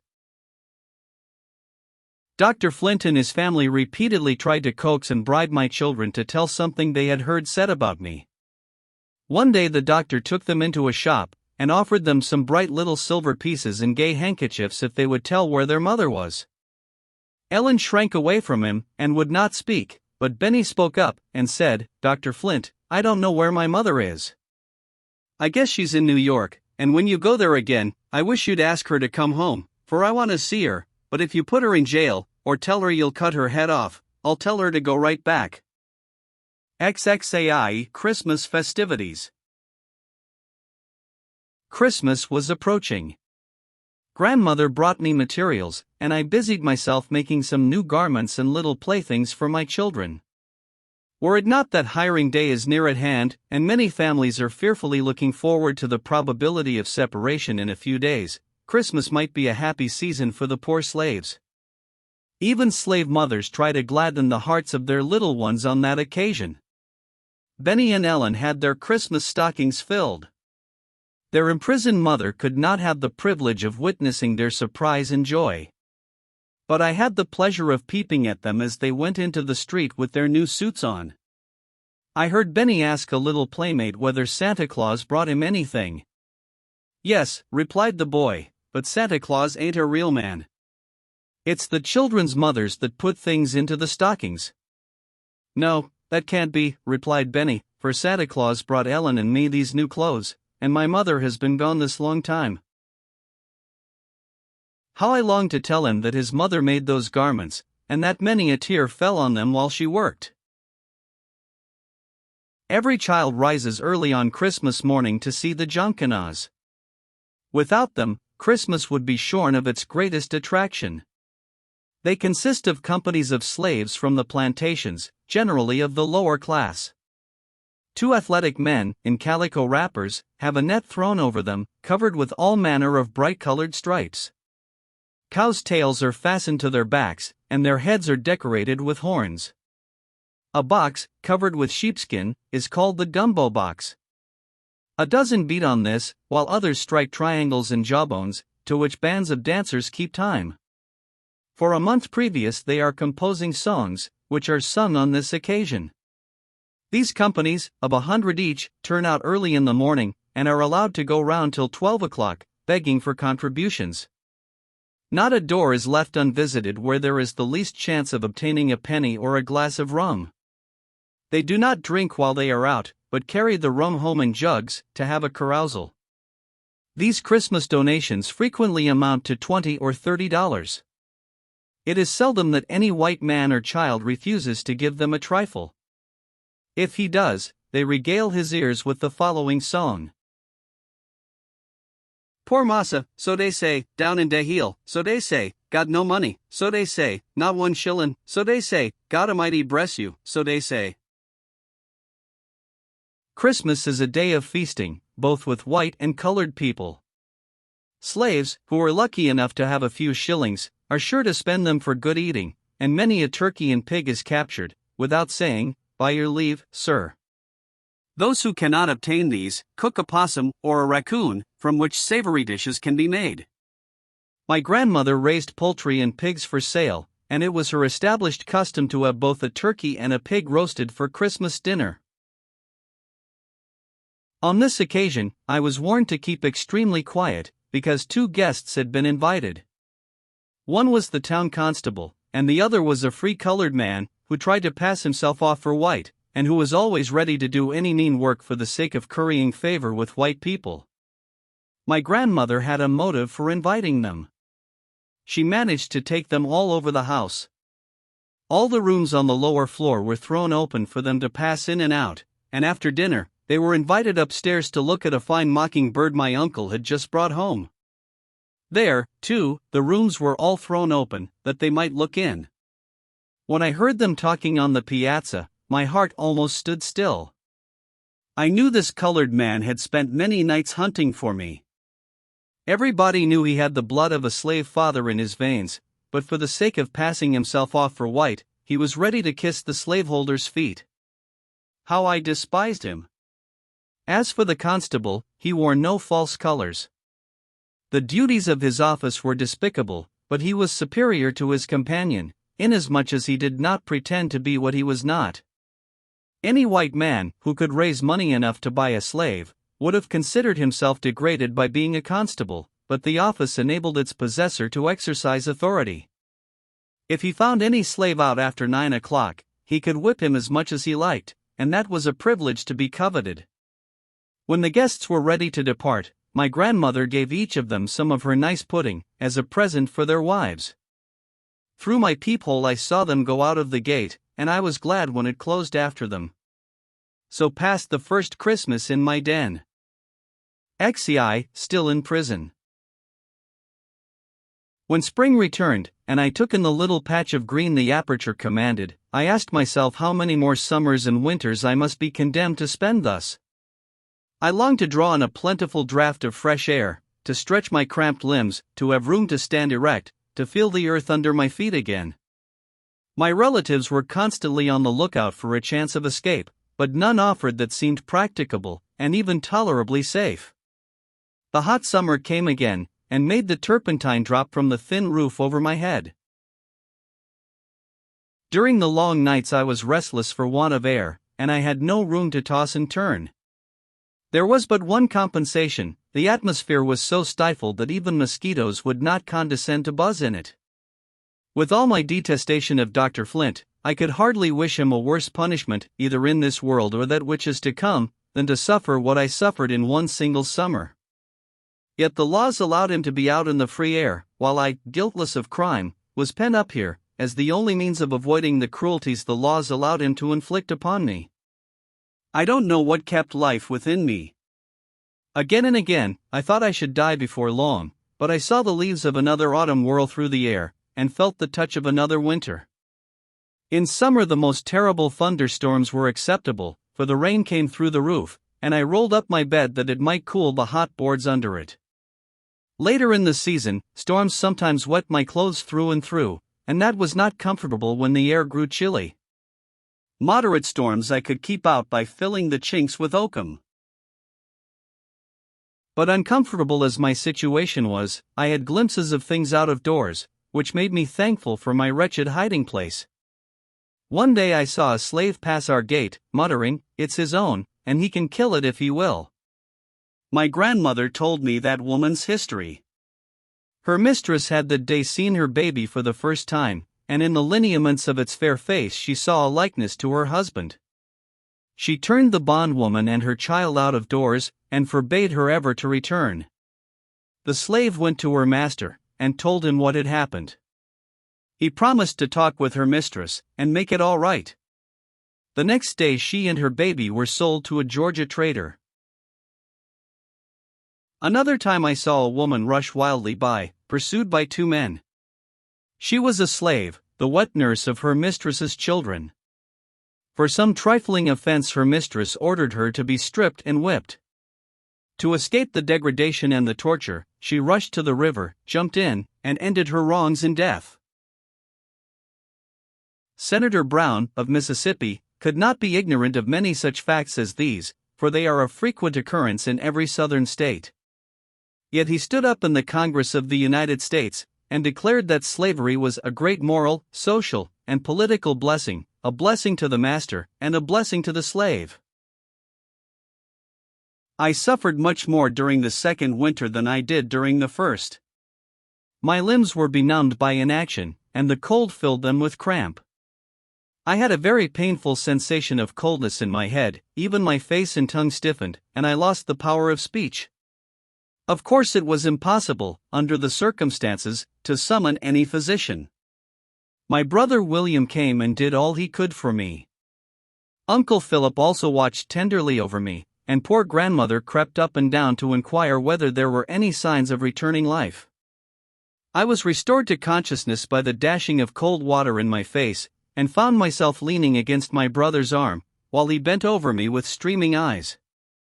He afterwards told me he thought I was dying, for I had been in an unconscious state 16 hours. I next became delirious, and was in great danger of betraying myself and my friends.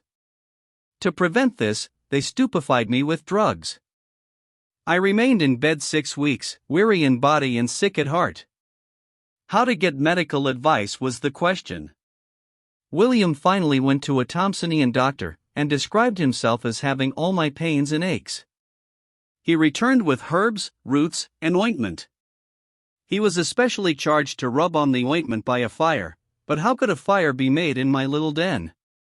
Charcoal in a furnace was tried, but there was no outlet for the gas, and it nearly cost me my life. Afterwards, coals, already kindled, were brought up in an iron pan and placed on bricks. I was so weak, and it was so long since I had enjoyed the warmth of a fire, that those few coals actually made me weep. I think the medicines did me some good, but my recovery was very slow. Dark thoughts passed through my mind as I lay there day after day. I tried to be thankful for my little cell, dismal as it was, and even to love it, as part of the price I had paid for the redemption of my children. Sometimes I thought God was a compassionate Father, who would forgive my sins for the sake of my sufferings. At other times, it seemed to me there was no justice or mercy in the divine government. I asked why the curse of slavery was permitted to exist, and why I had been so persecuted and wronged from youth upward. These things took the shape of mystery, which is to this day not so clear to my soul as I trust it will be hereafter. In the midst of my illness, grandmother broke down under the weight of anxiety and toil. The idea of losing her, who had always been my best friend and a mother to my children, was the sorest trial I had yet had. Oh, how earnestly I prayed that she might recover! How hard it seemed that I could not tend upon her, who had so long and so tenderly watched over me. One day the screams of a child nerved me with strength to crawl to my peeping hole, and I saw my son covered with blood. A fierce dog, usually kept chained, had seized and bitten him. A doctor was sent for, and I heard the groans and screams of my child while the wounds were being sewed up. Oh, what torture to a mother's heart, to listen to this and be unable to go to him. But childhood is like a day in spring, alternately shower and sunshine. Before night Benny was bright and lively, threatening the destruction of the dog, and great was his delight when the doctor told him the next day that the dog had bitten another boy and been shot. Benny recovered from his wounds, but it was long before he could walk. When my grandmother's illness became known, many ladies, who were her customers, called to bring her some little comforts, and to inquire whether she had everything she wanted. Aunt Nancy one night asked permission to watch with her sick mother, and Mrs. Flint replied, "I don't see any need of your going. I can't spare you." But when she found other ladies in the neighborhood were so attentive, not wishing to be outdone in Christian charity, she also sallied forth, in magnificent condescension, and stood by the bedside of her who had loved her in her infancy, and who had been repaid by such grievous wrongs. She seemed surprised to find her so ill, and scolded Uncle Philip for not sending for Dr. Flint. She herself sent for him immediately, and he came. Secure as I was in my retreat, I should have been terrified if I had known he was so near me. He pronounced my grandmother in a very critical situation, and said if her attending physician wished it, he would visit her. Nobody wished to have him coming to the house at all hours, and we were not disposed to give him a chance to make out a long bill. As Mrs. Flint went out, Sally told her the reason Benny was lame was that a dog had bitten him. "I'm glad of it," replied she. "I wish he had killed him. It would be good news to send to his mother. Her day will come. The dogs will grab her yet."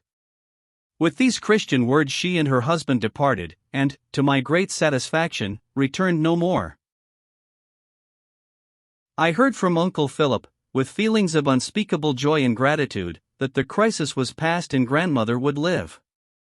I could now say from my heart, God is merciful. He has spared me the anguish of feeling that I caused her death. Ziv, the candidate for Congress. The summer had nearly ended when Dr. Flint made a third visit to New York in search of me. 2 candidates were running for Congress, and he returned in season to vote. The father of my children was the Whig candidate. The doctor had hitherto been a stanch Whig, but now he exerted all his energies for the defeat of Mr. Sands. He invited large parties of men to dine in the shade of his trees, and supplied them with plenty of rum and brandy. If any poor fellow drowned his wits in the bowl, and, in the openness of his convivial heart, proclaimed that he did not mean to vote the Democratic ticket, he was shoved into the street without ceremony.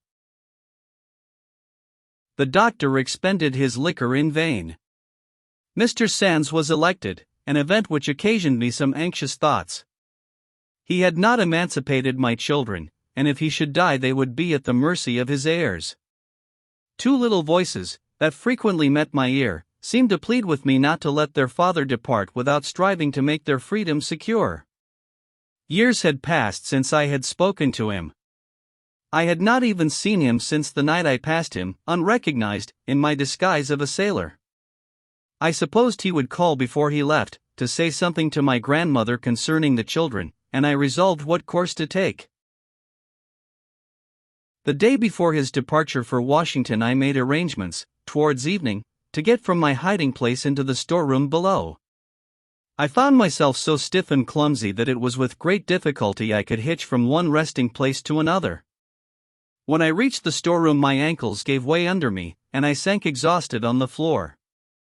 It seemed as if I could never use my limbs again. But the purpose I had in view roused all the strength I had. I crawled on my hands and knees to the window, and, screened behind a barrel, I waited for his coming. The clock struck 9, and I knew the steamboat would leave between 10 and 11. My hopes were failing. But presently I heard his voice, saying to someone, "Wait for me a moment. I wish to see Aunt Martha." When he came out, as he passed the window, I said, "Stop one moment, and let me speak for my children." He started, hesitated, and then passed on, and went out of the gate. I closed the shutter I had partially opened, and sank down behind the barrel. I had suffered much, but seldom had I experienced a keener pang than I then felt. Had my children, then, become of so little consequence to him? And had he so little feeling for the wretched mother that he would not listen a moment while she pleaded for them? Painful memories were so busy within me, that I forgot I had not hooked the shutter, till I heard someone opening it. I looked up. He had come back. "Who called me?" said he, in a low tone. "I did," I replied. "Oh, Linda," said he, "I knew your voice, but I was afraid to answer, lest my friend should hear me. Why do you come here? Is it possible you risk yourself in this house? They are mad to allow it. I shall expect to hear that you are all ruined." I did not wish to implicate him, by letting him know my place of concealment, so I merely said, "I thought you would come to bid grandmother good-bye, and so I came here to speak a few words to you about emancipating my children. Many changes may take place during the 6 months you are gone to Washington, and it does not seem right for you to expose them to the risk of such changes. I want nothing for myself, all I ask is, that you will free my children, or authorize some friend to do it, before you go." He promised he would do it, and also expressed a readiness to make any arrangements whereby I could be purchased. I heard footsteps approaching, and closed the shutter hastily. I wanted to crawl back to my den, without letting the family know what I had done, for I knew they would deem it very imprudent. But he stepped back into the house, to tell my grandmother that he had spoken with me at the storeroom window, and to beg of her not to allow me to remain in the house overnight. He said it was the height of madness for me to be there, that we should certainly all be ruined. Luckily, he was in too much of a hurry to wait for a reply, or the dear old woman would surely have told him all. I tried to go back to my den, but found it more difficult to go up than I had to come down.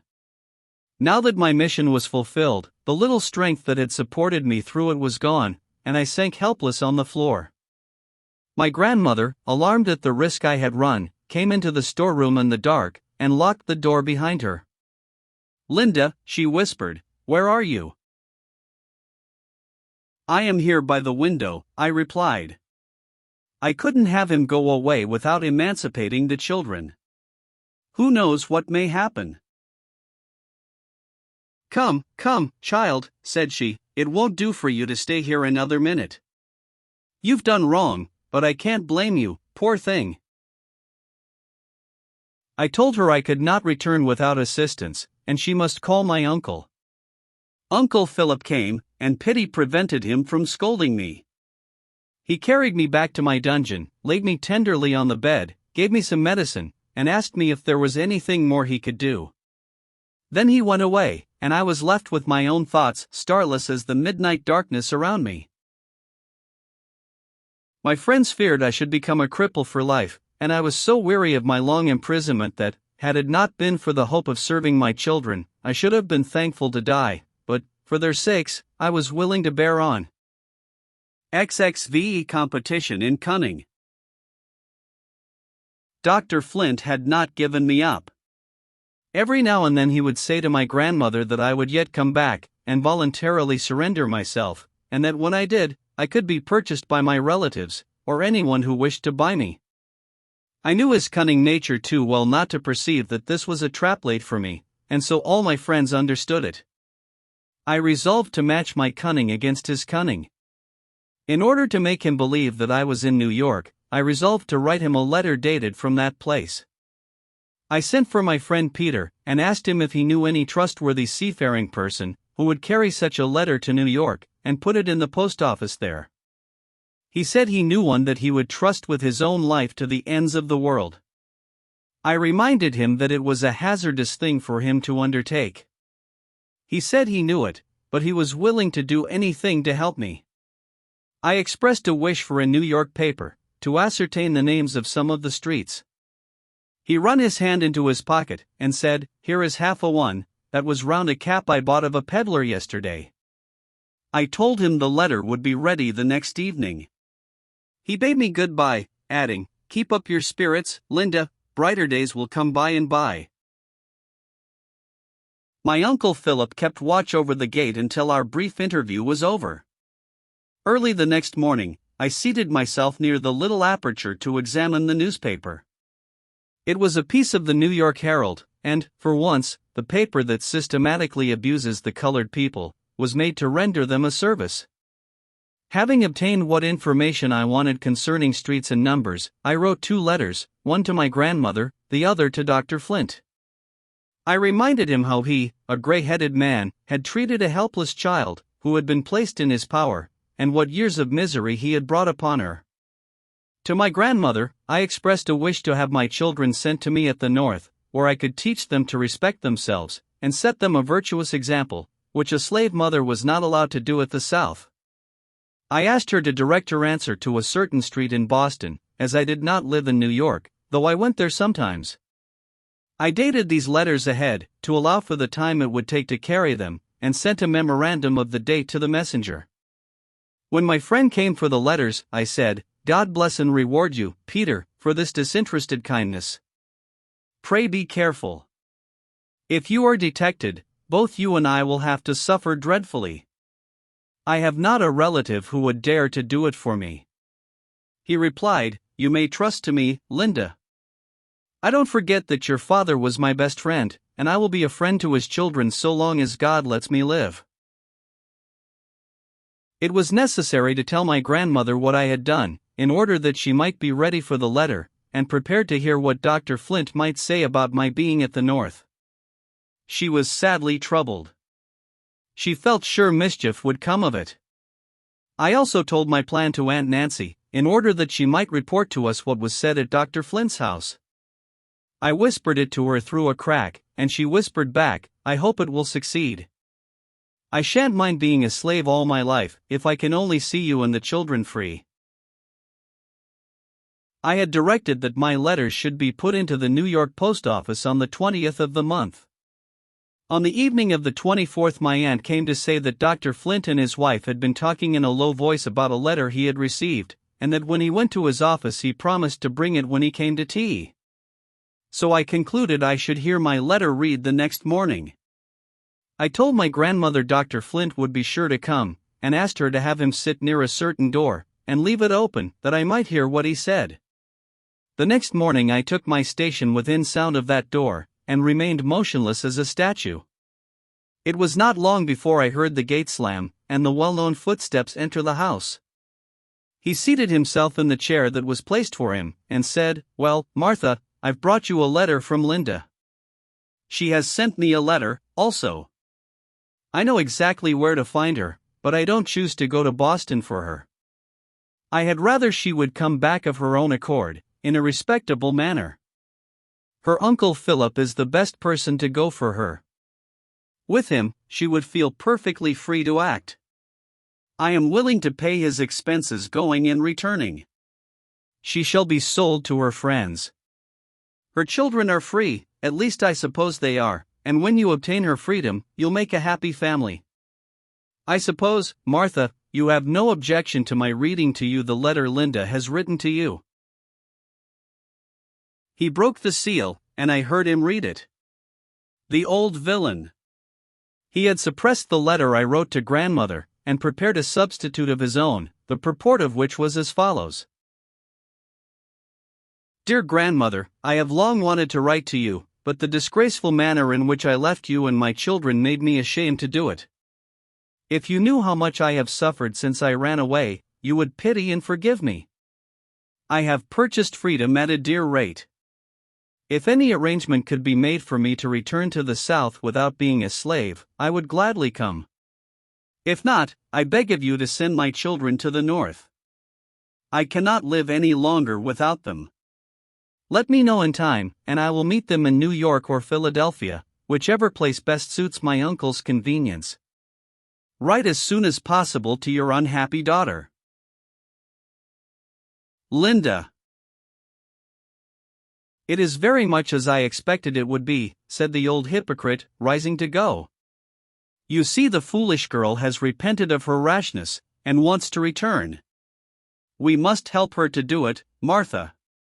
Talk with Philip about it. If he will go for her, she will trust to him, and come back. I should like an answer tomorrow. Good morning, Martha." As he stepped out on the piazza, he stumbled over my little girl. "Ah, Ellen, is that you?" he said, in his most gracious manner. "I didn't see you. How do you do?" "Pretty well, sir," she replied. "I heard you tell grandmother that my mother is coming home. I want to see her."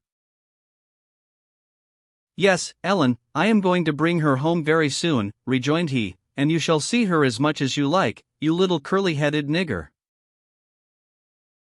This was as good as a comedy to me, who had heard it all, but grandmother was frightened and distressed, because the doctor wanted my uncle to go for me. The next evening Dr. Flint called to talk the matter over. My uncle told him that from what he had heard of Massachusetts, he judged he should be mobbed if he went there after a runaway slave. "All stuff and nonsense, Philip," replied the doctor. "Do you suppose I want you to kick up a row in Boston? The business can all be done quietly. Linda writes that she wants to come back. You are her relative, and she would trust you. The case would be different if I went.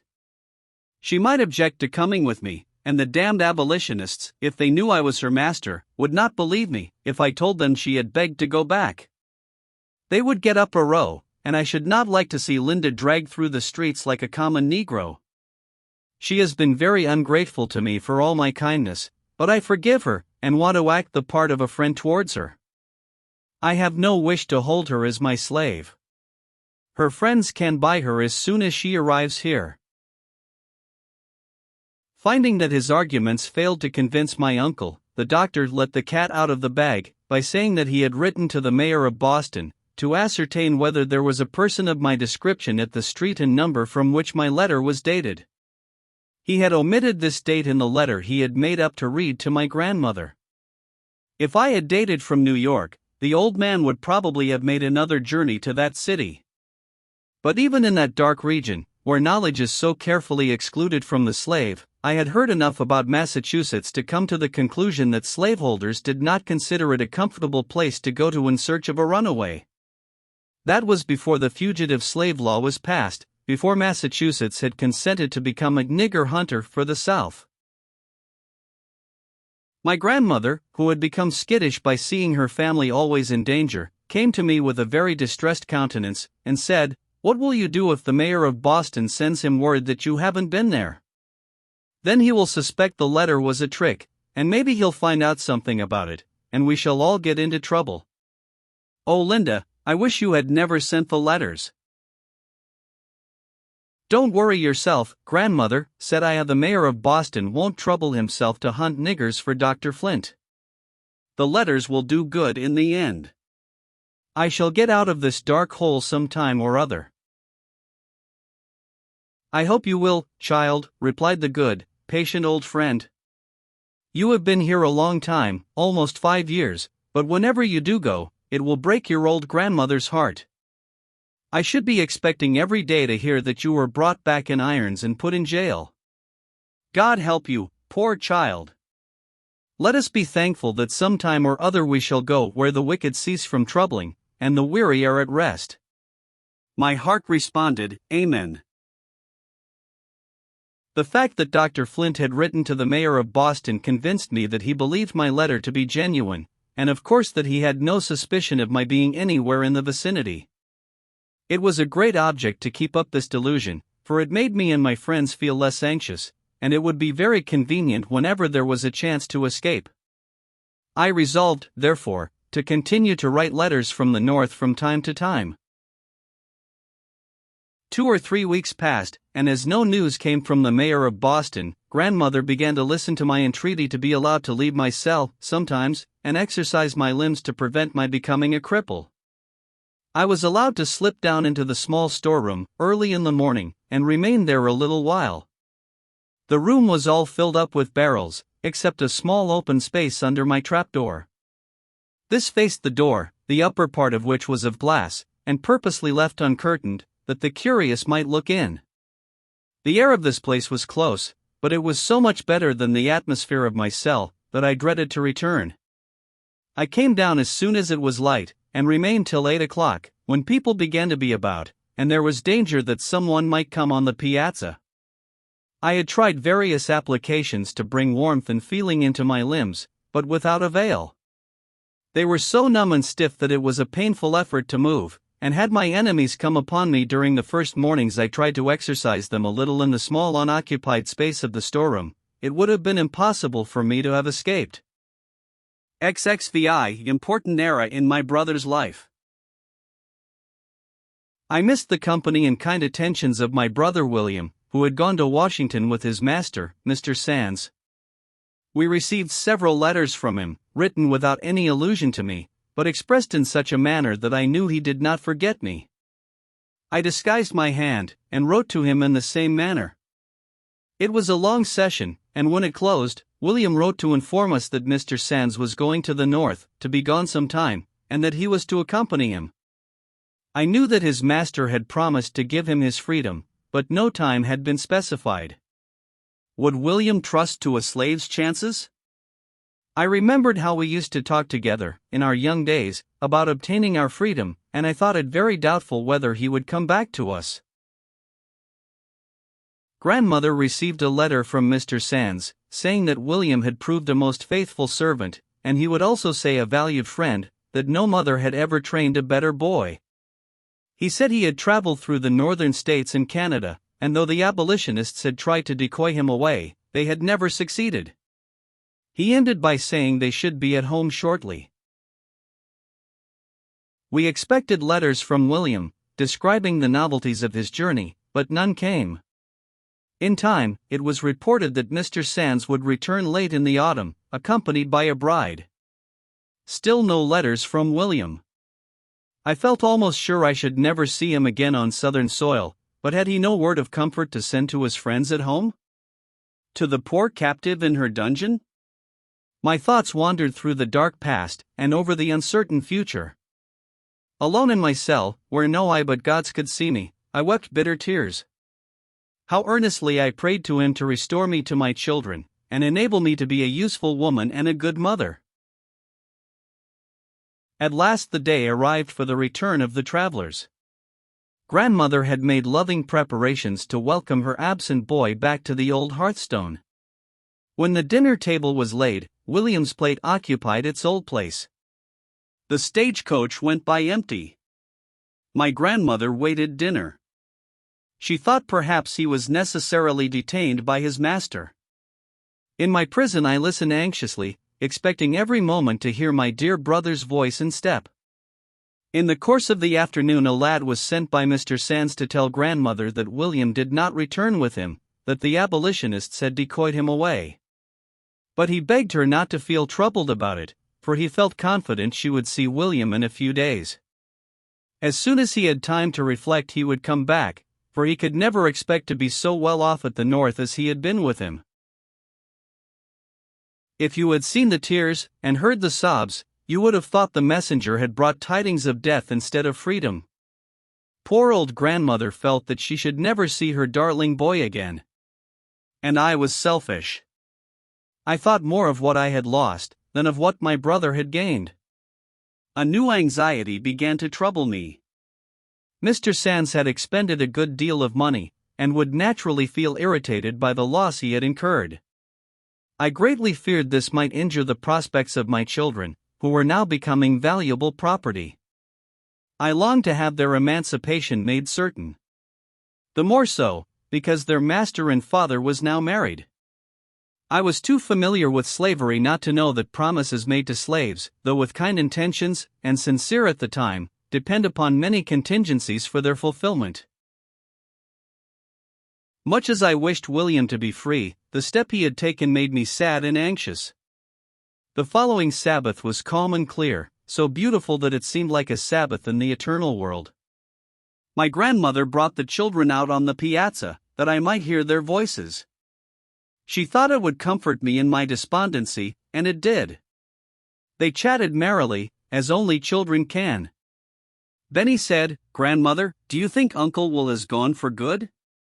Won't he ever come back again? Maybe he'll find Mother. If he does, won't she be glad to see him? Why don't you and Uncle Philip, and all of us, go and live where Mother is?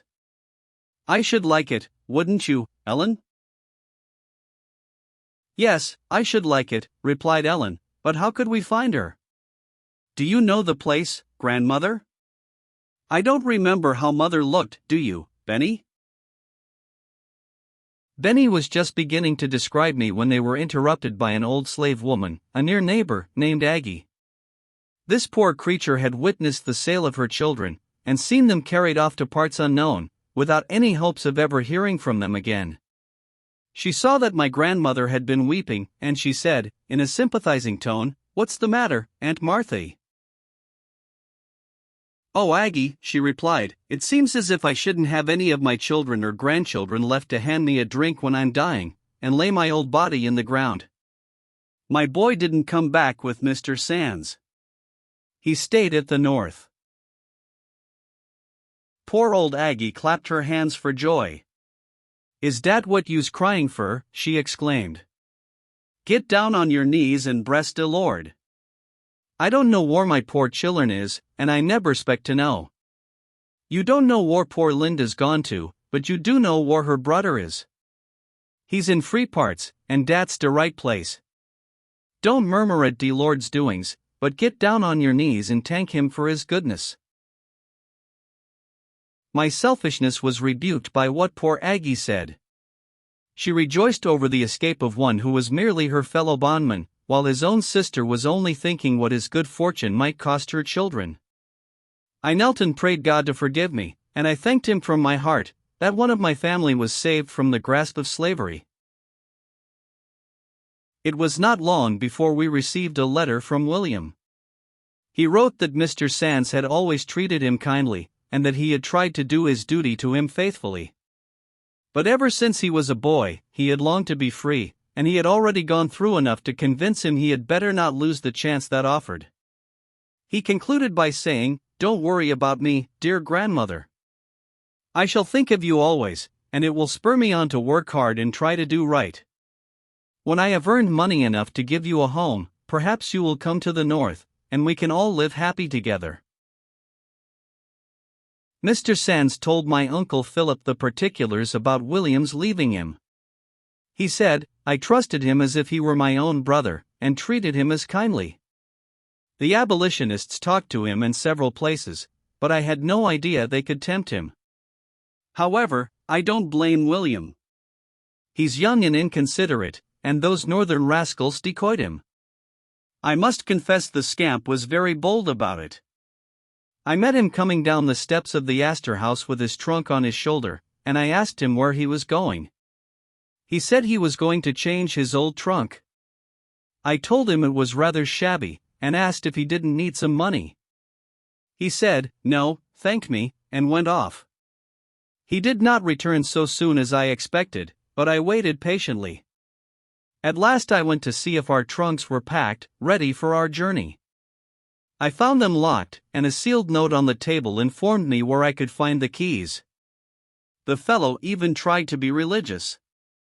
He wrote that he hoped God would always bless me, and reward me for my kindness, that he was not unwilling to serve me, but he wanted to be a free man, and that if I thought he did wrong, he hoped I would forgive him. I intended to give him his freedom in 5 years. He might have trusted me. He has shown himself ungrateful, but I shall not go for him, or send for him. I feel confident that he will soon return to me. I afterwards heard an account of the affair from William himself. He had not been urged away by abolitionists. He needed no information they could give him about slavery to stimulate his desire for freedom. He looked at his hands, and remembered that they were once in irons. What security had he that they would not be so again? Mr. Sands was kind to him, but he might indefinitely postpone the promise he had made to give him his freedom. He might come under pecuniary embarrassments, and his property be seized by creditors, or he might die, without making any arrangements in his favor. He had too often known such accidents to happen to slaves who had kind masters, and he wisely resolved to make sure of the present opportunity to own himself. He was scrupulous about taking any money from his master on false pretenses, so he sold his best clothes to pay for his passage to Boston. The slaveholders pronounced him a base, ungrateful wretch, for thus requiting his master's indulgence. What would they have done under similar circumstances? When Dr. Flint's family heard that William had deserted Mr. Sands, they chuckled greatly over the news. Mrs. Flint made her usual manifestations of Christian feeling, by saying, "I'm glad of it. I hope he'll never get him again. I like to see people paid back in their own coin. I reckon Linda's children will have to pay for it. I should be glad to see them in the speculators' hands again, for I'm tired of seeing those little niggers march about the streets." XXVII, a new destination for the children. Mrs. Flint proclaimed her intention of informing Mrs. Sands who was the father of my children. She likewise proposed to tell her what an artful devil I was, that I had made a great deal of trouble in her family, that when Mr. Sands was at the north, she didn't doubt I had followed him in disguise, and persuaded William to run away. She had some reason to entertain such an idea, for I had written from the north, from time to time, and I dated my letters from various places. Many of them fell into Dr. Flint's hands, as I expected they would, and he must have come to the conclusion that I traveled about a good deal. He kept a close watch over my children, thinking they would eventually lead to my detection. A new and unexpected trial was in store for me. One day, when Mr. Sands and his wife were walking in the street, they met Benny.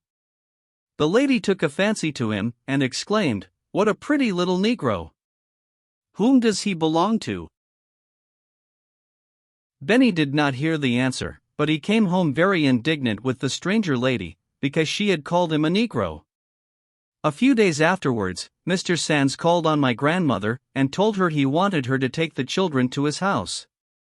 He said he had informed his wife of his relation to them and told her they were motherless, and she wanted to see them. When he had gone, my grandmother came and asked what I would do. The question seemed a mockery. What could I do? They were Mr. Sands's slaves, and their mother was a slave whom he had represented to be dead. Perhaps he thought I was. I was too much pained and puzzled to come to any decision, and the children were carried without my knowledge. Mrs. Sands had a sister from Illinois staying with her. This lady, who had no children of her own, was so much pleased with Ellen that she offered to adopt her and bring her up as she would a daughter. Mrs. Sands wanted to take Benjamin. When grandmother reported this to me, I was tried almost beyond endurance. Was this all I was to gain by what I had suffered for the sake of having my children free? True, the prospect seemed fair, but I knew too well how lightly slaveholders held such parental relations. If pecuniary trouble should come, or if the new wife required more money than could conveniently be spared, my children might be thought of as a convenient means of raising funds. I had no trust in thee, O slavery. Never should I know peace till my children were emancipated with all due formalities of law. I was too proud to ask Mr. Sands to do anything for my own benefit, but I could bring myself to become a supplicant for my children. I resolved to remind him of the promise he had made me, and to throw myself upon his honor for the performance of it. I persuaded my grandmother to go to him and tell him I was not dead, and that I earnestly entreated him to keep the promise he had made me, that I had heard of the recent proposals concerning my children, and did not feel easy to accept them, that he had promised to emancipate them, and it was time for him to redeem his pledge. I knew there was some risk in thus betraying that I was in the vicinity, but what will not a mother do for her children? He received the message with surprise, and said, "The children are free. I have never intended to claim them as slaves. Linda may decide their fate. In my opinion, they had better be sent to the north. I don't think they are quite safe here. Dr. Flint boasts that they are still in his power. He says they were his daughter's property, and as she was not of age when they were sold, the contract is not legally binding." So, then, after all I had endured for their sakes, my poor children were between two fires, between my old master and their new master. And I was powerless. There was no protecting arm of the law for me to invoke. Mr. Sands proposed that Ellen should go, for the present, to some of his relatives, who had removed to Brooklyn, Long Island. It was promised that she should be well taken care of and sent to school. I consented to it, as the best arrangement I could make for her. My grandmother, of course, negotiated it all, and Mrs. Sands knew of no other person in the transaction. She proposed that they should take Ellen with them to Washington, and keep her till they had a good chance of sending her, with friends, to Brooklyn. She had an infant daughter. I had had a glimpse of it, as the nurse passed with it in her arms. It was not a pleasant thought to me, that the bondwoman's child should tend her freeborn sister, but there was no alternative. Ellen was made ready for the journey. Oh, how it tried my heart to send her away, so young, alone, among strangers. Without a mother's love to shelter her from the storms of life, almost without memory of a mother. I doubted whether she and Benny would have for me the natural affection that children feel for a parent. I thought to myself that I might perhaps never see my daughter again, and I had a great desire that she should look upon me, before she went, that she might take my image with her in her memory. It seemed to me cruel to have her brought to my dungeon. It was sorrow enough for her young heart to know that her mother was a victim of slavery, without seeing the wretched hiding place to which it had driven her. I begged permission to pass the last night in one of the open chambers, with my little girl. They thought I was crazy to think of trusting such a young child with my perilous secret. I told them I had watched her character, and I felt sure she would not betray me, that I was determined to have an interview, and if they would not facilitate it, I would take my own way to obtain it. They remonstrated against the rashness of such a proceeding, but finding they could not change my purpose, they yielded. I slipped through the trapdoor into the storeroom, and my uncle kept watch at the gate, while I passed into the piazza and went upstairs, to the room I used to occupy. It was more than 5 years since I had seen it, and how the memories crowded on me. There I had taken shelter when my mistress drove me from her house. There came my old tyrant, to mock, insult, and curse me. There my children were first laid in my arms. There I had watched over them, each day with a deeper and sadder love. There I had knelt to God, in anguish of heart, to forgive the wrong I had done. How vividly it all came back! And after this long, gloomy interval, I stood there such a wreck. In the midst of these meditations, I heard footsteps on the stairs. The door opened, and my Uncle Philip came in, leading Ellen by the hand. I put my arms round her, and said, "Ellen, my dear child, I am your mother." She drew back a little, and looked at me. Then, with sweet confidence, she laid her cheek against mine, and I folded her to the heart that had been so long desolated. She was the first to speak. Raising her head, she said, inquiringly, "You really are my mother?" I told her I really was, that during all the long time she had not seen me, I had loved her most tenderly, and that now she was going away, I wanted to see her and talk with her, that she might remember me. With a sob in her voice, she said, "I'm glad you've come to see me, but why didn't you ever come before? Benny and I have wanted so much to see you. He remembers you, and sometimes he tells me about you. Why didn't you come home when Dr. Flint went to bring you?" I answered, "I couldn't come before, dear. But now that I am with you, tell me whether you like to go away." "I don't know," said she, crying. "Grandmother says I ought not to cry, that I am going to a good place, where I can learn to read and write, and that by and by I can write her a letter. But I shan't have Benny, or grandmother, or Uncle Philip, or anybody to love me. Can't you go with me? Oh, do go, dear mother." I told her I couldn't go now, but sometime I would come to her, and then she and Benny and I would live together, and have happy times. She wanted to run and bring Benny to see me now. I told her he was going to the north, before long, with Uncle Philip, and then I would come to see him before he went away.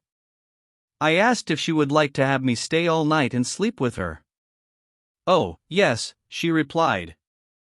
Then, turning to her uncle, she said, pleadingly, "May I stay?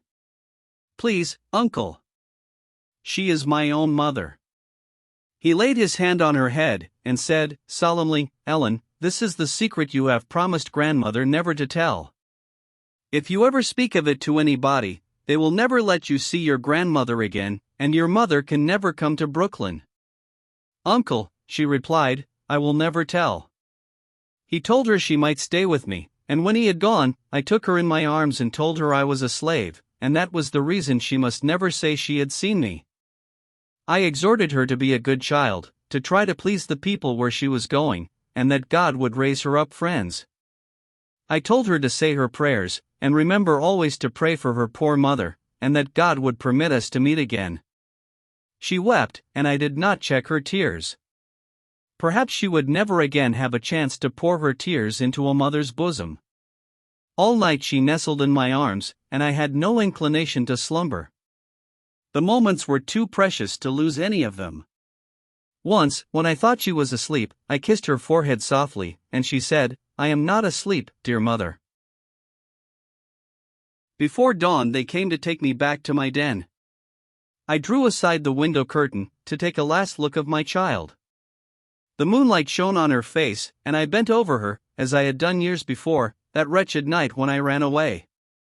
I hugged her close to my throbbing heart, and tears, too sad for such young eyes to shed, flowed down her cheeks, as she gave her last kiss, and whispered in my ear, "Mother, I will never tell."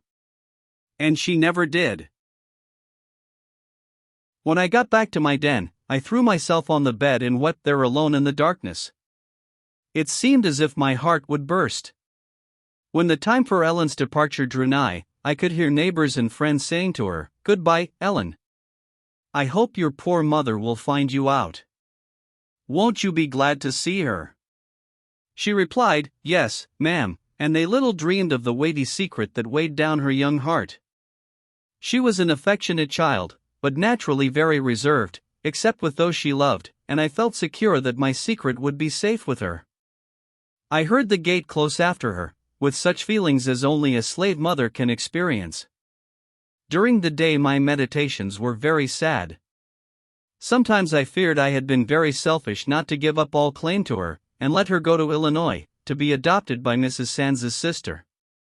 It was my experience of slavery that decided me against it.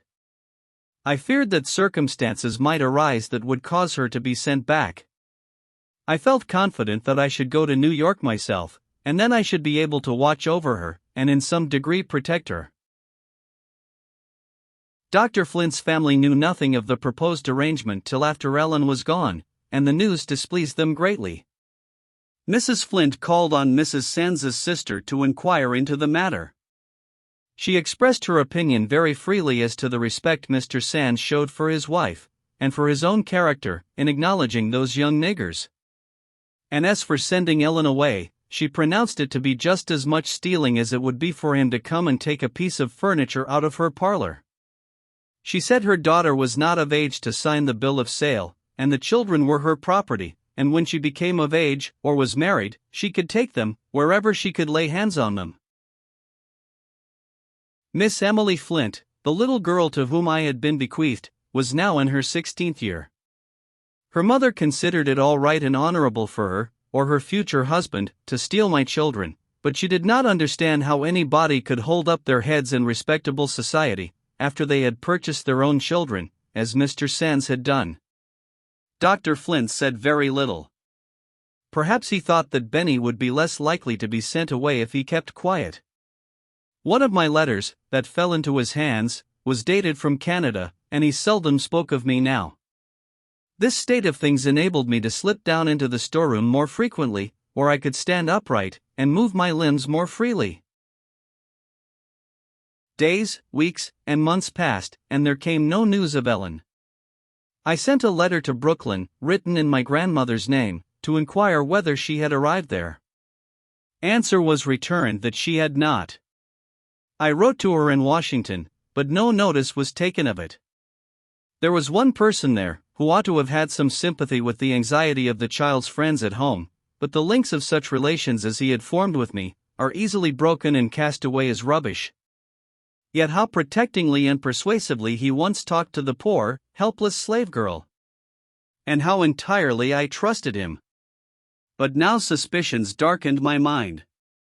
Was my child dead, or had they deceived me, and sold her?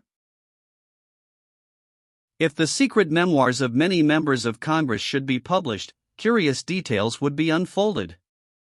I once saw a letter from a member of Congress to a slave, who was the mother of 6 of his children. He wrote to request that she would send her children away from the great house before his return, as he expected to be accompanied by friends. The woman could not read, and was obliged to employ another to read the letter. The existence of the colored children did not trouble this gentleman, it was only the fear that friends might recognize in their features a resemblance to him. At the end of 6 months, a letter came to my grandmother, from Brooklyn. It was written by a young lady in the family, and announced that Ellen had just arrived. It contained the following message from her: I do try to do just as you told me to, and I pray for you every night and morning. I understood that these words were meant for me, and they were a balsam to my heart. The writer closed her letter by saying, Ellen is a nice little girl, and we shall like to have her with us. My cousin, Mr. Sands, has given her to me, to be my little waiting maid. I shall send her to school, and I hope some day she will write to you herself. This letter perplexed and troubled me. Had my child's father merely placed her there till she was old enough to support herself? Or had he given her to his cousin, as a piece of property? If the last idea was correct, his cousin might return to the South at any time, and hold Ellen as a slave. I tried to put away from me the painful thought that such a foul wrong could have been done to us. I said to myself, surely there must be some justice in man. Then I remembered, with a sigh, how slavery perverted all the natural feelings of the human heart. It gave me a pang to look on my light-hearted boy. He believed himself free, and to have him brought under the yoke of slavery would be more than I could bear. How I longed to have him safely out of the reach of its power. A teeny eye, Aunt Nancy. I have mentioned my great-aunt, who was a slave in Dr. Flint's family, and who had been my refuge during the shameful persecutions I suffered from him. This aunt had been married at 20 years of age, that is, as far as slaves can marry. She had the consent of her master and mistress, and a clergyman performed the ceremony. But it was a mere form, without any legal value. Her master or mistress could annul it any day they pleased. She had always slept on the floor in the entry, near Mrs. Flint's chamber door, that she might be within call. When she was married, she was told she might have the use of a small room in an outhouse. Her mother and her husband furnished it. He was a seafaring man, and was allowed to sleep there when he was at home. But on the wedding evening, the bride was ordered to her old post on the entry floor. Mrs. Flint, at that time, had no children, but she was expecting to be a mother, and if she should want a drink of water in the night, what could she do without her slave to bring it? So my aunt was compelled to lie at her door, until one midnight she was forced to leave, to give premature birth to a child. In a fortnight she was required to resume her place on the entry floor, because Mrs. Flint's babe needed her attentions. She kept her station there through summer and winter, until she had given premature birth to 6 children, and all the while she was employed as night nurse to Mrs. Flint's children. Finally, toiling all day, and being deprived of rest at night, completely broke down her constitution, and Dr. Flint declared it was impossible she could ever become the mother of a living child. The fear of losing so valuable a servant by death now induced them to allow her to sleep in her little room in the outhouse, except when there was sickness in the family. She afterwards had 2 feeble babes, one of whom died in a few days, and the other in 4 weeks. I well remember her patient's sorrow as she held the last dead baby in her arms.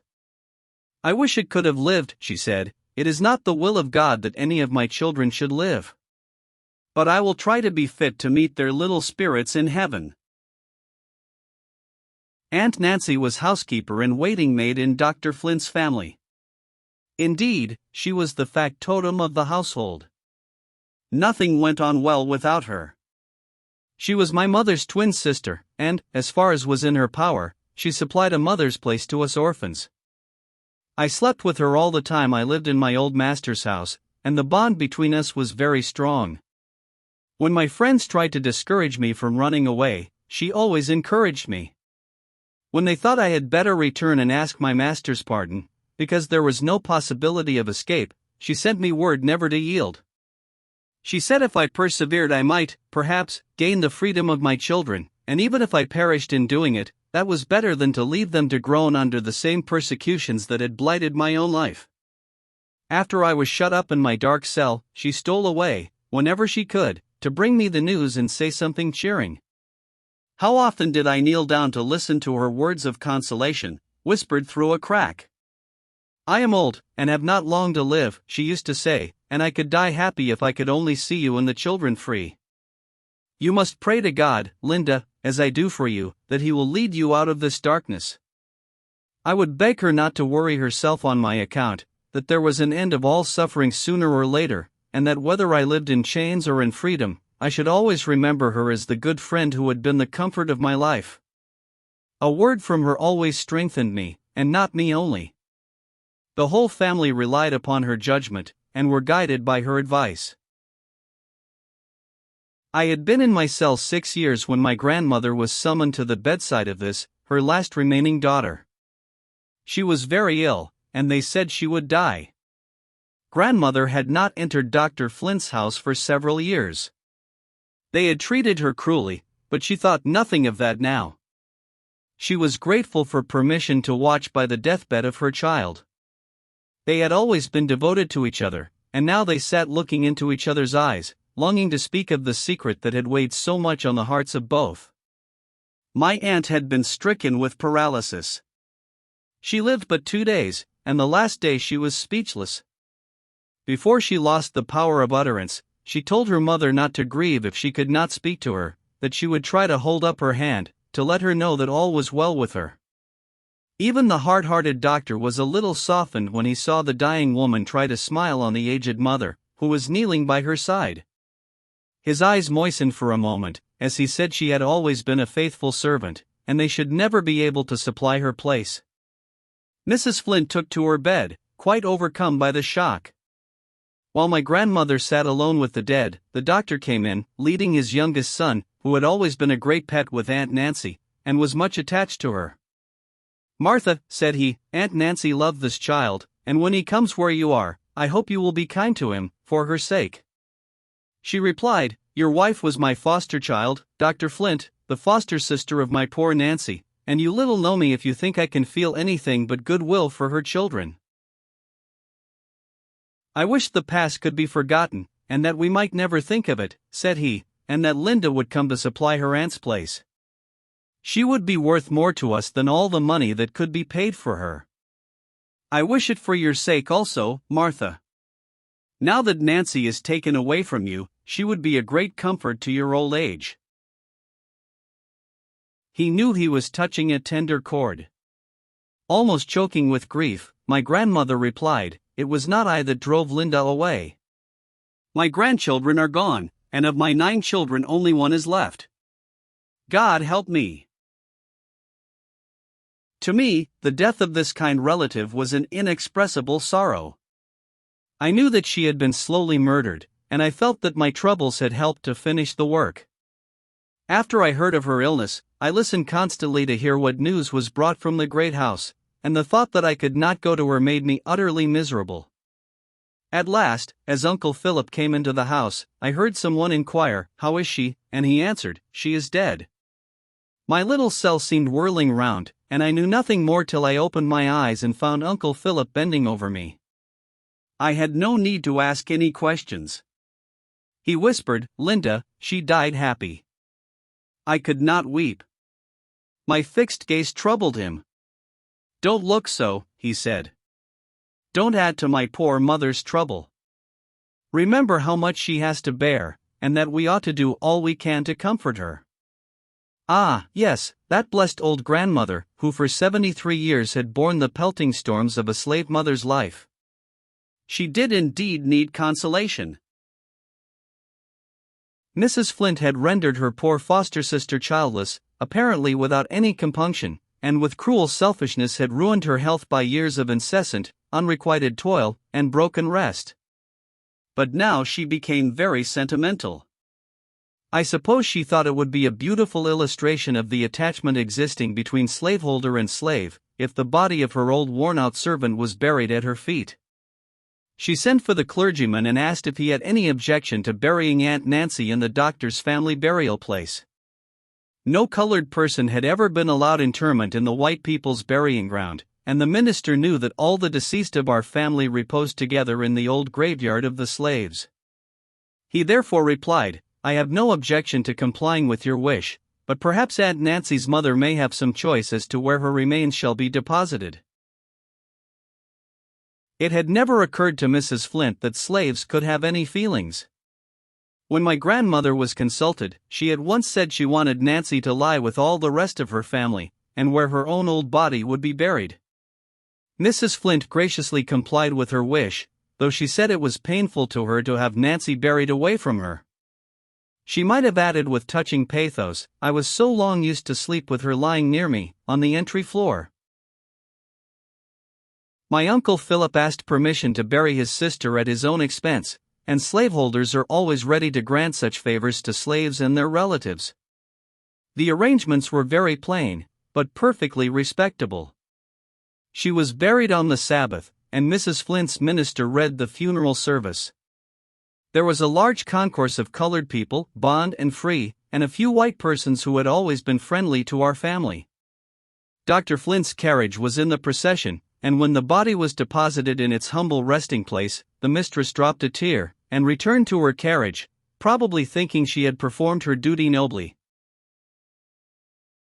It was talked of by the slaves as a mighty grand funeral. Northern travelers, passing through the place, might have described this tribute of respect to the humble dead as a beautiful feature in the patriarchal institution, a touching proof of the attachment between slaveholders and their servants, and tender-hearted Mrs. Flint would have confirmed this impression, with handkerchief at her eyes. We could have told them a different story. We could have given them a chapter of wrongs and sufferings that would have touched their hearts, if they had any hearts to feel for the colored people. We could have told them how the poor old slave mother had toiled, year after year, to earn $800 to buy her son Philip's right to his own earnings, and how that same Philip paid the expenses of the funeral, which they regarded as doing so much credit to the master. We could also have told them of a poor, blighted young creature, shut up in a living grave for years, to avoid the tortures that would be inflicted on her, if she ventured to come out and look on the face of her departed friend. All this, and much more, I thought of, as I sat at my loophole, waiting for the family to return from the grave, sometimes weeping, sometimes falling asleep, dreaming strange dreams of the dead and the living. It was sad to witness the grief of my bereaved grandmother. She had always been strong to bear, and now, as ever, religious faith supported her. But her dark life had become still darker, and age and trouble were leaving deep traces on her withered face. She had 4 places to knock for me to come to the trapdoor, and each place had a different meaning. She now came oftener than she had done, and talked to me of her dead daughter, while tears trickled slowly down her furrowed cheeks. I said all I could to comfort her, but it was a sad reflection, that instead of being able to help her, I was a constant source of anxiety and trouble. The poor old back was fitted to its burden. It bent under it, but did not break. Zick's preparations for escape. I hardly expect that the reader will credit me when I affirm that I lived in that little dismal hole, almost deprived of light and air, and with no space to move my limbs, for nearly 7 years.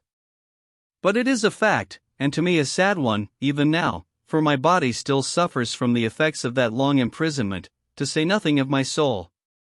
Members of my family, now living in New York and Boston, can testify to the truth of what I say. Countless were the nights that I sat late at the little loophole scarcely large enough to give me a glimpse of one twinkling star.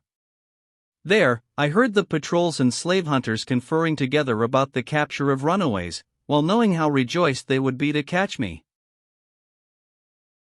Season after season, year after year, I peeped at my children's faces, and heard their sweet voices, with a heart yearning all the while to say, "Your mother is here." Sometimes it appeared to me as if ages had rolled away since I entered upon that gloomy, monotonous existence. At times, I was stupefied and listless, at other times I became very impatient to know when these dark years would end, and I should again be allowed to feel the sunshine, and breathe the pure air. After Ellen left us, this feeling increased.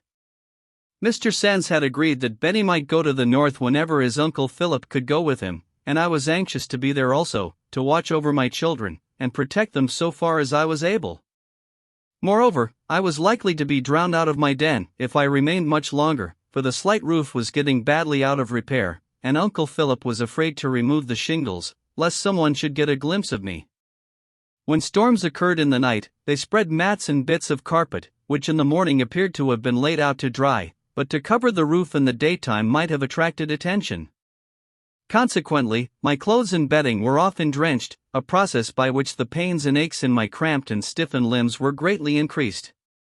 I revolved various plans of escape in my mind, which I sometimes imparted to my grandmother, when she came to whisper with me at the trapdoor. The kind-hearted old woman had an intense sympathy for runaways. She had known too much of the cruelties inflicted on those who were captured. Her memory always flew back at once to the sufferings of her bright and handsome son, Benjamin, the youngest and dearest of her flock. So, whenever I alluded to the subject, she would groan out, "Oh, don't think of it, child. You'll break my heart." I had no good old Aunt Nancy now to encourage me, but my brother William and my children were continually beckoning me to the north. And now I must go back a few months in my story. I have stated that the 1st of January was the time for selling slaves, or leasing them out to new masters. If time were counted by heartthrobs, the poor slaves might reckon years of suffering during that festival so joyous to the free. On the New Year's Day preceding my aunt's death, one of my friends, named Fanny, was to be sold at auction, to pay her master's debts. My thoughts were with her during all the day, and at night I anxiously inquired what had been her fate. I was told that she had been sold to one master, and her 4 little girls to another master, far distant, that she had escaped from her purchaser, and was not to be found. Her mother was the old Aggie I have spoken of. She lived in a small tenement belonging to my grandmother, and built on the same lot with her own house. Her dwelling was searched and watched, and that brought the patrols so near me that I was obliged to keep very close in my den. The hunters were somehow eluded, and not long afterwards Benny accidentally caught sight of Fanny in her mother's hut. He told his grandmother, who charged him never to speak of it, explaining to him the frightful consequences, and he never betrayed the trust. Aggie little dreamed that my grandmother knew where her daughter was concealed, and that the stooping form of her old neighbor was bending under a similar burden of anxiety and fear, but these dangerous secrets deepened the sympathy between the 2 old persecuted mothers. My friend Fanny and I remained many weeks hidden within call of each other, but she was unconscious of the fact. I longed to have her share my den, which seemed a more secure retreat than her own, but I had brought so much trouble on my grandmother that it seemed wrong to ask her to incur greater risks. My restlessness increased. I had lived too long in bodily pain and anguish of spirit. Always I was in dread that by some accident, or some contrivance, slavery would succeed in snatching my children from me. This thought drove me nearly frantic, and I determined to steer for the North Star at all hazards. At this crisis, Providence opened an unexpected way for me to escape. My friend Peter came one evening, and asked to speak with me. "Your day has come, Linda," said he. "I have found a chance for you to go to the Free States. You have a fortnight to decide."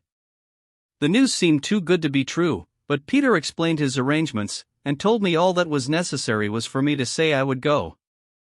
I was going to answer him with a joyful yes, when the thought of Benny came to my mind. I told him the temptation was exceedingly strong, but I was terribly afraid of Dr. Flint's alleged power over my child, and that I could not go and leave him behind. Peter remonstrated earnestly. He said such a good chance might never occur again, that Benny was free, and could be sent to me, and that for the sake of my children's welfare I ought not to hesitate a moment. I told him I would consult with Uncle Philip. My uncle rejoiced in the plan, and bade me go by all means. He promised, if his life was spared, that he would either bring or send my son to me as soon as I reached a place of safety.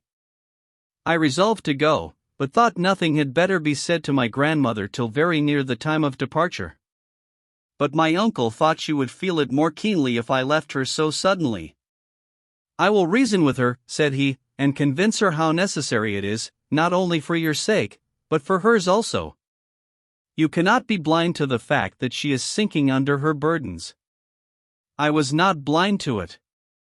I knew that my concealment was an ever-present source of anxiety, and that the older she grew the more nervously fearful she was of discovery. My uncle talked with her, and finally succeeded in persuading her that it was absolutely necessary for me to seize the chance so unexpectedly offered. The anticipation of being a free woman proved almost too much for my weak frame. The excitement stimulated me, and at the same time bewildered me. I made busy preparations for my journey, and for my son to follow me. I resolved to have an interview with him before I went, that I might give him cautions and advice, and tell him how anxiously I should be waiting for him at the north. Grandmother stole up to me as often as possible to whisper words of counsel. She insisted upon my writing to Dr. Flint, as soon as I arrived in the Free States, and asking him to sell me to her. She said she would sacrifice her house, and all she had in the world, for the sake of having me safe with my children in any part of the world. If she could only live to know that she could die in peace. I promised the dear old faithful friend that I would write to her as soon as I arrived, and put the letter in a safe way to reach her, but in my own mind I resolved that not another cent of her hard earnings should be spent to pay rapacious slaveholders for what they called their property. And even if I had not been unwilling to buy what I had already a right to possess, common humanity would have prevented me from accepting the generous offer, at the expense of turning my aged relative out of house and home, when she was trembling on the brink of the grave. I was to escape in a vessel, but I forbear to mention any further particulars. I was in readiness, but the vessel was unexpectedly detained several days. Meantime, news came to town of a most horrible murder committed on a fugitive slave, named James. Charity, the mother of this unfortunate young man, had been an old acquaintance of ours. I have told the shocking particulars of his death, in my description of some of the neighboring slaveholders. My grandmother, always nervously sensitive about runaways, was terribly frightened. She felt sure that a similar fate awaited me, if I did not desist from my enterprise. She sobbed, and groaned, and entreated me not to go. Her excessive fear was somewhat contagious, and my heart was not proof against her extreme agony. I was grievously disappointed, but I promised to relinquish my project. When my friend Peter was apprised of this, he was both disappointed and vexed. He said that, judging from our past experience, it would be a long time before I had such another chance to throw away. I told him it need not be thrown away, that I had a friend concealed nearby, who would be glad enough to take the place that had been provided for me. I told him about poor Fanny, and the kind-hearted, noble fellow, who never turned his back upon anybody in distress, white or black, expressed his readiness to help her. Aggie was much surprised when she found that we knew her secret.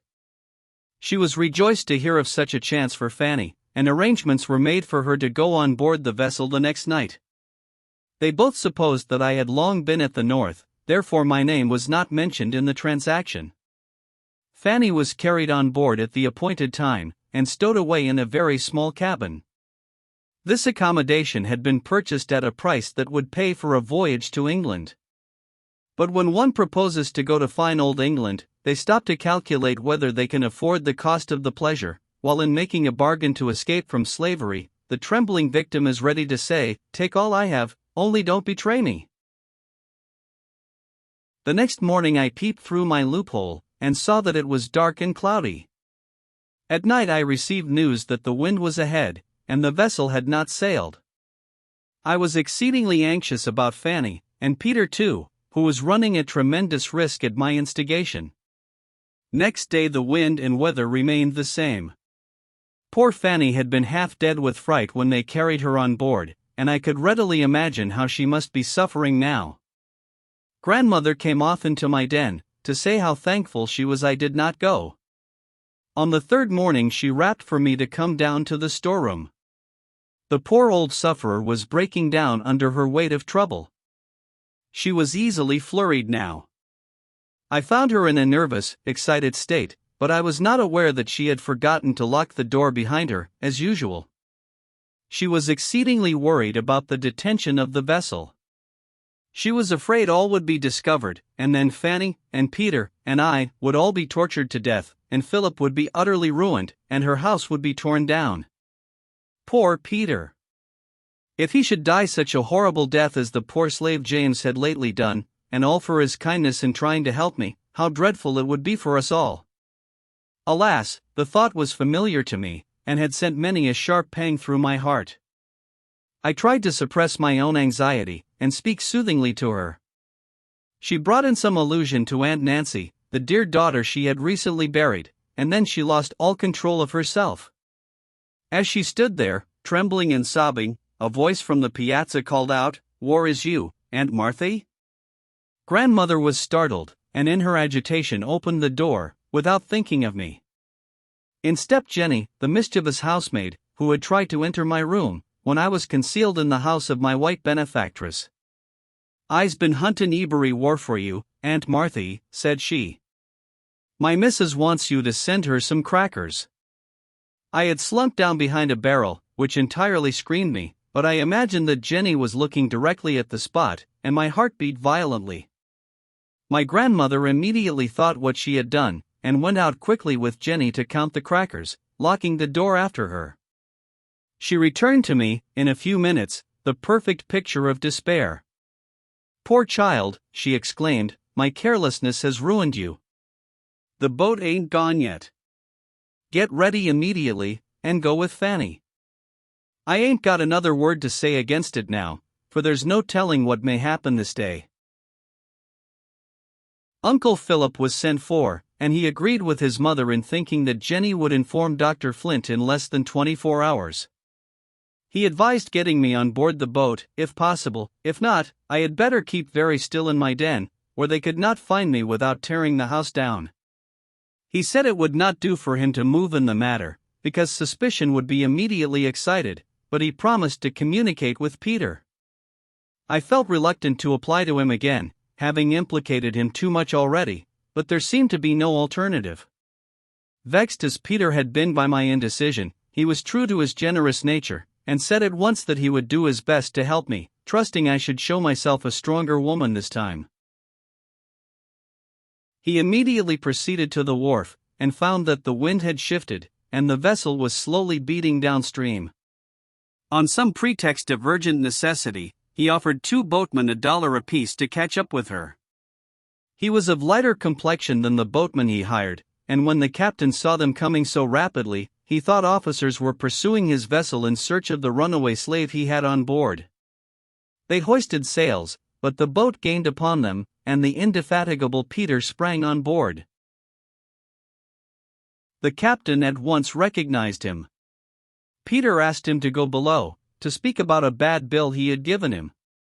When he told his errand, the captain replied, "Why, the woman's here already, and I've put her where you or the devil would have a tough job to find her." "But it is another woman I want to bring," said Peter. "She is in great distress, too, and you shall be paid anything within reason, if you'll stop and take her." "What's her name?" inquired the captain. "Linda," he replied. "That's the name of the woman already here," rejoined the captain. "By George! I believe you mean to betray me." "Oh," exclaimed Peter, "God knows I wouldn't harm a hair of your head. I am too grateful to you. But there really is another woman in great danger. Do have the humanity to stop and take her." After a while they came to an understanding.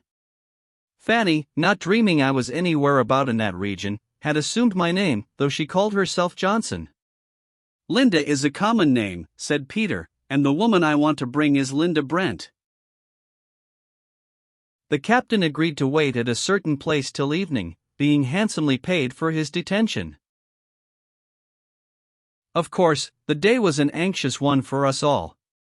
But we concluded that if Jenny had seen me, she would be too wise to let her mistress know of it, and that she probably would not get a chance to see Dr. Flint's family till evening, for I knew very well what were the rules in that household. I afterwards believed that she did not see me, for nothing ever came of it, and she was one of those base characters that would have jumped to betray a suffering fellow being for the sake of 30 pieces of silver. I made all my arrangements to go on board as soon as it was dusk. The intervening time I resolved to spend with my son. I had not spoken to him for 7 years, though I had been under the same roof, and seen him every day, when I was well enough to sit at the loophole. I did not dare to venture beyond the storeroom, so they brought him there, and locked us up together, in a place concealed from the piazza door. It was an agitating interview for both of us. After we had talked and wept together for a little while, he said, "Mother, I'm glad you're going away. I wish I could go with you. I knew you was here, and I have been so afraid they would come and catch you." I was greatly surprised, and asked him how he had found it out. He replied, "I was standing under the eaves, one day, before Ellen went away, and I heard somebody cough up over the woodshed. I don't know what made me think it was you, but I did think so. I missed Ellen the night before she went away, and grandmother brought her back into the room in the night, and I thought maybe she'd been to see you, before she went, for I heard grandmother whisper to her, 'Now go to sleep, and remember never to tell.'" I asked him if he ever mentioned his suspicions to his sister. He said he never did, but after he heard the cough, if he saw her playing with other children on that side of the house, he always tried to coax her round to the other side, for fear they would hear me cough, too. He said he had kept a close lookout for Dr. Flint, and if he saw him speak to a constable or a patrol, he always told grandmother. I now recollected that I had seen him manifest uneasiness when people were on that side of the house, and I had at the time been puzzled to conjecture a motive for his actions. Such prudence may seem extraordinary in a boy of 12 years, but slaves, being surrounded by mysteries, deceptions, and dangers, early learn to be suspicious and watchful, and prematurely cautious and cunning. He had never asked a question of grandmother or Uncle Philip, and I had often heard him chime in with other children when they spoke of my being at the north. I told him I was now really going to the Free States, and if he was a good, honest boy, and a loving child to his dear old grandmother, the Lord would bless him and bring him to me, and we and Ellen would live together. He began to tell me that grandmother had not eaten anything all day. While he was speaking, the door was unlocked, and she came in with a small bag of money, which she wanted me to take. I begged her to keep a part of it, at least, to pay for Benny's being sent to the north, but she insisted, while her tears were falling fast, that I should take the whole. You may be sick among strangers, she said, and they would send you to the poorhouse to die. Ah, that good grandmother! For the last time I went up to my nook. Its desolate appearance no longer chilled me, for the light of hope had risen in my soul. Yet, even with the blessed prospect of freedom before me, I felt very sad at leaving forever that old homestead, where I had been sheltered so long by the dear old grandmother, where I had dreamed my first young dream of love, and where, after that had faded away, my children came to twine themselves so closely round my desolate heart. As the hour approached for me to leave, I again descended to the storeroom. My grandmother and Benny were there.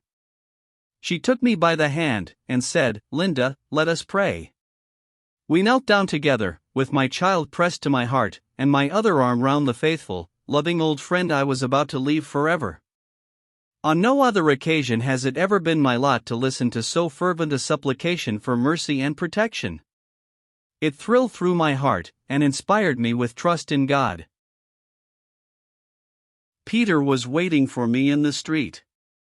I was soon by his side, faint in body, but strong of purpose. I did not look back upon the old place, though I felt that I should never see it again. XXX, northward bound. I never could tell how we reached the wharf. My brain was all of a whirl, and my limbs tottered under me.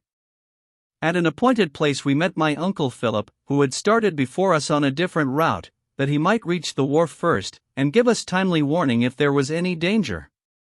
A rowboat was in readiness. As I was about to step in, I felt something pull me gently, and turning round I saw Benny, looking pale and anxious. He whispered in my ear, "I've been peeping into the doctor's window, and he's at home. Goodbye, mother. Don't cry, I'll come." He hastened away. I clasped the hand of my good uncle, to whom I owed so much, and of Peter, the brave, generous friend who had volunteered to run such terrible risks to secure my safety. To this day I remember how his bright face beamed with joy, when he told me he had discovered a safe method for me to escape. Yet that intelligent, enterprising, noble-hearted man was a chattel. Liable, by the laws of a country that calls itself civilized, to be sold with horses and pigs. We parted in silence. Our hearts were all too full for words. Swiftly the boat glided over the water. After a while, one of the sailors said, "Don't be downhearted, madam. We will take you safely to your husband, in." At first I could not imagine what he meant, but I had presence of mind to think that it probably referred to something the captain had told him, so I thanked him, and said I hoped we should have pleasant weather. When I entered the vessel the captain came forward to meet me. He was an elderly man, with a pleasant countenance. He showed me to a little box of a cabin, where sat my friend Fanny. She started as if she had seen a spectre. She gazed on me in utter astonishment, and exclaimed, "Linda, can this be you? Or is it your ghost?" When we were locked in each other's arms, my overwrought feelings could no longer be restrained. My sobs reached the ears of the captain, who came and very kindly reminded us that for his safety, as well as our own, it would be prudent for us not to attract any attention. He said that when there was a sail in sight he wished us to keep below, but at other times, he had no objection to our being on deck. He assured us that he would keep a good lookout, and if we acted prudently, he thought we should be in no danger. He had represented us as women going to meet our husbands in.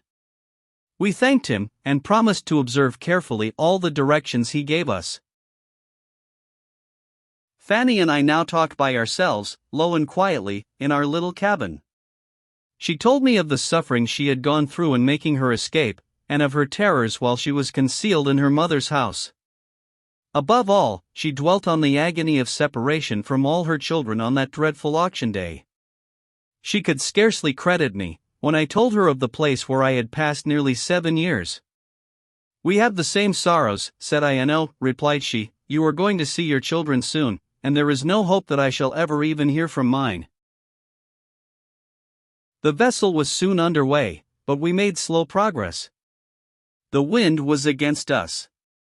I should not have cared for this if we had been out of sight of the town, but until there were miles of water between us and our enemies, we were filled with constant apprehensions that the constables would come on board. Neither could I feel quite at ease with the captain and his men. I was an entire stranger to that class of people, and I had heard that sailors were rough and sometimes cruel. We were so completely in their power that if they were bad men, our situation would be dreadful. Now that the captain was paid for our passage, might he not be tempted to make more money by giving us up to those who claimed us as property? I was naturally of a confiding disposition, but slavery had made me suspicious of everybody. Fanny did not share my distrust of the captain or his men. She said she was afraid at first, but she had been on board 3 days while the vessel lay in the dock, and nobody had betrayed her, or treated her otherwise than kindly. The captain soon came to advise us to go on deck for fresh air. His friendly and respectful manner, combined with Fanny's testimony, reassured me, and we went with him. He placed us in a comfortable seat, and occasionally entered into conversation. He told us he was a Southerner by birth, and had spent the greater part of his life in the slave states, and that he had recently lost a brother who traded in slaves. "But," said he, "it is a pitiable and degrading business, and I always felt ashamed to acknowledge my brother in connection with it." As we passed Snaky Swamp, he pointed to it, and said, "There is a slave territory that defies all the laws." I thought of the terrible days I had spent there, and though it was not called Dismal Swamp, it made me feel very dismal as I looked at it. I shall never forget that night. The balmy air of spring was so refreshing. And how shall I describe my sensations when we were fairly sailing on Chesapeake Bay? Oh, the beautiful sunshine! The exhilarating breeze! And I could enjoy them without fear or restraint. I had never realized what grand things air and sunlight are till I had been deprived of them. 10 days after we left land we were approaching Philadelphia. The captain said we should arrive there in the night, but he thought we had better wait till morning, and go on shore in broad daylight, as the best way to avoid suspicion. I replied, "You know best. But will you stay on board and protect us?" He saw that I was suspicious, and he said he was sorry, now that he had brought us to the end of our voyage, to find I had so little confidence in him. Ah, if he had ever been a slave he would have known how difficult it was to trust a white man. He assured us that we might sleep through the night without fear, that he would take care we were not left unprotected. Be it said to the honor of this captain, Southerner as he was, that if Fanny and I had been white ladies, and our passage lawfully engaged, he could not have treated us more respectfully. My intelligent friend, Peter, had rightly estimated the character of the man to whose honor he had entrusted us. The next morning I was on deck as soon as the day dawned. I called Fanny to see the sunrise, for the first time in our lives, on free soil, for such I then believed it to be. We watched the reddening sky, and saw the great orb come up slowly out of the water, as it seemed. Soon the waves began to sparkle, and everything caught the beautiful glow. Before us lay the city of strangers. We looked at each other, and the eyes of both were moistened with tears. We had escaped from slavery, and we supposed ourselves to be safe from the hunters. But we were alone in the world, and we had left dear ties behind us, ties cruelly sundered by the demon slavery. XXXI Incidents in Philadelphia. I had heard that the poor slave had many friends at the North. I trusted we should find some of them. Meantime, we would take it for granted that all were friends, till they proved to the contrary. I sought out the kind captain, thanked him for his attentions, and told him I should never cease to be grateful for the service he had rendered us. I gave him a message to the friends I had left at home, and he promised to deliver it. We were placed in a rowboat, and in about 15 minutes were landed on a wood wharf in Philadelphia. As I stood looking round, the friendly captain touched me on the shoulder and said, "There is a respectable-looking colored man behind you. I will speak to him about the New York trains, and tell him you wish to go directly on."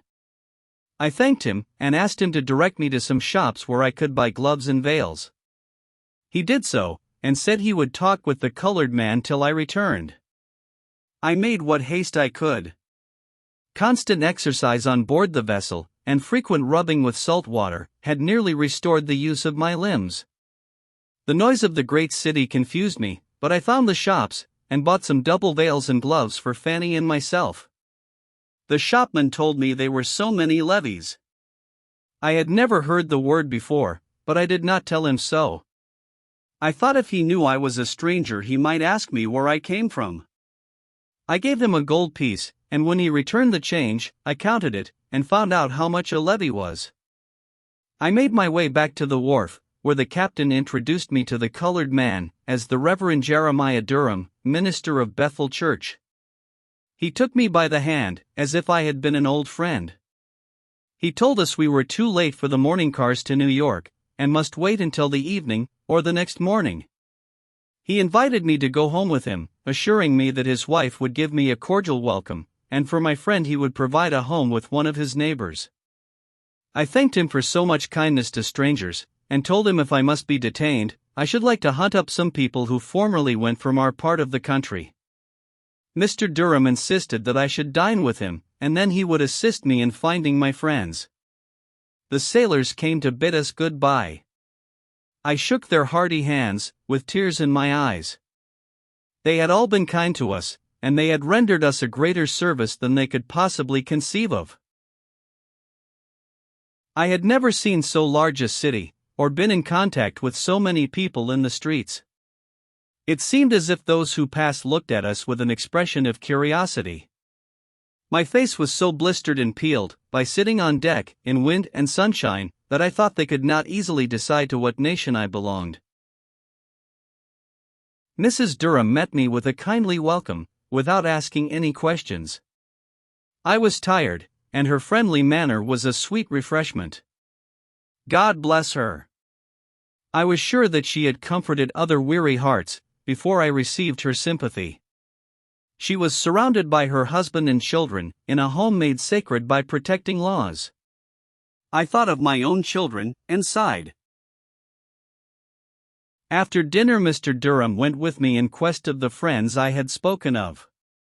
They went from my native town, and I anticipated much pleasure in looking on familiar faces. They were not at home, and we retraced our steps through streets delightfully clean. On the way, Mr. Durham observed that I had spoken to him of a daughter I expected to meet, that he was surprised, for I looked so young he had taken me for a single woman. He was approaching a subject on which I was extremely sensitive. He would ask about my husband next, I thought, and if I answered him truly, what would he think of me? I told him I had 2 children, one in New York, the other at the South. He asked some further questions, and I frankly told him some of the most important events of my life. It was painful for me to do it, but I would not deceive him. If he was desirous of being my friend, I thought he ought to know how far I was worthy of it. "Excuse me, if I have tried your feelings," said he. "I did not question you from idle curiosity. I wanted to understand your situation, in order to know whether I could be of any service to you, or your little girl. Your straightforward answers do you credit, but don't answer everybody so openly. It might give some heartless people a pretext for treating you with contempt. That word contempt burned me like coals of fire.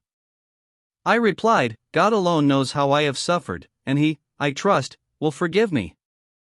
If I am permitted to have my children, I intend to be a good mother, and to live in such a manner that people cannot treat me with contempt. I respect your sentiments, said he. Place your trust in God, and be governed by good principles, and you will not fail to find friends. When we reached home, I went to my room, glad to shut out the world for a while. The words he had spoken made an indelible impression upon me. They brought up great shadows from the mournful past. In the midst of my meditations, I was startled by a knock at the door. Mrs. Durham entered, her face all beaming with kindness, to say that there was an anti-slavery friend downstairs, who would like to see me. I overcame my dread of encountering strangers, and went with her. Many questions were asked concerning my experiences, and my escape from slavery, but I observed how careful they all were not to say anything that might wound my feelings. How gratifying this was, can be fully understood only by those who have been accustomed to be treated as if they were not included within the pale of human beings. The anti-slavery friend had come to inquire into my plans, and to offer assistance, if needed. Fanny was comfortably established, for the present, with a friend of Mr. Durham. The Anti-Slavery Society agreed to pay her expenses to New York. The same was offered to me, but I declined to accept it, telling them that my grandmother had given me sufficient to pay my expenses to the end of my journey. We were urged to remain in Philadelphia a few days, until some suitable escort could be found for us. I gladly accepted the proposition, for I had a dread of meeting slaveholders, and some dread also of railroads. I had never entered a railroad car in my life, and it seemed to me quite an important event. That night I sought my pillow with feelings I had never carried to it before. I verily believed myself to be a free woman. I was wakeful for a long time, and I had no sooner fallen asleep than I was roused by fire bells. I jumped up, and hurried on my clothes. Where I came from, everybody hastened to dress themselves on such occasions.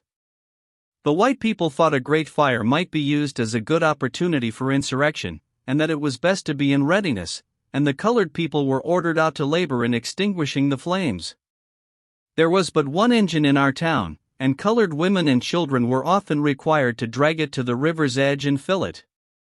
Mrs. Durham's daughter slept in the same room with me, and seeing that she slept through all the din, I thought it was my duty to wake her. "What's the matter?" said she, rubbing her eyes. "They're screaming fire in the streets, and the bells are ringing," I replied. "What of that?" said she, drowsily. "We are used to it. We never get up, without the fire is very near. What good would it do?" I was quite surprised that it was not necessary for us to go and help fill the engine.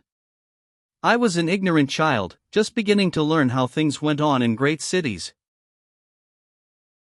At daylight, I heard women crying fresh fish, berries, radishes, and various other things. All this was new to me. I dressed myself at an early hour, and sat at the window to watch that unknown tide of life. Philadelphia seemed to me a wonderfully great place. At the breakfast table, my idea of going out to drag the engine was laughed over, and I joined in the mirth. I went to see Fanny, and found her so well contented among her new friends that she was in no haste to leave. I was also very happy with my kind hostess. She had had advantages for education, and was vastly my superior. Every day, almost every hour, I was adding to my little stock of knowledge. She took me out to see the city as much as she deemed prudent. One day she took me to an artist's room, and showed me the portraits of some of her children. I had never seen any paintings of colored people before, and they seemed to me beautiful. At the end of 5 days, one of Mrs. Durham's friends offered to accompany us to New York the following morning. As I held the hand of my good hostess in a parting clasp, I longed to know whether her husband had repeated to her what I had told him. I supposed he had, but she never made any allusion to it. I presume it was the delicate silence of womanly sympathy. When Mr. Durham handed us our tickets, he said, "I am afraid you will have a disagreeable ride, but I could not procure tickets for the first-class cars." Supposing I had not given him money enough, I offered more. "Oh, no," said he, "they could not be had for any money. They don't allow colored people to go in the first-class cars." This was the first chill to my enthusiasm about the Free States. Colored people were allowed to ride in a filthy box, behind white people, at the South, but there they were not required to pay for the privilege. It made me sad to find how the North aped the customs of slavery. We were stowed away in a large, rough car, with windows on each side, too high for us to look out without standing up. It was crowded with people, apparently of all nations. There were plenty of beds and cradles, containing screaming and kicking babies.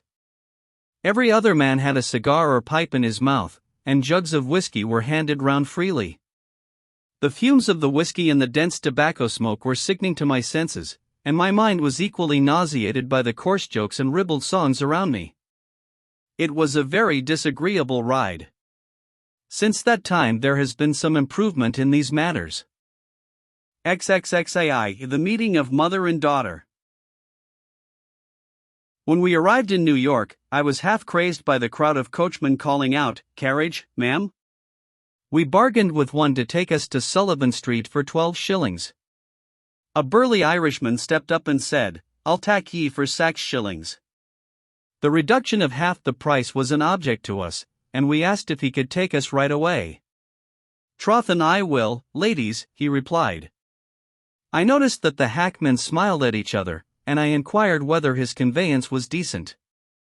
"Yes, it's dacent it is, marm." Devil a bit would I be after talking ladies in a cab that was not dacent. We gave him our checks.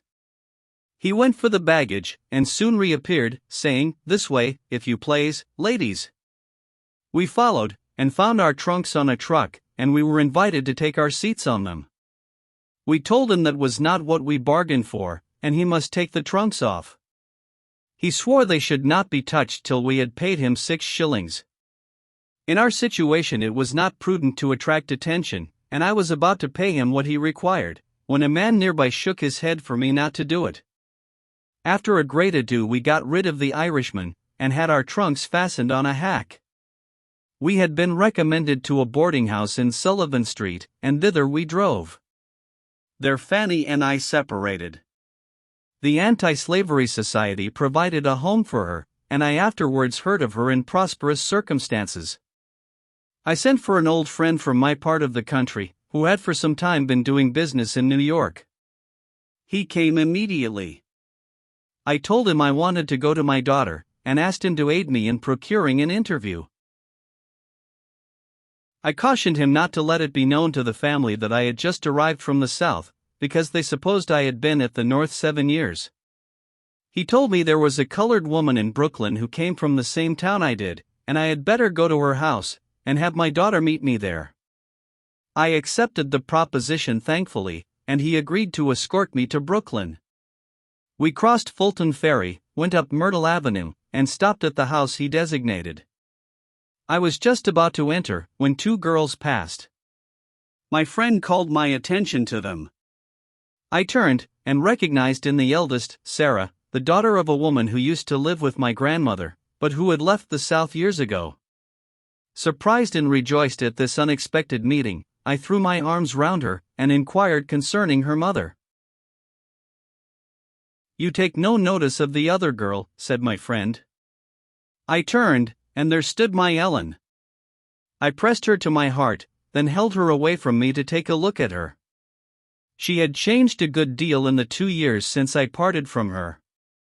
Signs of neglect could be discerned by eyes less observing than a mother's. My friend invited us all to go into the house, but Ellen said she had been sent of an errand, which she would do as quickly as possible, and go home and ask Mrs. Hobbs to let her come and see me. It was agreed that I should send for her the next day. Her companion, Sarah, hastened to tell her mother of my arrival. When I entered the house, I found the mistress of it absent, and I waited for her return. Before I saw her, I heard her saying, "Where is Linda Brent? I used to know her father and mother." Soon Sarah came with her mother. So there was quite a company of us, all from my grandmother's neighborhood. These friends gathered round me and questioned me eagerly. They laughed, they cried, and they shouted. They thanked God that I had got away from my persecutors and was safe on Long Island.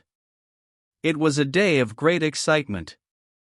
How different from the silent days I had passed in my dreary den. The next morning was Sunday. My first waking thoughts were occupied with the note I was to send to Mrs. Hobbs, the lady with whom Ellen lived. That I had recently come into that vicinity was evident, otherwise I should have sooner inquired for my daughter. It would not do to let them know I had just arrived from the south, for that would involve the suspicion of my having been harbored there, and might bring trouble, if not ruin, on several people. I like a straightforward course, and am always reluctant to resort to subterfuges. So far as my ways have been crooked, I charge them all upon slavery. It was that system of violence and wrong which now left me no alternative but to enact a falsehood.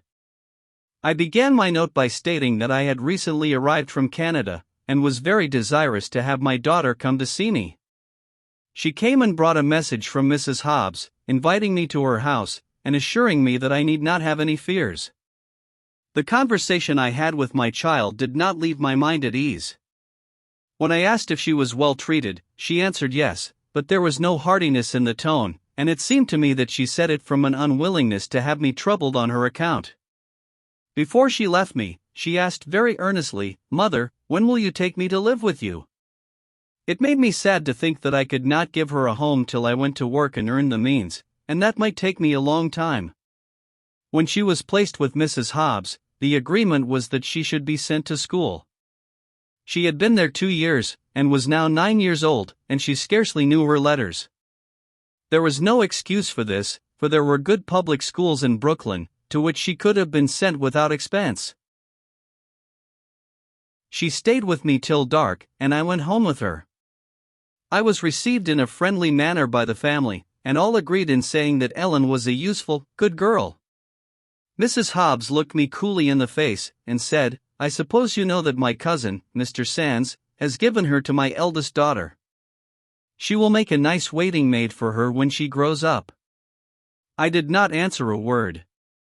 How could she, who knew by experience the strength of a mother's love, and who was perfectly aware of the relation Mr. Sands bore to my children, how could she look me in the face, while she thrust such a dagger into my heart? I was no longer surprised that they had kept her in such a state of ignorance. Mr. Hobbs had formerly been wealthy, but he had failed, and afterwards obtained a subordinate situation in the custom house. Perhaps they expected to return to the South some day, and Ellen's knowledge was quite sufficient for a slave's condition. I was impatient to go to work and earn money, that I might change the uncertain position of my children. Mr. Sands had not kept his promise to emancipate them. I had also been deceived about Ellen. What security had I with regard to Benjamin? I felt that I had none. I returned to my friend's house in an uneasy state of mind. In order to protect my children, it was necessary that I should own myself. I called myself free, and sometimes felt so, but I knew I was insecure. I sat down that night and wrote a civil letter to Dr. Flint, asking him to state the lowest terms on which he would sell me, and as I belonged by law to his daughter, I wrote to her also, making a similar request. Since my arrival at the North, I had not been unmindful of my dear brother William. I had made diligent inquiries for him, and having heard of him in Boston, I went thither. When I arrived there, I found he had gone to New Bedford. I wrote to that place, and was informed he had gone on a whaling voyage, and would not return for some months. I went back to New York to get employment near Ellen. I received an answer from Dr. Flint, which gave me no encouragement. He advised me to return and submit myself to my rightful owners, and then any request I might make would be granted. I lent this letter to a friend, who lost it, otherwise I would present a copy to my readers. 33. A home found. My greatest anxiety now was to obtain employment. My health was greatly improved, though my limbs continued to trouble me with swelling whenever I walked much. The greatest difficulty in my way was, that those who employed strangers required a recommendation, and in my peculiar position, I could, of course, obtain no certificates from the families I had so faithfully served. One day an acquaintance told me of a lady who wanted a nurse for her babe, and I immediately applied for the situation. The lady told me she preferred to have one who had been a mother, and accustomed to the care of infants. I told her I had nursed 2 babes of my own. She asked me many questions, but, to my great relief, did not require a recommendation from my former employers.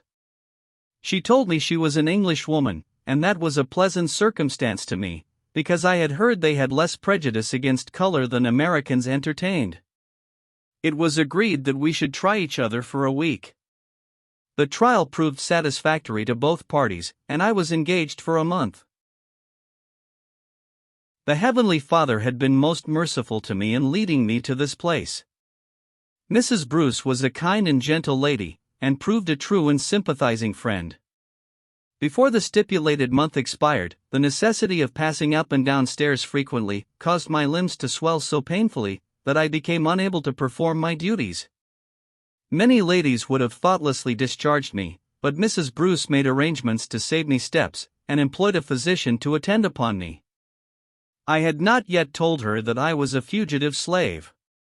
She noticed that I was often sad, and kindly inquired the cause. I spoke of being separated from my children, and from relatives who were dear to me, but I did not mention the constant feeling of insecurity which oppressed my spirits. I longed for someone to confide in, but I had been so deceived by white people, that I had lost all confidence in them. If they spoke kind words to me, I thought it was for some selfish purpose. I had entered this family with the distrustful feelings I had brought with me out of slavery, but ere 6 months had passed, I found that the gentle deportment of Mrs. Bruce and the smiles of her lovely babe were thawing my chilled heart.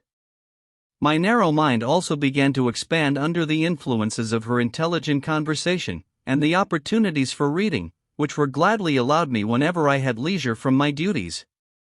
I gradually became more energetic and more cheerful. The old feeling of insecurity, especially with regard to my children, often threw its dark shadow across my sunshine. Mrs. Bruce offered me a home for Ellen, but pleasant as it would have been, I did not dare to accept it, for fear of offending the Hobbs family.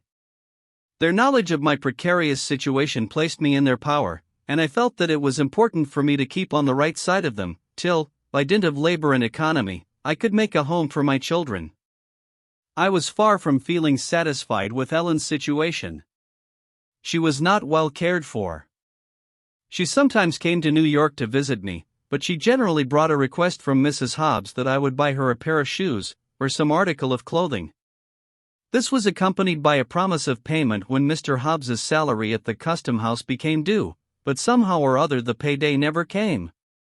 Thus many dollars of my earnings were expended to keep my child comfortably clothed. That, however, was a slight trouble, compared with the fear that their pecuniary embarrassments might induce them to sell my precious young daughter. I knew they were in constant communication with Southerners, and had frequent opportunities to do it. I have stated that when Dr. Flint put Ellen in jail, at 2 years old, she had an inflammation of the eyes, occasioned by measles. This disease still troubled her, and kind Mrs. Bruce proposed that she should come to New York for a while, to be under the care of Dr. Elliot, a well-known oculist. It did not occur to me that there was anything improper in a mother's making such a request, but Mrs. Hobbs was very angry, and refused to let her go. Situated as I was, it was not politic to insist upon it. I made no complaint, but I longed to be entirely free to act a mother's part towards my children. The next time I went over to Brooklyn, Mrs. Hobbs, as if to apologize for her anger, told me she had employed her own physician to attend to Ellen's eyes, and that she had refused my request because she did not consider it safe to trust her in New York. I accepted the explanation in silence, but she had told me that my child belonged to her daughter, and I suspected that her real motive was a fear of my conveying her property away from her. Perhaps I did her injustice, but my knowledge of Southerners made it difficult for me to feel otherwise. Sweet and bitter were mixed in the cup of my life, and I was thankful that it had ceased to be entirely bitter. I loved Mrs. Bruce's babe. When it laughed and crowed in my face, and twined its little tender arms confidingly about my neck, it made me think of the time when Benny and Ellen were babies, and my wounded heart was soothed. One bright morning, as I stood at the window, tossing baby in my arms, my attention was attracted by a young man in sailor's dress, who was closely observing every house as he passed. I looked at him earnestly. Could it be my brother William? It must be he, and yet, how changed! I placed the baby safely, flew downstairs, opened the front door, beckoned to the sailor, and in less than a minute I was clasped in my brother's arms. How much we had to tell each other! How we laughed, and how we cried, over each other's adventures! I took him to Brooklyn, and again saw him with Ellen, the dear child whom he had loved and tended so carefully, while I was shut up in my miserable den. He stayed in New York a week. His old feelings of affection for me and Ellen were as lively as ever. There are no bonds so strong as those which are formed by suffering together. XXXIV, the old enemy again. My young mistress, Miss Emily Flint, did not return any answer to my letter requesting her to consent to my being sold. But after a while, I received a reply, which purported to be written by her younger brother. In order rightly to enjoy the contents of this letter, the reader must bear in mind that the Flint family supposed I had been at the North many years. They had no idea that I knew of the doctor's 3 excursions to New York in search of me, that I had heard his voice, when he came to borrow $500 for that purpose, and that I had seen him pass on his way to the steamboat. Neither were they aware that all the particulars of Aunt Nancy's death and burial were conveyed to me at the time they occurred. I have kept the letter, of which I herewith subjoin a copy. Your letter to sister was received a few days ago. I gather from it that you are desirous of returning to your native place, among your friends and relatives. We were all gratified with the contents of your letter, and let me assure you that if any members of the family have had any feeling of resentment towards you, they feel it no longer. We all sympathize with you in your unfortunate condition, and are ready to do all in our power to make you contented and happy. It is difficult for you to return home as a free person. If you were purchased by your grandmother, it is doubtful whether you would be permitted to remain, although it would be lawful for you to do so. If a servant should be allowed to purchase herself, after absenting herself so long from her owners, and return free, it would have an injurious effect. From your letter, I think your situation must be hard and uncomfortable. Come home. You have it in your power to be reinstated in our affections. We would receive you with open arms and tears of joy. You need not apprehend any unkind treatment, as we have not put ourselves to any trouble or expense to get you. Had we done so, perhaps we should feel otherwise. You know my sister was always attached to you, and that you were never treated as a slave. You were never put to hard work, nor exposed to field labor. On the contrary, you were taken into the house, and treated as one of us, and almost as free, and we, at least, felt that you were above disgracing yourself by running away. Believing you may be induced to come home voluntarily has induced me to write for my sister. The family will be rejoiced to see you, and your poor old grandmother expressed a great desire to have you come, when she heard your letter read. In her old age she needs the consolation of having her children round her. Doubtless you have heard of the death of your aunt. She was a faithful servant, and a faithful member of the Episcopal Church. In her Christian life she taught us how to live and, oh, too high the price of knowledge, she taught us how to die. Could you have seen us round her deathbed, with her mother, all mingling our tears in one common stream, you would have thought the same heartfelt tie existed between a master and his servant, as between a mother and her child. But this subject is too painful to dwell upon. I must bring my letter to a close. If you are contented to stay away from your old grandmother, your child, and the friends who love you, stay where you are. We shall never trouble ourselves to apprehend you. But should you prefer to come home, we will do all that we can to make you happy. If you do not wish to remain in the family, I know that father, by our persuasion, will be induced to let you be purchased by any person you may choose in our community. You will please answer this as soon as possible, and let us know your decision. Sister sends much love to you. In the meantime, believe me, your sincere friend and well-wisher. This letter was signed by Emily's brother, who was as yet a mere lad. I knew, by the style, that it was not written by a person of his age, and though the writing was disguised, I had been made too unhappy by it, in former years, not to recognize at once the hand of Dr. Flint. Oh, the hypocrisy of slaveholders! Did the old fox suppose I was goose enough to go into such a trap? Verily, he relied too much on the stupidity of the African race. I did not return the family of Flints any thanks for their cordial invitation, a remissness for which I was, no doubt, charged with base ingratitude. Not long afterwards I received a letter from one of my friends at the South, informing me that Dr. Flint was about to visit the North.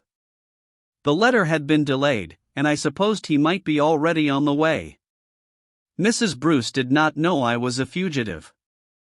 I told her that important business called me to Boston, where my brother then was, and asked permission to bring a friend to supply my place as nurse, for a fortnight. I started on my journey immediately, and as soon as I arrived, I wrote to my grandmother that if Benny came, he must be sent to Boston. I knew she was only waiting for a good chance to send him north, and, fortunately, she had the legal power to do so, without asking leave of anybody. She was a free woman, and when my children were purchased, Mr. Sands preferred to have the bill of sale drawn up in her name. It was conjectured that he advanced the money, but it was not known. At the South, a gentleman may have a shoal of colored children without any disgrace, but if he is known to purchase them, with the view of setting them free, the example is thought to be dangerous to their peculiar institution, and he becomes unpopular. There was a good opportunity to send Benny in a vessel coming directly to New York. He was put on board with a letter to a friend, who was requested to see him off to Boston. Early one morning, there was a loud rap at my door, and in rushed Benjamin, all out of breath. "Oh, mother," he exclaimed, "here I am. I run all the way, and I come all alone. How'd you do?" Oh, reader, can you imagine my joy? No, you cannot, unless you have been a slave mother. Benjamin rattled away as fast as his tongue could go. "Mother, why don't you bring Ellen here?" I went over to Brooklyn to see her, and she felt very bad when I bid her goodbye. She said, "Oh Ben, I wish I was going too. I thought she'd know ever so much, but she don't know so much as I do, for I can read, and she can't. And, mother, I lost all my clothes coming. What can I do to get some more?" I suppose free boys can get along here at the North as well as white boys. I did not like to tell the sanguine, happy little fellow how much he was mistaken. I took him to a tailor, and procured a change of clothes. The rest of the day was spent in mutual asking and answering of questions, with the wish constantly repeated that the good old grandmother was with us, and frequent injunctions from Benny to write to her immediately, and be sure to tell her everything about his voyage, and his journey to Boston. Dr. Flint made his visit to New York, and made every exertion to call upon me, and invite me to return with him, but not being able to ascertain where I was, his hospitable intentions were frustrated, and the affectionate family, who were waiting for me with open arms, were doomed to disappointment. As soon as I knew he was safely at home, I placed Benjamin in the care of my brother William, and returned to Mrs. Bruce. There I remained through the winter and spring, endeavoring to perform my duties faithfully, and finding a good degree of happiness in the attractions of baby Mary, the considerate kindness of her excellent mother, and occasional interviews with my darling daughter. But when summer came, the old feeling of insecurity haunted me. It was necessary for me to take little Mary out daily, for exercise and fresh air, and the city was swarming with Southerners, some of whom might recognize me. Hot weather brings out snakes and slaveholders, and I like one class of the venomous creatures as little as I do the other. What a comfort it is to be free to say so. XXXV a prejudice against color. It was a relief to my mind to see preparations for leaving the city. We went to Albany in the steamboat Knickerbocker. When the gong sounded for tea, Mrs. Bruce said, "Linda, it is late, and you and baby had better come to the table with me." I replied, "I know it is time baby had her supper, but I had rather not go with you, if you please. I am afraid of being insulted." "Oh no, not if you are with me," she said. I saw several white nurses go with their ladies, and I ventured to do the same. We were at the extreme end of the table. I was no sooner seated than a gruff voice said, "Get up! You know you are not allowed to sit here." I looked up, and, to my astonishment and indignation, saw that the speaker was a colored man. If his office required him to enforce the bylaws of the boat, he might, at least, have done it politely. I replied, "I shall not get up, unless the captain comes and takes me up." No cup of tea was offered me, but Mrs. Bruce handed me hers and called for another. I looked to see whether the other nurses were treated in a similar manner. They were all properly waited on. Next morning, when we stopped at Troy for breakfast, everybody was making a rush for the table. Mrs. Bruce said, "Take my arm, Linda, and we'll go in together." The landlord heard her, and said, "Madam, will you allow your nurse and baby to take breakfast with my family?" I knew this was to be attributed to my complexion, but he spoke courteously, and therefore I did not mind it. At Saratoga we found the United States Hotel crowded, and Mr. Bruce took one of the cottages belonging to the hotel. I had thought, with gladness, of going to the quiet of the country, where I should meet few people, but here I found myself in the midst of a swarm of Southerners. I looked round me with fear and trembling, dreading to see someone who would recognize me. I was rejoiced to find that we were to stay but a short time.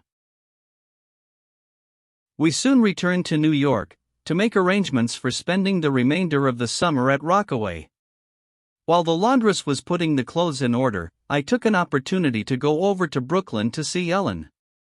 I met her going to a grocery store, and the first words she said were, "Oh, Mother, don't go to Mrs. Hobbs's. Her brother, Mr. Thorne, has come from the South, and maybe he'll tell where you are." I accepted the warning.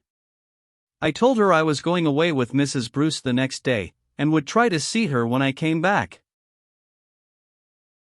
Being in servitude to the Anglo-Saxon race, I was not put into a Jim Crow car. On our way to Rockaway, neither was I invited to ride through the streets on the top of trunks in a truck, but everywhere I found the same manifestations of that cruel prejudice, which so discourages the feelings, and represses the energies of the colored people.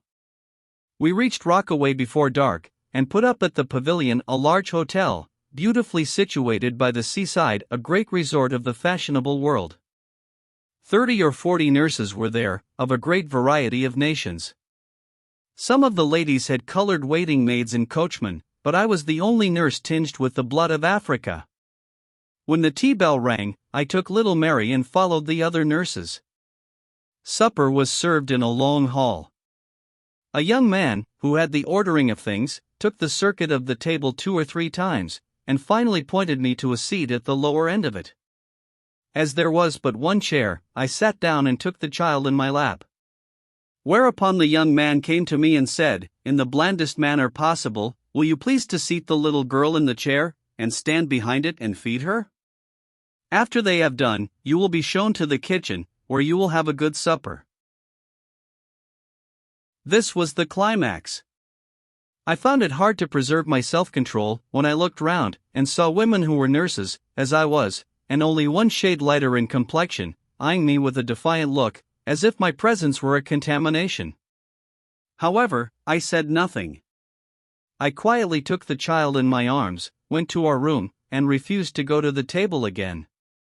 Mr. Bruce ordered meals to be sent to the room for little Mary and I. This answered for a few days, but the waiters of the establishment were white, and they soon began to complain, saying they were not hired to wait on Negroes. The landlord requested Mr. Bruce to send me down to my meals, because his servants rebelled against bringing them up, and the colored servants of other boarders were dissatisfied because all were not treated alike. My answer was that the colored servants ought to be dissatisfied with themselves, for not having too much self-respect to submit to such treatment, that there was no difference in the price of board for colored and white servants, and there was no justification for difference of treatment. I stayed a month after this, and finding I was resolved to stand up for my rights, they concluded to treat me well. Let every colored man and woman do this, and eventually we shall cease to be trampled underfoot by our oppressors. XXXVI The Hairbreadth Escape. After we returned to New York, I took the earliest opportunity to go and see Ellen. I asked to have her called downstairs, for I supposed Mrs. Hobbs's Southern brother might still be there, and I was desirous to avoid seeing him, if possible.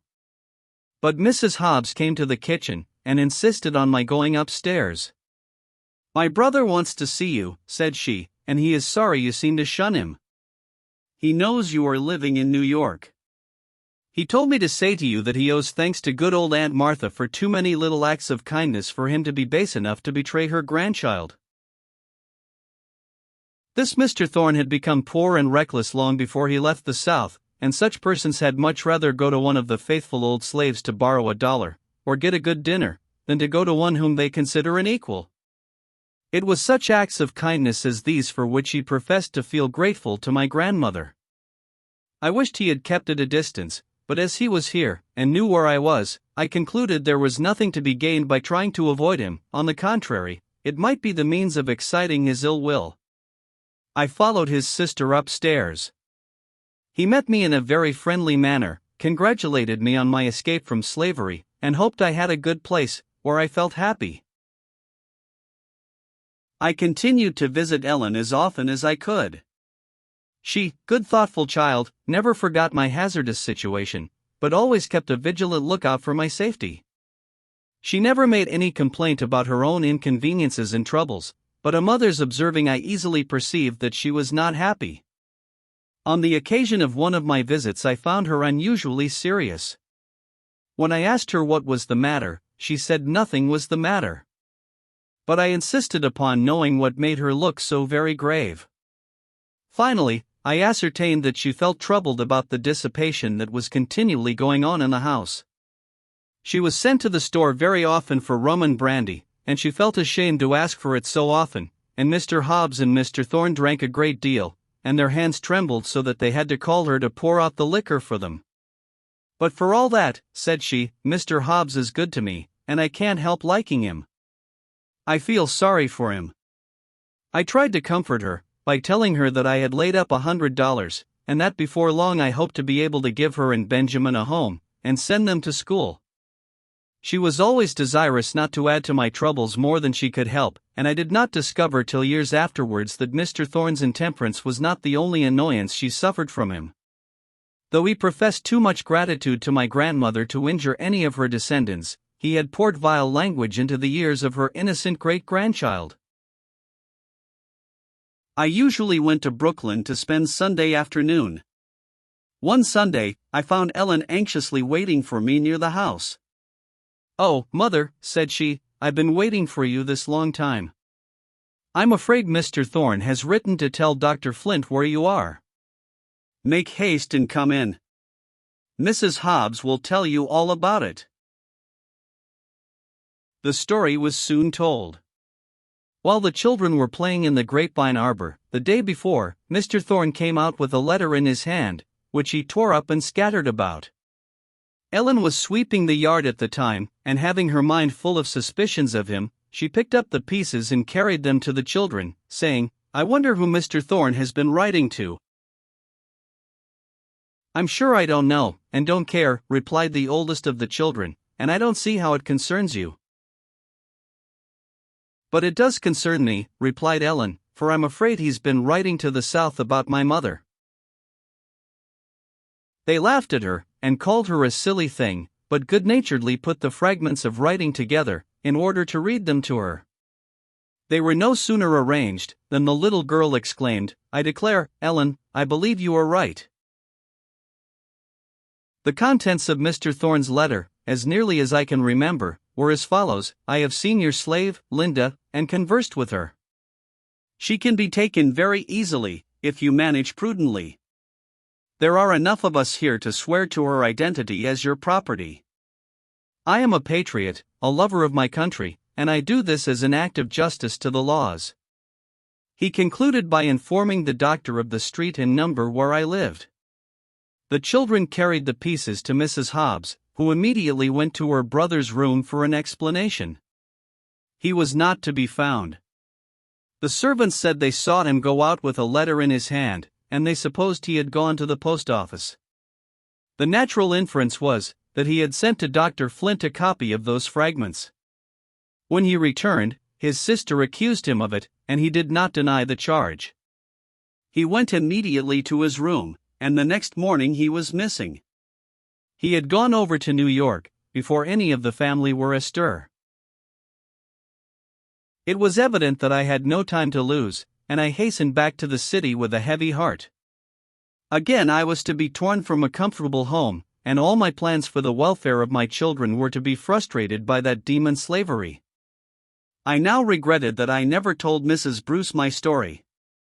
I had not concealed it merely on account of being a fugitive. That would have made her anxious, but it would have excited sympathy in her kind heart. I valued her good opinion, and I was afraid of losing it if I told her all the particulars of my sad story. But now I felt that it was necessary for her to know how I was situated. I had once left her abruptly, without explaining the reason, and it would not be proper to do it again. I went home resolved to tell her in the morning. But the sadness of my face attracted her attention, and, in answer to her kind inquiries, I poured out my full heart to her before bedtime. She listened with true womanly sympathy, and told me she would do all she could to protect me. How my heart blessed her! Early the next morning, Judge Vanderpool and Lawyer Hopper were consulted. They said I had better leave the city at once, as the risk would be great if the case came to trial. Mrs. Bruce took me in a carriage to the house of one of her friends, where she assured me I should be safe until my brother could arrive, which would be in a few days. In the interval my thoughts were much occupied with Ellen. She was mine by birth, and she was also mine by Southern law, since my grandmother held the bill of sale that made her so. I did not feel that she was safe unless I had her with me. Mrs. Hobbs, who felt badly about her brother's treachery, yielded to my entreaties, on condition that she should return in 10 days. I avoided making any promise. She came to me clad in very thin garments, all outgrown, and with a school satchel on her arm, containing a few articles.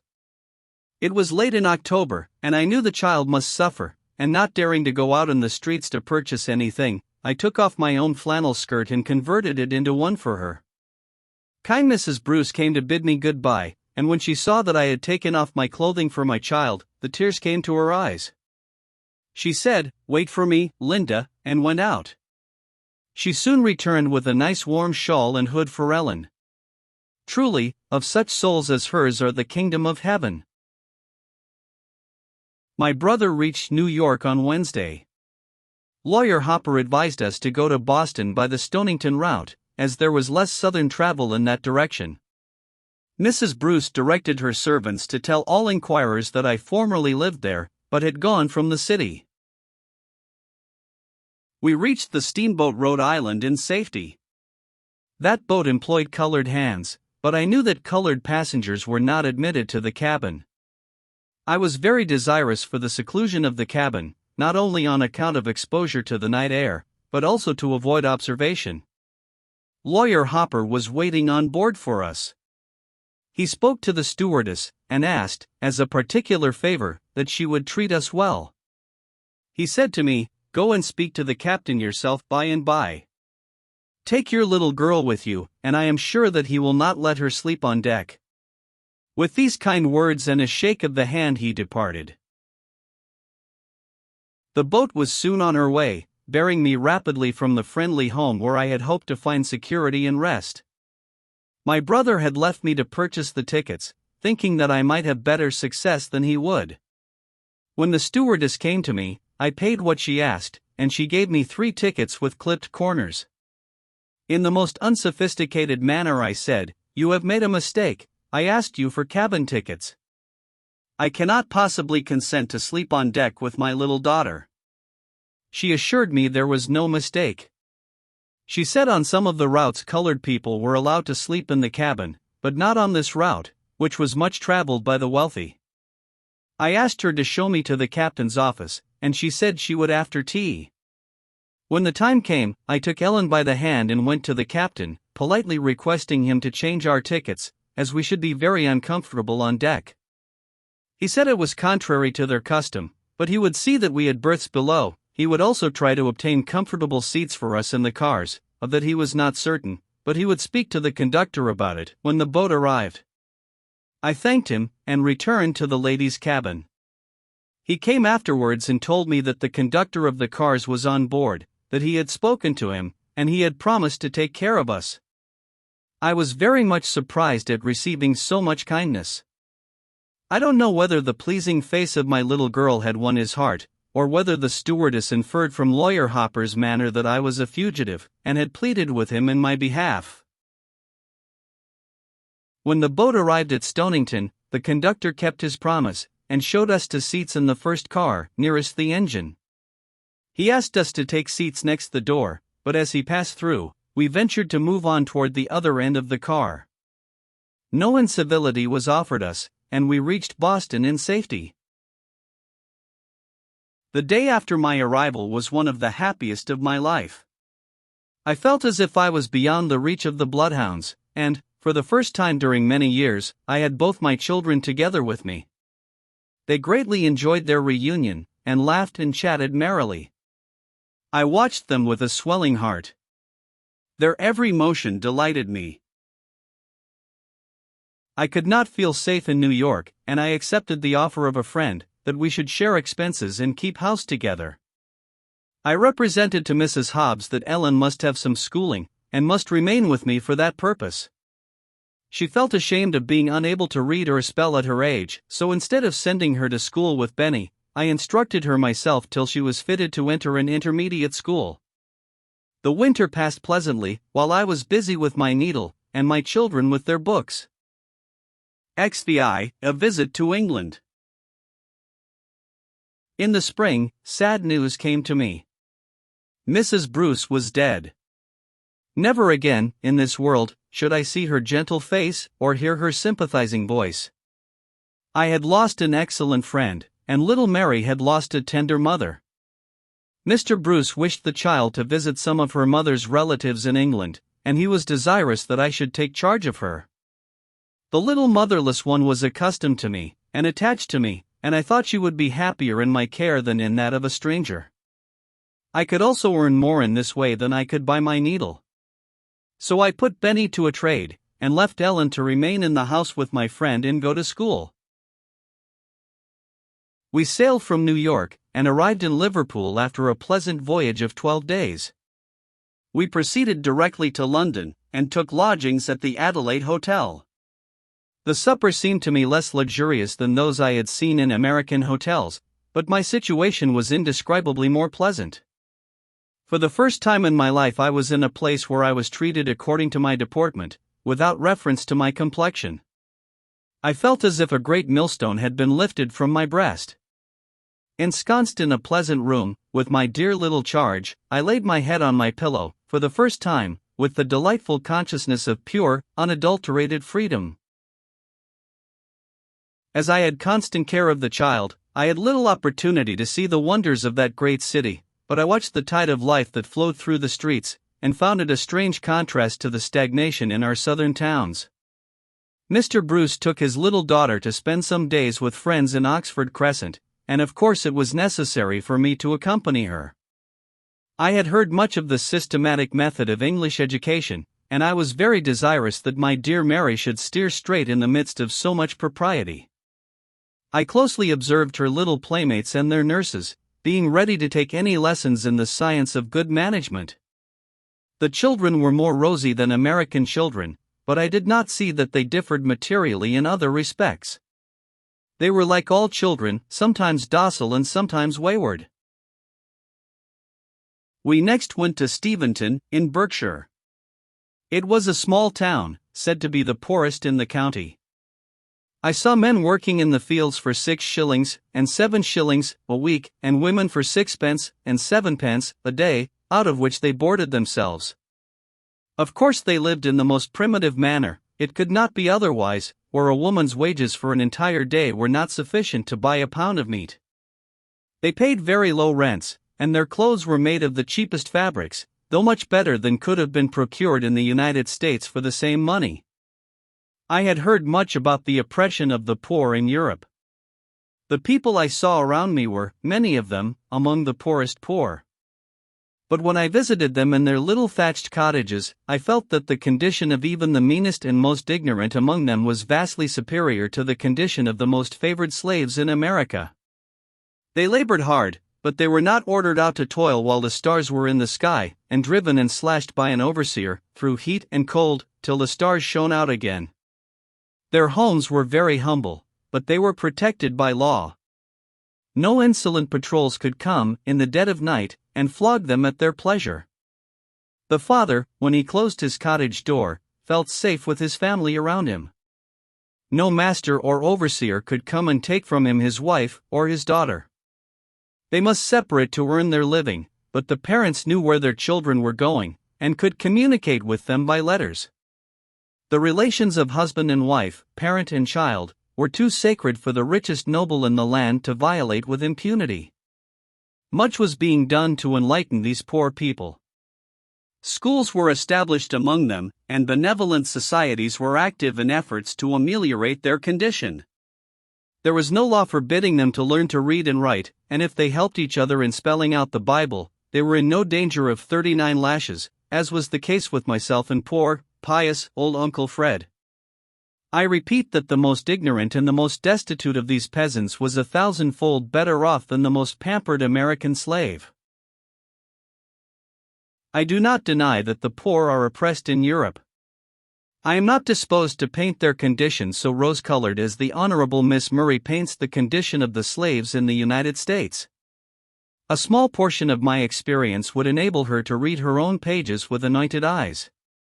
If she were to lay aside her title, and, instead of visiting among the fashionable, become domesticated, as a poor governess, on some plantation in Louisiana or Alabama, she would see and hear things that would make her tell quite a different story.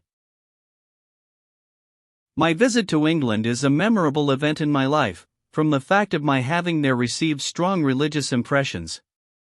The contemptuous manner in which the communion had been administered to colored people, in my native place, the church membership of Dr. Flint, and others like him, and the buying and selling of slaves, by professed ministers of the gospel, had given me a prejudice against the Episcopal Church. The whole service seemed to me a mockery and a sham. But my home in Steventon was in the family of a clergyman, who was a true disciple of Jesus. The beauty of his daily life inspired me with faith in the genuineness of Christian professions. Grace entered my heart, and I knelt at the communion table, I trust, in true humility of soul. I remained abroad 10 months, which was much longer than I had anticipated. During all that time, I never saw the slightest symptom of prejudice against color. Indeed, I entirely forgot it, till the time came for us to return to America. XXXVII renewed invitations to go south. We had a tedious winter passage, and from the distance specters seemed to rise up on the shores of the United States. It is a sad feeling to be afraid of one's native country.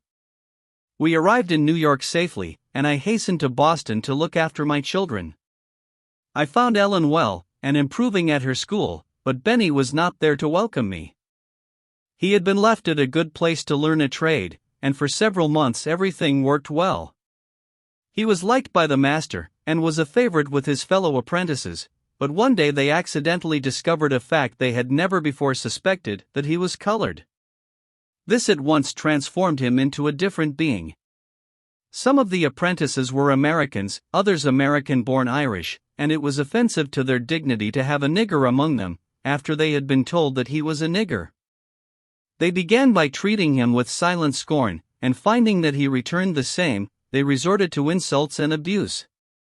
He was too spirited a boy to stand that, and he went off. Being desirous to do something to support himself, and having no one to advise him, he shipped for a whaling voyage. When I received these tidings, I shed many tears, and bitterly reproached myself for having left him so long. But I had done it for the best, and now all I could do was to pray to the Heavenly Father to guide and protect him. Not long after my return, I received the following letter from Miss Emily Flint, now Mrs. Dodge.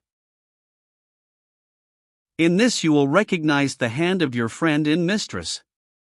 Having heard that you had gone with a family to Europe, I have waited to hear of your return to write to you. I should have answered the letter you wrote to me long since, but as I could not then act independently of my father, I knew there could be nothing done satisfactory to you. There were persons here who were willing to buy you and run the risk of getting you. To this I would not consent. I have always been attached to you, and would not like to see you the slave of another, or have unkind treatment. I am married now, and can protect you. My husband expects to move to Virginia this spring, where we think of settling. I am very anxious that you should come and live with me. If you are not willing to come, you may purchase yourself, but I should prefer having you live with me. If you come, you may, if you like, spend a month with your grandmother and friends, then come to me in Norfolk, Virginia. Think this over, and write as soon as possible, and let me know the conclusion. Hoping that your children are well, I remain your friend and mistress. Of course I did not write to return thanks for this cordial invitation. I felt insulted to be thought stupid enough to be caught by such professions. Come up into my parlor, said the spider to the fly, 'tis the prettiest little parlor that ever you did spy. It was plain that Dr. Flint's family were apprised of my movements, since they knew of my voyage to Europe. I expected to have further trouble from them, but having eluded them thus far, I hope to be as successful in future. The money I had earned, I was desirous to devote to the education of my children, and to secure a home for them. It seemed not only hard, but unjust, to pay for myself. I could not possibly regard myself as a piece of property. Moreover, I had worked many years without wages, and during that time had been obliged to depend on my grandmother for many comforts in food and clothing. My children certainly belonged to me, but though Dr. Flint had incurred no expense for their support, he had received a large sum of money for them. I knew the law would decide that I was his property, and would probably still give his daughter a claim to my children, but I regarded such laws as the regulations of robbers, who had no rights that I was bound to respect. The fugitive slave law had not then passed.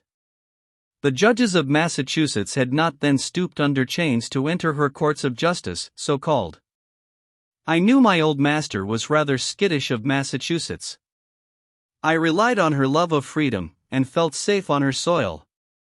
I am now aware that I honored the old Commonwealth beyond her deserts. XXXIX The Confession. For 2 years my daughter and I supported ourselves comfortably in Boston. At the end of that time, my brother William offered to send Ellen to a boarding school. It required a great effort for me to consent to part with her, for I had few near ties, and it was her presence that made my 2 little rooms seem homelike. But my judgment prevailed over my selfish feelings. I made preparations for her departure. During the 2 years we had lived together I had often resolved to tell her something about her father, but I had never been able to muster sufficient courage. I had a shrinking dread of diminishing my child's love. I knew she must have curiosity on the subject, but she had never asked a question. She was always very careful not to say anything to remind me of my troubles. Now that she was going from me, I thought if I should die before she returned, she might hear my story from someone who did not understand the palliating circumstances, and that if she were entirely ignorant on the subject, her sensitive nature might receive a rude shock. When we retired for the night, she said, "Mother, it is very hard to leave you alone. I am almost sorry I am going, though I do want to improve myself. But you will write to me often, won't you, Mother? I did not throw my arms round her. I did not answer her. But in a calm, solemn way, for it cost me great effort, I said, "Listen to me, Ellen, I have something to tell you." I recounted my early sufferings in slavery, and told her how nearly they had crushed me. I began to tell her how they had driven me into a great sin, when she clasped me in her arms, and exclaimed, "Oh, don't, Mother. Please don't tell me any more." I said, "But, my child, I want you to know about your father." "I know all about it, Mother," she replied. "I am nothing to my father, and he is nothing to me. All my love is for you." I was with him 5 months in Washington, and he never cared for me. He never spoke to me as he did to his little Fanny. I knew all the time he was my father, for Fanny's nurse told me so, but she said I must never tell anybody, and I never did. I used to wish he would take me in his arms and kiss me, as he did Fanny, or that he would sometimes smile at me, as he did at her. I thought if he was my own father, he ought to love me. I was a little girl then, and didn't know any better. But now I never think anything about my father. All my love is for you." She hugged me closer as she spoke, and I thanked God that the knowledge I had so much dreaded to impart had not diminished the affection of my child. I had not the slightest idea she knew that portion of my history.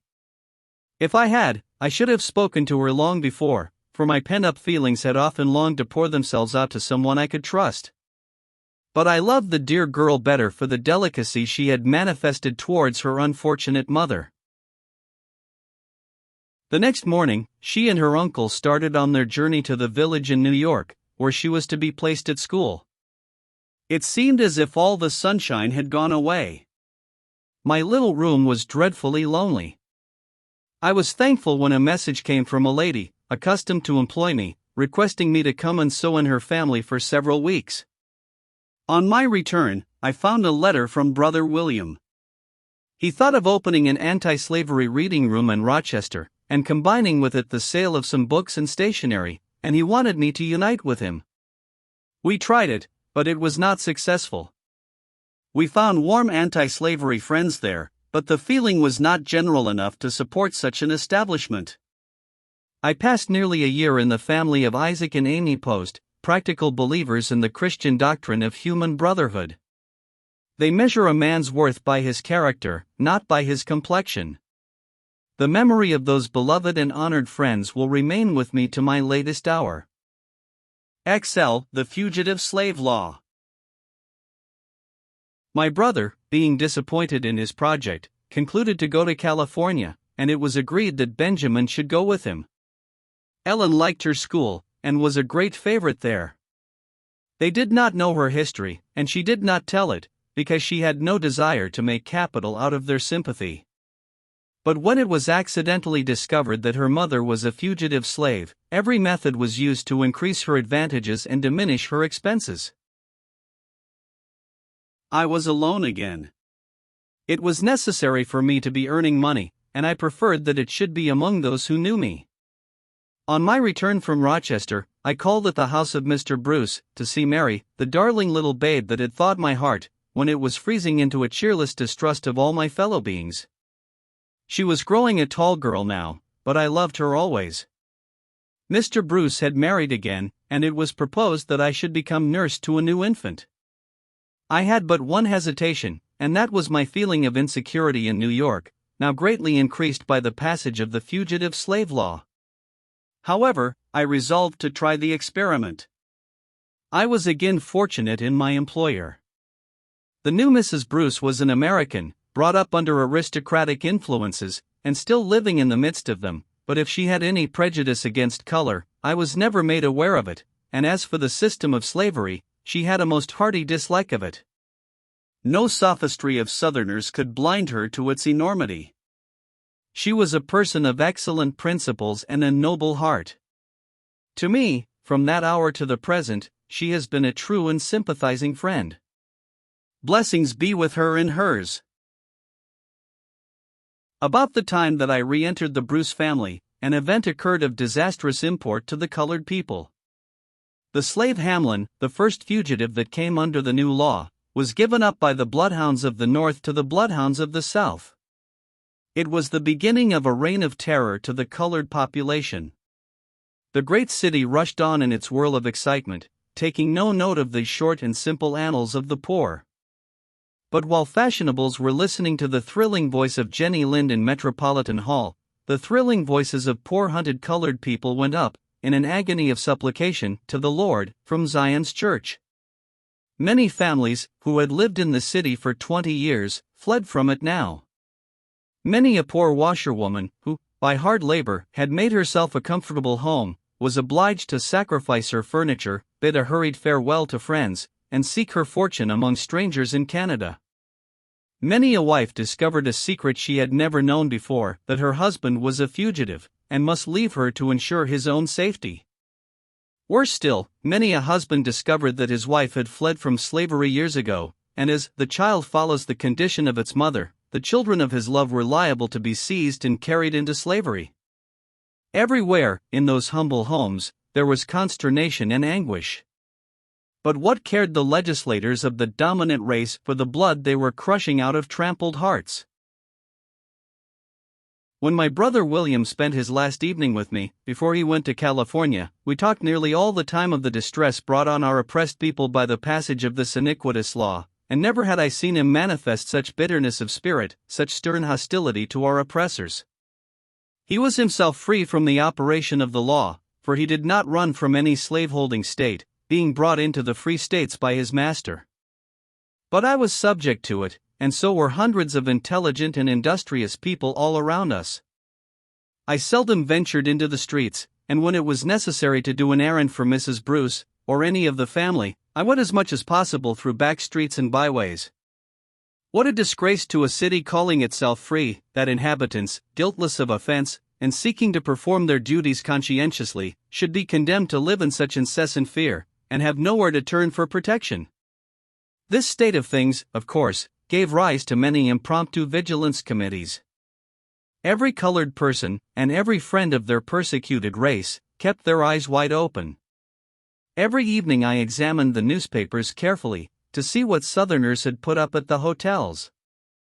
I did this for my own sake, thinking my young mistress and her husband might be among the list. I wished also to give information to others, if necessary, for if many were running to and fro, I resolved that knowledge should be increased. This brings up one of my Southern reminiscences, which I will here briefly relate.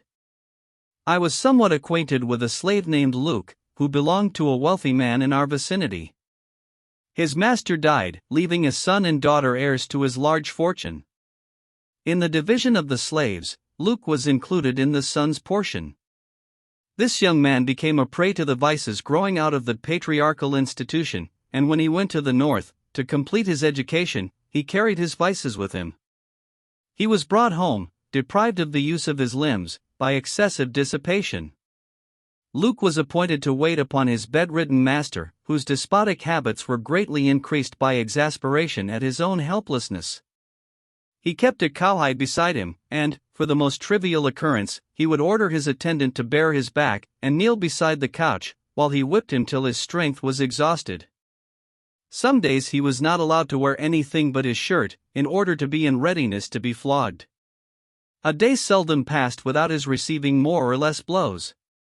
If the slightest resistance was offered, the town constable was sent for to execute the punishment, and Luke learned from experience how much more the constable's strong arm was to be dreaded than the comparatively feeble one of his master. The arm of his tyrant grew weaker, and was finally palsied, and then the constable's services were in constant requisition.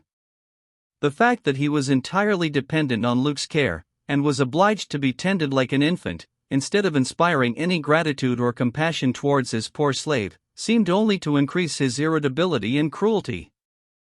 As he lay there on his bed, a mere degraded wreck of manhood, he took into his head the strangest freaks of despotism, and if Luke hesitated to submit to his orders, the constable was immediately sent for.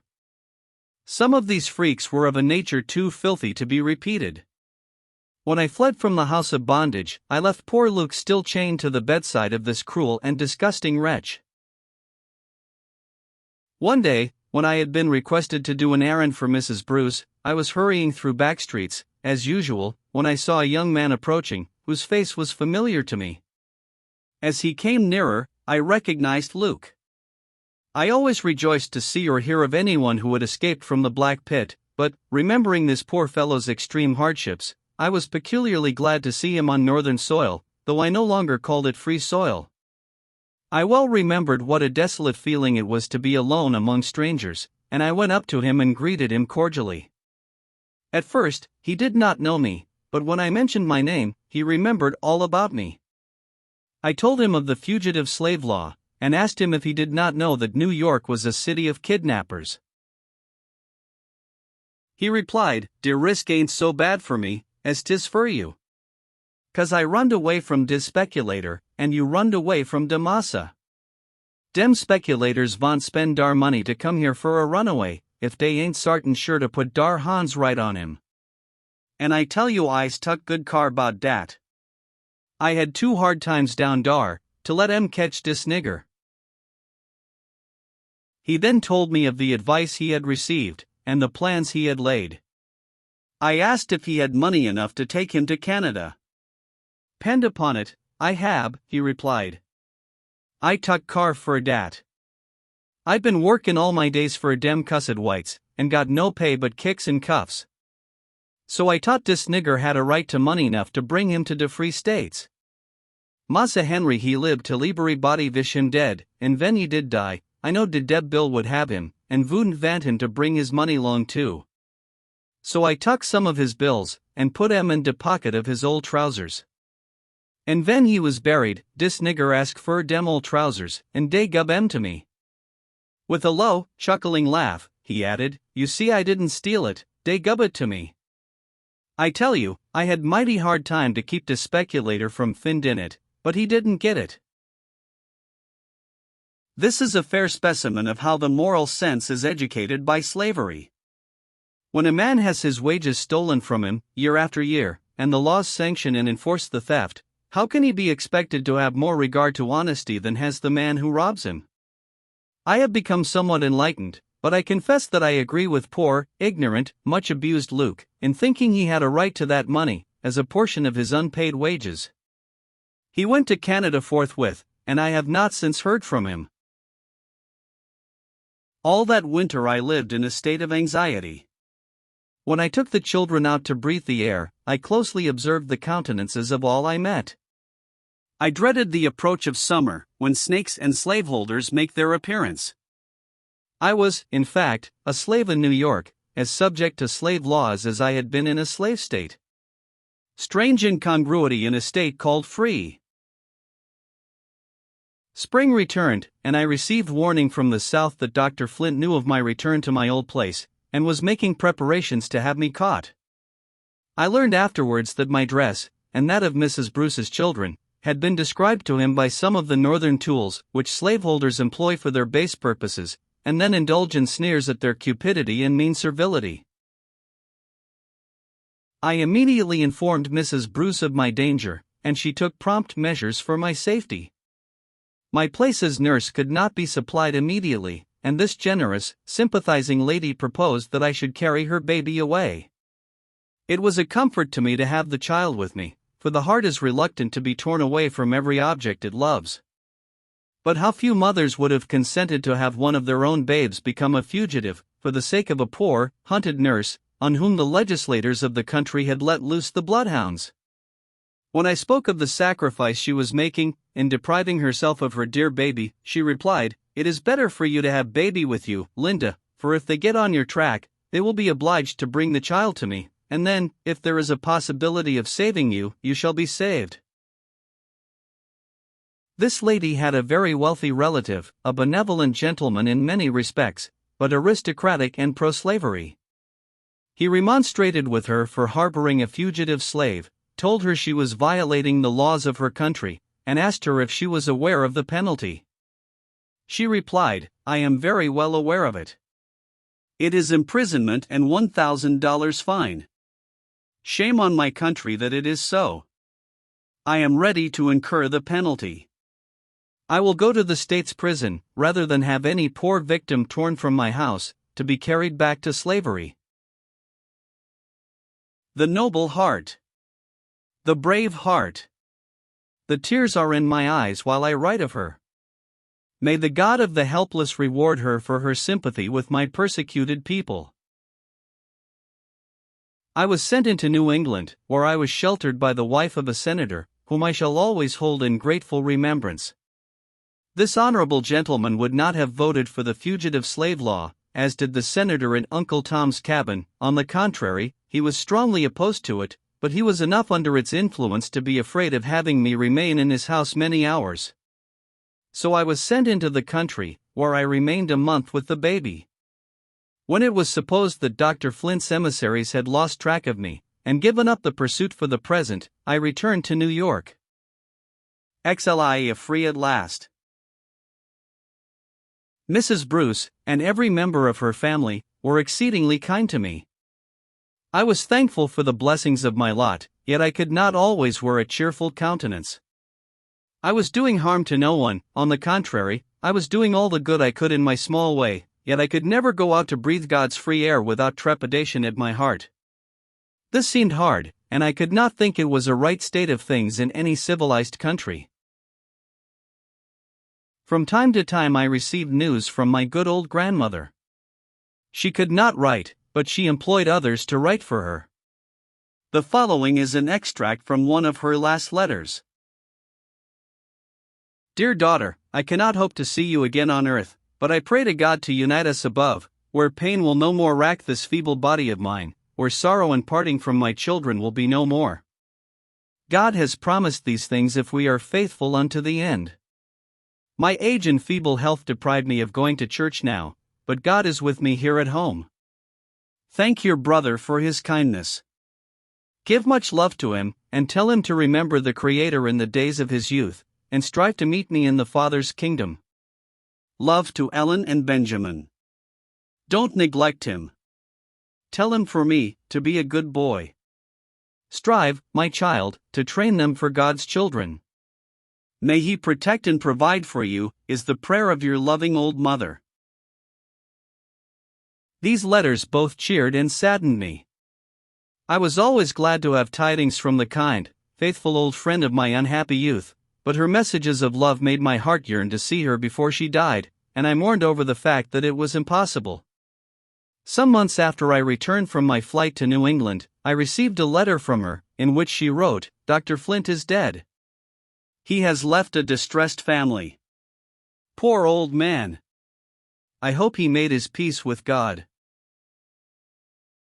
I remembered how he had defrauded my grandmother of the hard earnings she had loaned, how he had tried to cheat her out of the freedom her mistress had promised her, and how he had persecuted her children, and I thought to myself that she was a better Christian than I was, if she could entirely forgive him.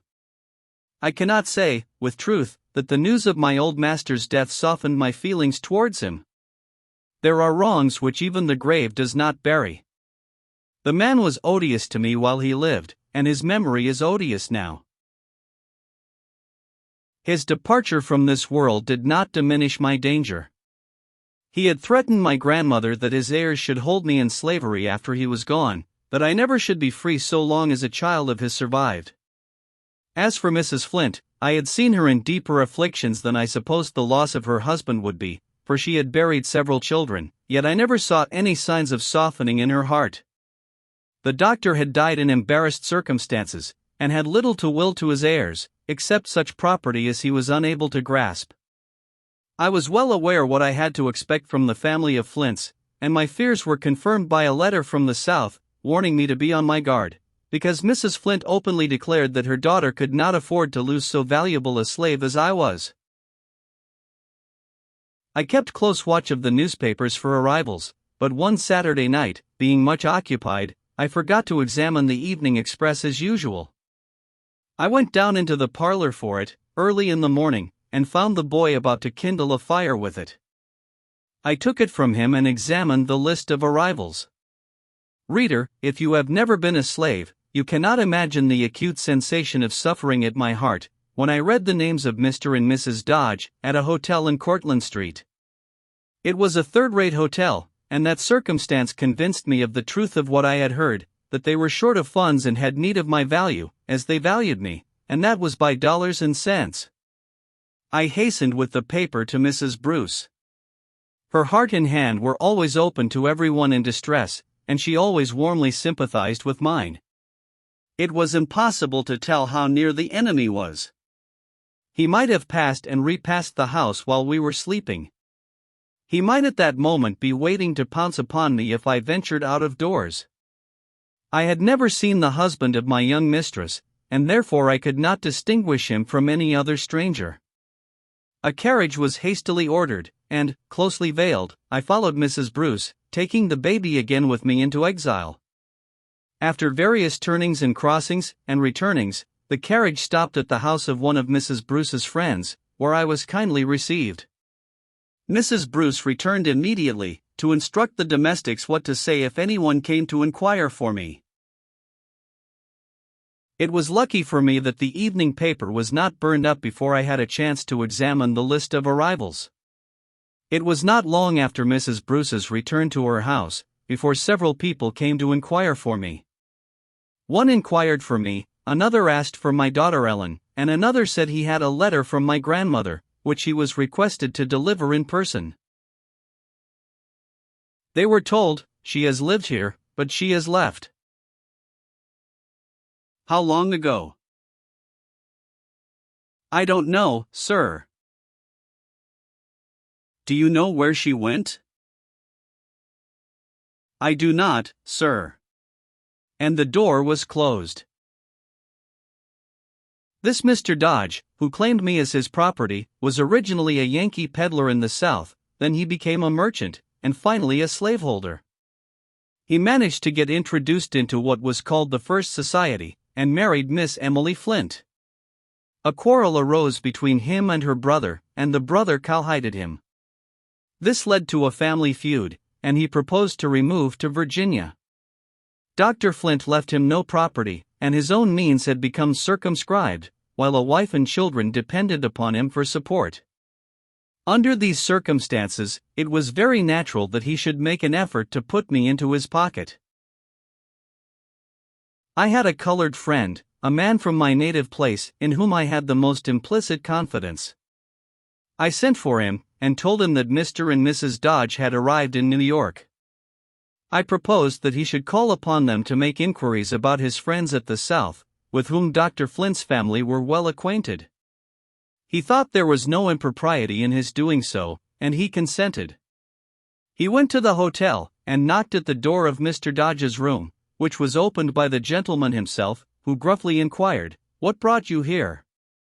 How came you to know I was in the city?" "Your arrival was published in the evening papers, sir, and I called to ask Mrs. Dodge about my friends at home." "I didn't suppose it would give any offense." "Where's that Negro girl that belongs to my wife?" "What girl, sir?" "You know well enough. I mean Linda, that ran away from Dr. Flint's plantation, some years ago. I dare say you've seen her, and know where she is." "Yes, sir, I've seen her, and know where she is." "She is out of your reach, sir." "Tell me where she is, or bring her to me, and I will give her a chance to buy her freedom." "I don't think it would be of any use, sir.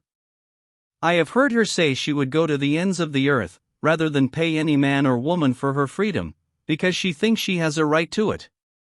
Besides, she couldn't do it, if she would, for she has spent her earnings to educate her children."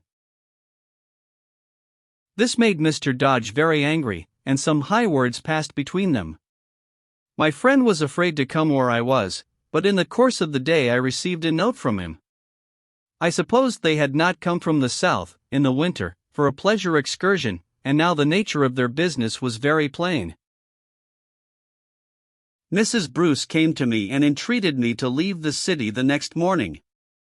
She said her house was watched, and it was possible that some clue to me might be obtained. I refused to take her advice. She pleaded with an earnest tenderness that ought to have moved me, but I was in a bitter, disheartened mood. I was weary of flying from pillar to post. I had been chased during half my life, and it seemed as if the chase was never to end. There I sat, in that great city, guiltless of crime, yet not daring to worship God in any of the churches. I heard the bells ringing for afternoon service, and, with contemptuous sarcasm, I said, "Will the preachers take for their text, 'Proclaim liberty to the captive, and the opening of prison doors to them that are bound'? Or will they preach from the text, 'Do unto others as ye would they should do unto you'?" Oppressed Poles and Hungarians could find a safe refuge in that city. John Mitchell was free to proclaim in the city hall his desire for a plantation well stocked with slaves, but there I sat, an oppressed American, not daring to show my face. God forgive the black and bitter thoughts I indulged on that Sabbath day. The scripture says, oppression makes even a wise man mad, and I was not wise. I had been told that Mr. Dodge said his wife had never signed away her right to my children, and if he could not get me, he would take them. This it was, more than anything else, that roused such a tempest in my soul. Benjamin was with his Uncle William in California, but my innocent young daughter had come to spend a vacation with me. I thought of what I had suffered in slavery at her age, and my heart was like a tiger's when a hunter tries to seize her young.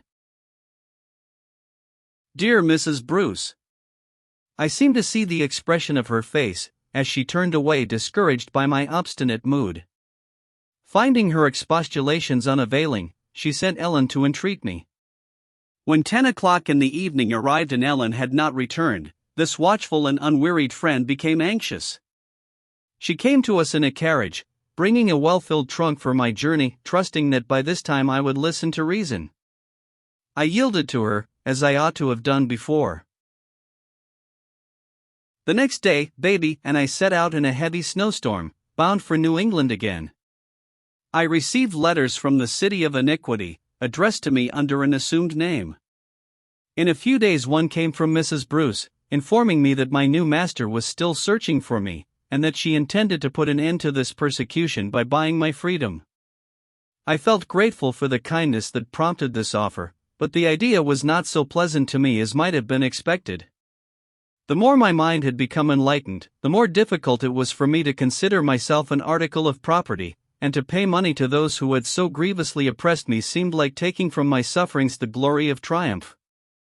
I wrote to Mrs. Bruce, thanking her, but saying that being sold from one owner to another seemed too much like slavery, that such a great obligation could not be easily cancelled, and that I preferred to go to my brother in California. Without my knowledge, Mrs. Bruce employed a gentleman in New York to enter into negotiations with Mr. Dodge. He proposed to pay $300 down if Mr. Dodge would sell me, and enter into obligations to relinquish all claim to me or my children forever after. He who called himself my master said he scorned so small an offer for such a valuable servant. The gentleman replied, "You can do as you choose, sir. If you reject this offer you will never get anything, for the woman has friends who will convey her and her children out of the country." Mr. Dodge concluded that half a loaf was better than no bread, and he agreed to the proffered terms. By the next mail I received this brief letter from Mrs. Bruce: "I am rejoiced to tell you that the money for your freedom has been paid to Mr. Dodge. Come home tomorrow. I long to see you and my sweet babe." My brain reeled as I read these lines. A gentleman near me said, "It's true, I have seen the bill of sale." The bill of sale. Those words struck me like a blow. So I was sold at last. A human being sold in the free city of New York. The bill of sale is on record, and future generations will learn from it that women were articles of traffic in New York, late in the 19th century of the Christian religion. It may hereafter prove a useful document to antiquaries who are seeking to measure the progress of civilization in the United States. I well know the value of that bit of paper, but much as I love freedom, I do not like to look upon it. I am deeply grateful to the generous friend who procured it, but I despise the miscreant who demanded payment for what never rightfully belonged to him or his. I had objected to having my freedom bought, yet I must confess that when it was done I felt as if a heavy load had been lifted from my weary shoulders. When I rode home in the cars I was no longer afraid to unveil my face and look at people as they passed. I should have been glad to have met Daniel Dodge himself, to have had him seen me and known me, that he might have mourned over the untoward circumstances which compelled him to sell me for $300. When I reached home, the arms of my benefactress were thrown round me, and our tears mingled. As soon as she could speak, she said, "Oh Linda, I'm so glad it's all over. You wrote to me as if you thought you were going to be transferred from one owner to another. But I did not buy you for your services. I should have done just the same, if you had been going to sail for California tomorrow. I should, at least, have the satisfaction of knowing that you left me a free woman." My heart was exceedingly full. I remembered how my poor father had tried to buy me, when I was a small child, and how he had been disappointed. I hoped his spirit was rejoicing over me now. I remembered how my good old grandmother had laid up her earnings to purchase me in later years, and how often her plans had been frustrated. How that faithful, loving old heart would leap for joy, if she could look on me and my children now that we were free. My relatives had been foiled in all their efforts, but God had raised me up a friend among strangers, who had bestowed on me the precious, long-desired boon. Friend. It is a common word, often lightly used. Like other good and beautiful things, it may be tarnished by careless handling, but when I speak of Mrs. Bruce as my friend, the word is sacred. My grandmother lived to rejoice in my freedom, but not long after, a letter came with a black seal. She had gone where the wicked cease from troubling, and the weary are at rest. Time passed on, and a paper came to me from the South, containing an obituary notice of my Uncle Philip. It was the only case I ever knew of such an honor conferred upon a colored person. It was written by one of his friends, and contained these words: "Now that death has laid him low, they call him a good man and a useful citizen, but what are eulogies to the black man, when the world has faded from his vision? It does not require man's praise to obtain rest in God's kingdom. So they call the colored man a citizen." Strange words to be uttered in that region. Reader, my story ends with freedom, not in the usual way, with marriage. I and my children are now free. We are as free from the power of slaveholders as are the white people of the North, and though that, according to my ideas, is not saying a great deal, it is a vast improvement in my condition. The dream of my life is not yet realized. I do not sit with my children in a home of my own. I still long for a hearthstone of my own, however humble. I wish it for my children's sake far more than for my own. But God so orders circumstances as to keep me with my friend Mrs. Bruce. Love, duty, gratitude, also bind me to her side. It is a privilege to serve her who pities my oppressed people, and who has bestowed the inestimable boon of freedom on me and my children. It has been painful to me, in many ways, to recall the dreary years I passed in bondage. I would gladly forget them if I could. Yet the retrospection is not altogether without solace, for with those gloomy recollections come tender memories of my good old grandmother, like light, fleecy clouds floating over a dark and troubled sea. Appendix. The following statement is from Amy Post, a member of the Society of Friends in the state of New York, well known and highly respected by friends of the poor and the oppressed. As has been already stated, in the preceding pages, the author of this volume spent some time under her hospitable roof. LMC. The author of this book is my highly esteemed friend. If its readers knew her as I know her, they could not fail to be deeply interested in her story. She was a beloved inmate of our family nearly the whole of the year 1849. She was introduced to us by her affectionate and conscientious brother, who had previously related to us some of the almost incredible events in his sister's life. I immediately became much interested in Linda, for her appearance was prepossessing, and her deportment indicated remarkable delicacy of feeling and purity of thought. As we became acquainted, she related to me, from time to time, some of the incidents in her bitter experiences as a slave woman. Though impelled by a natural craving for human sympathy, she passed through a baptism of suffering, even in recounting her trials to me, in private confidential conversations. The burden of these memories lay heavily upon her spirit, naturally virtuous and refined. I repeatedly urged her to consent to the publication of her narrative, for I felt that it would arouse people to a more earnest work for the disenthrallment of millions still remaining in that soul-crushing condition, which was so unendurable to her. But her sensitive spirit shrank from publicity. She said, "You know, a woman can whisper her cruel wrongs in the ear of a dear friend much easier than she can record them for the world to read." Even in talking with me, she wept so much, and seemed to suffer such mental agony, that I felt her story was too sacred to be drawn from her by inquisitive questions, and I left her free to tell as much, or as little, as she chose.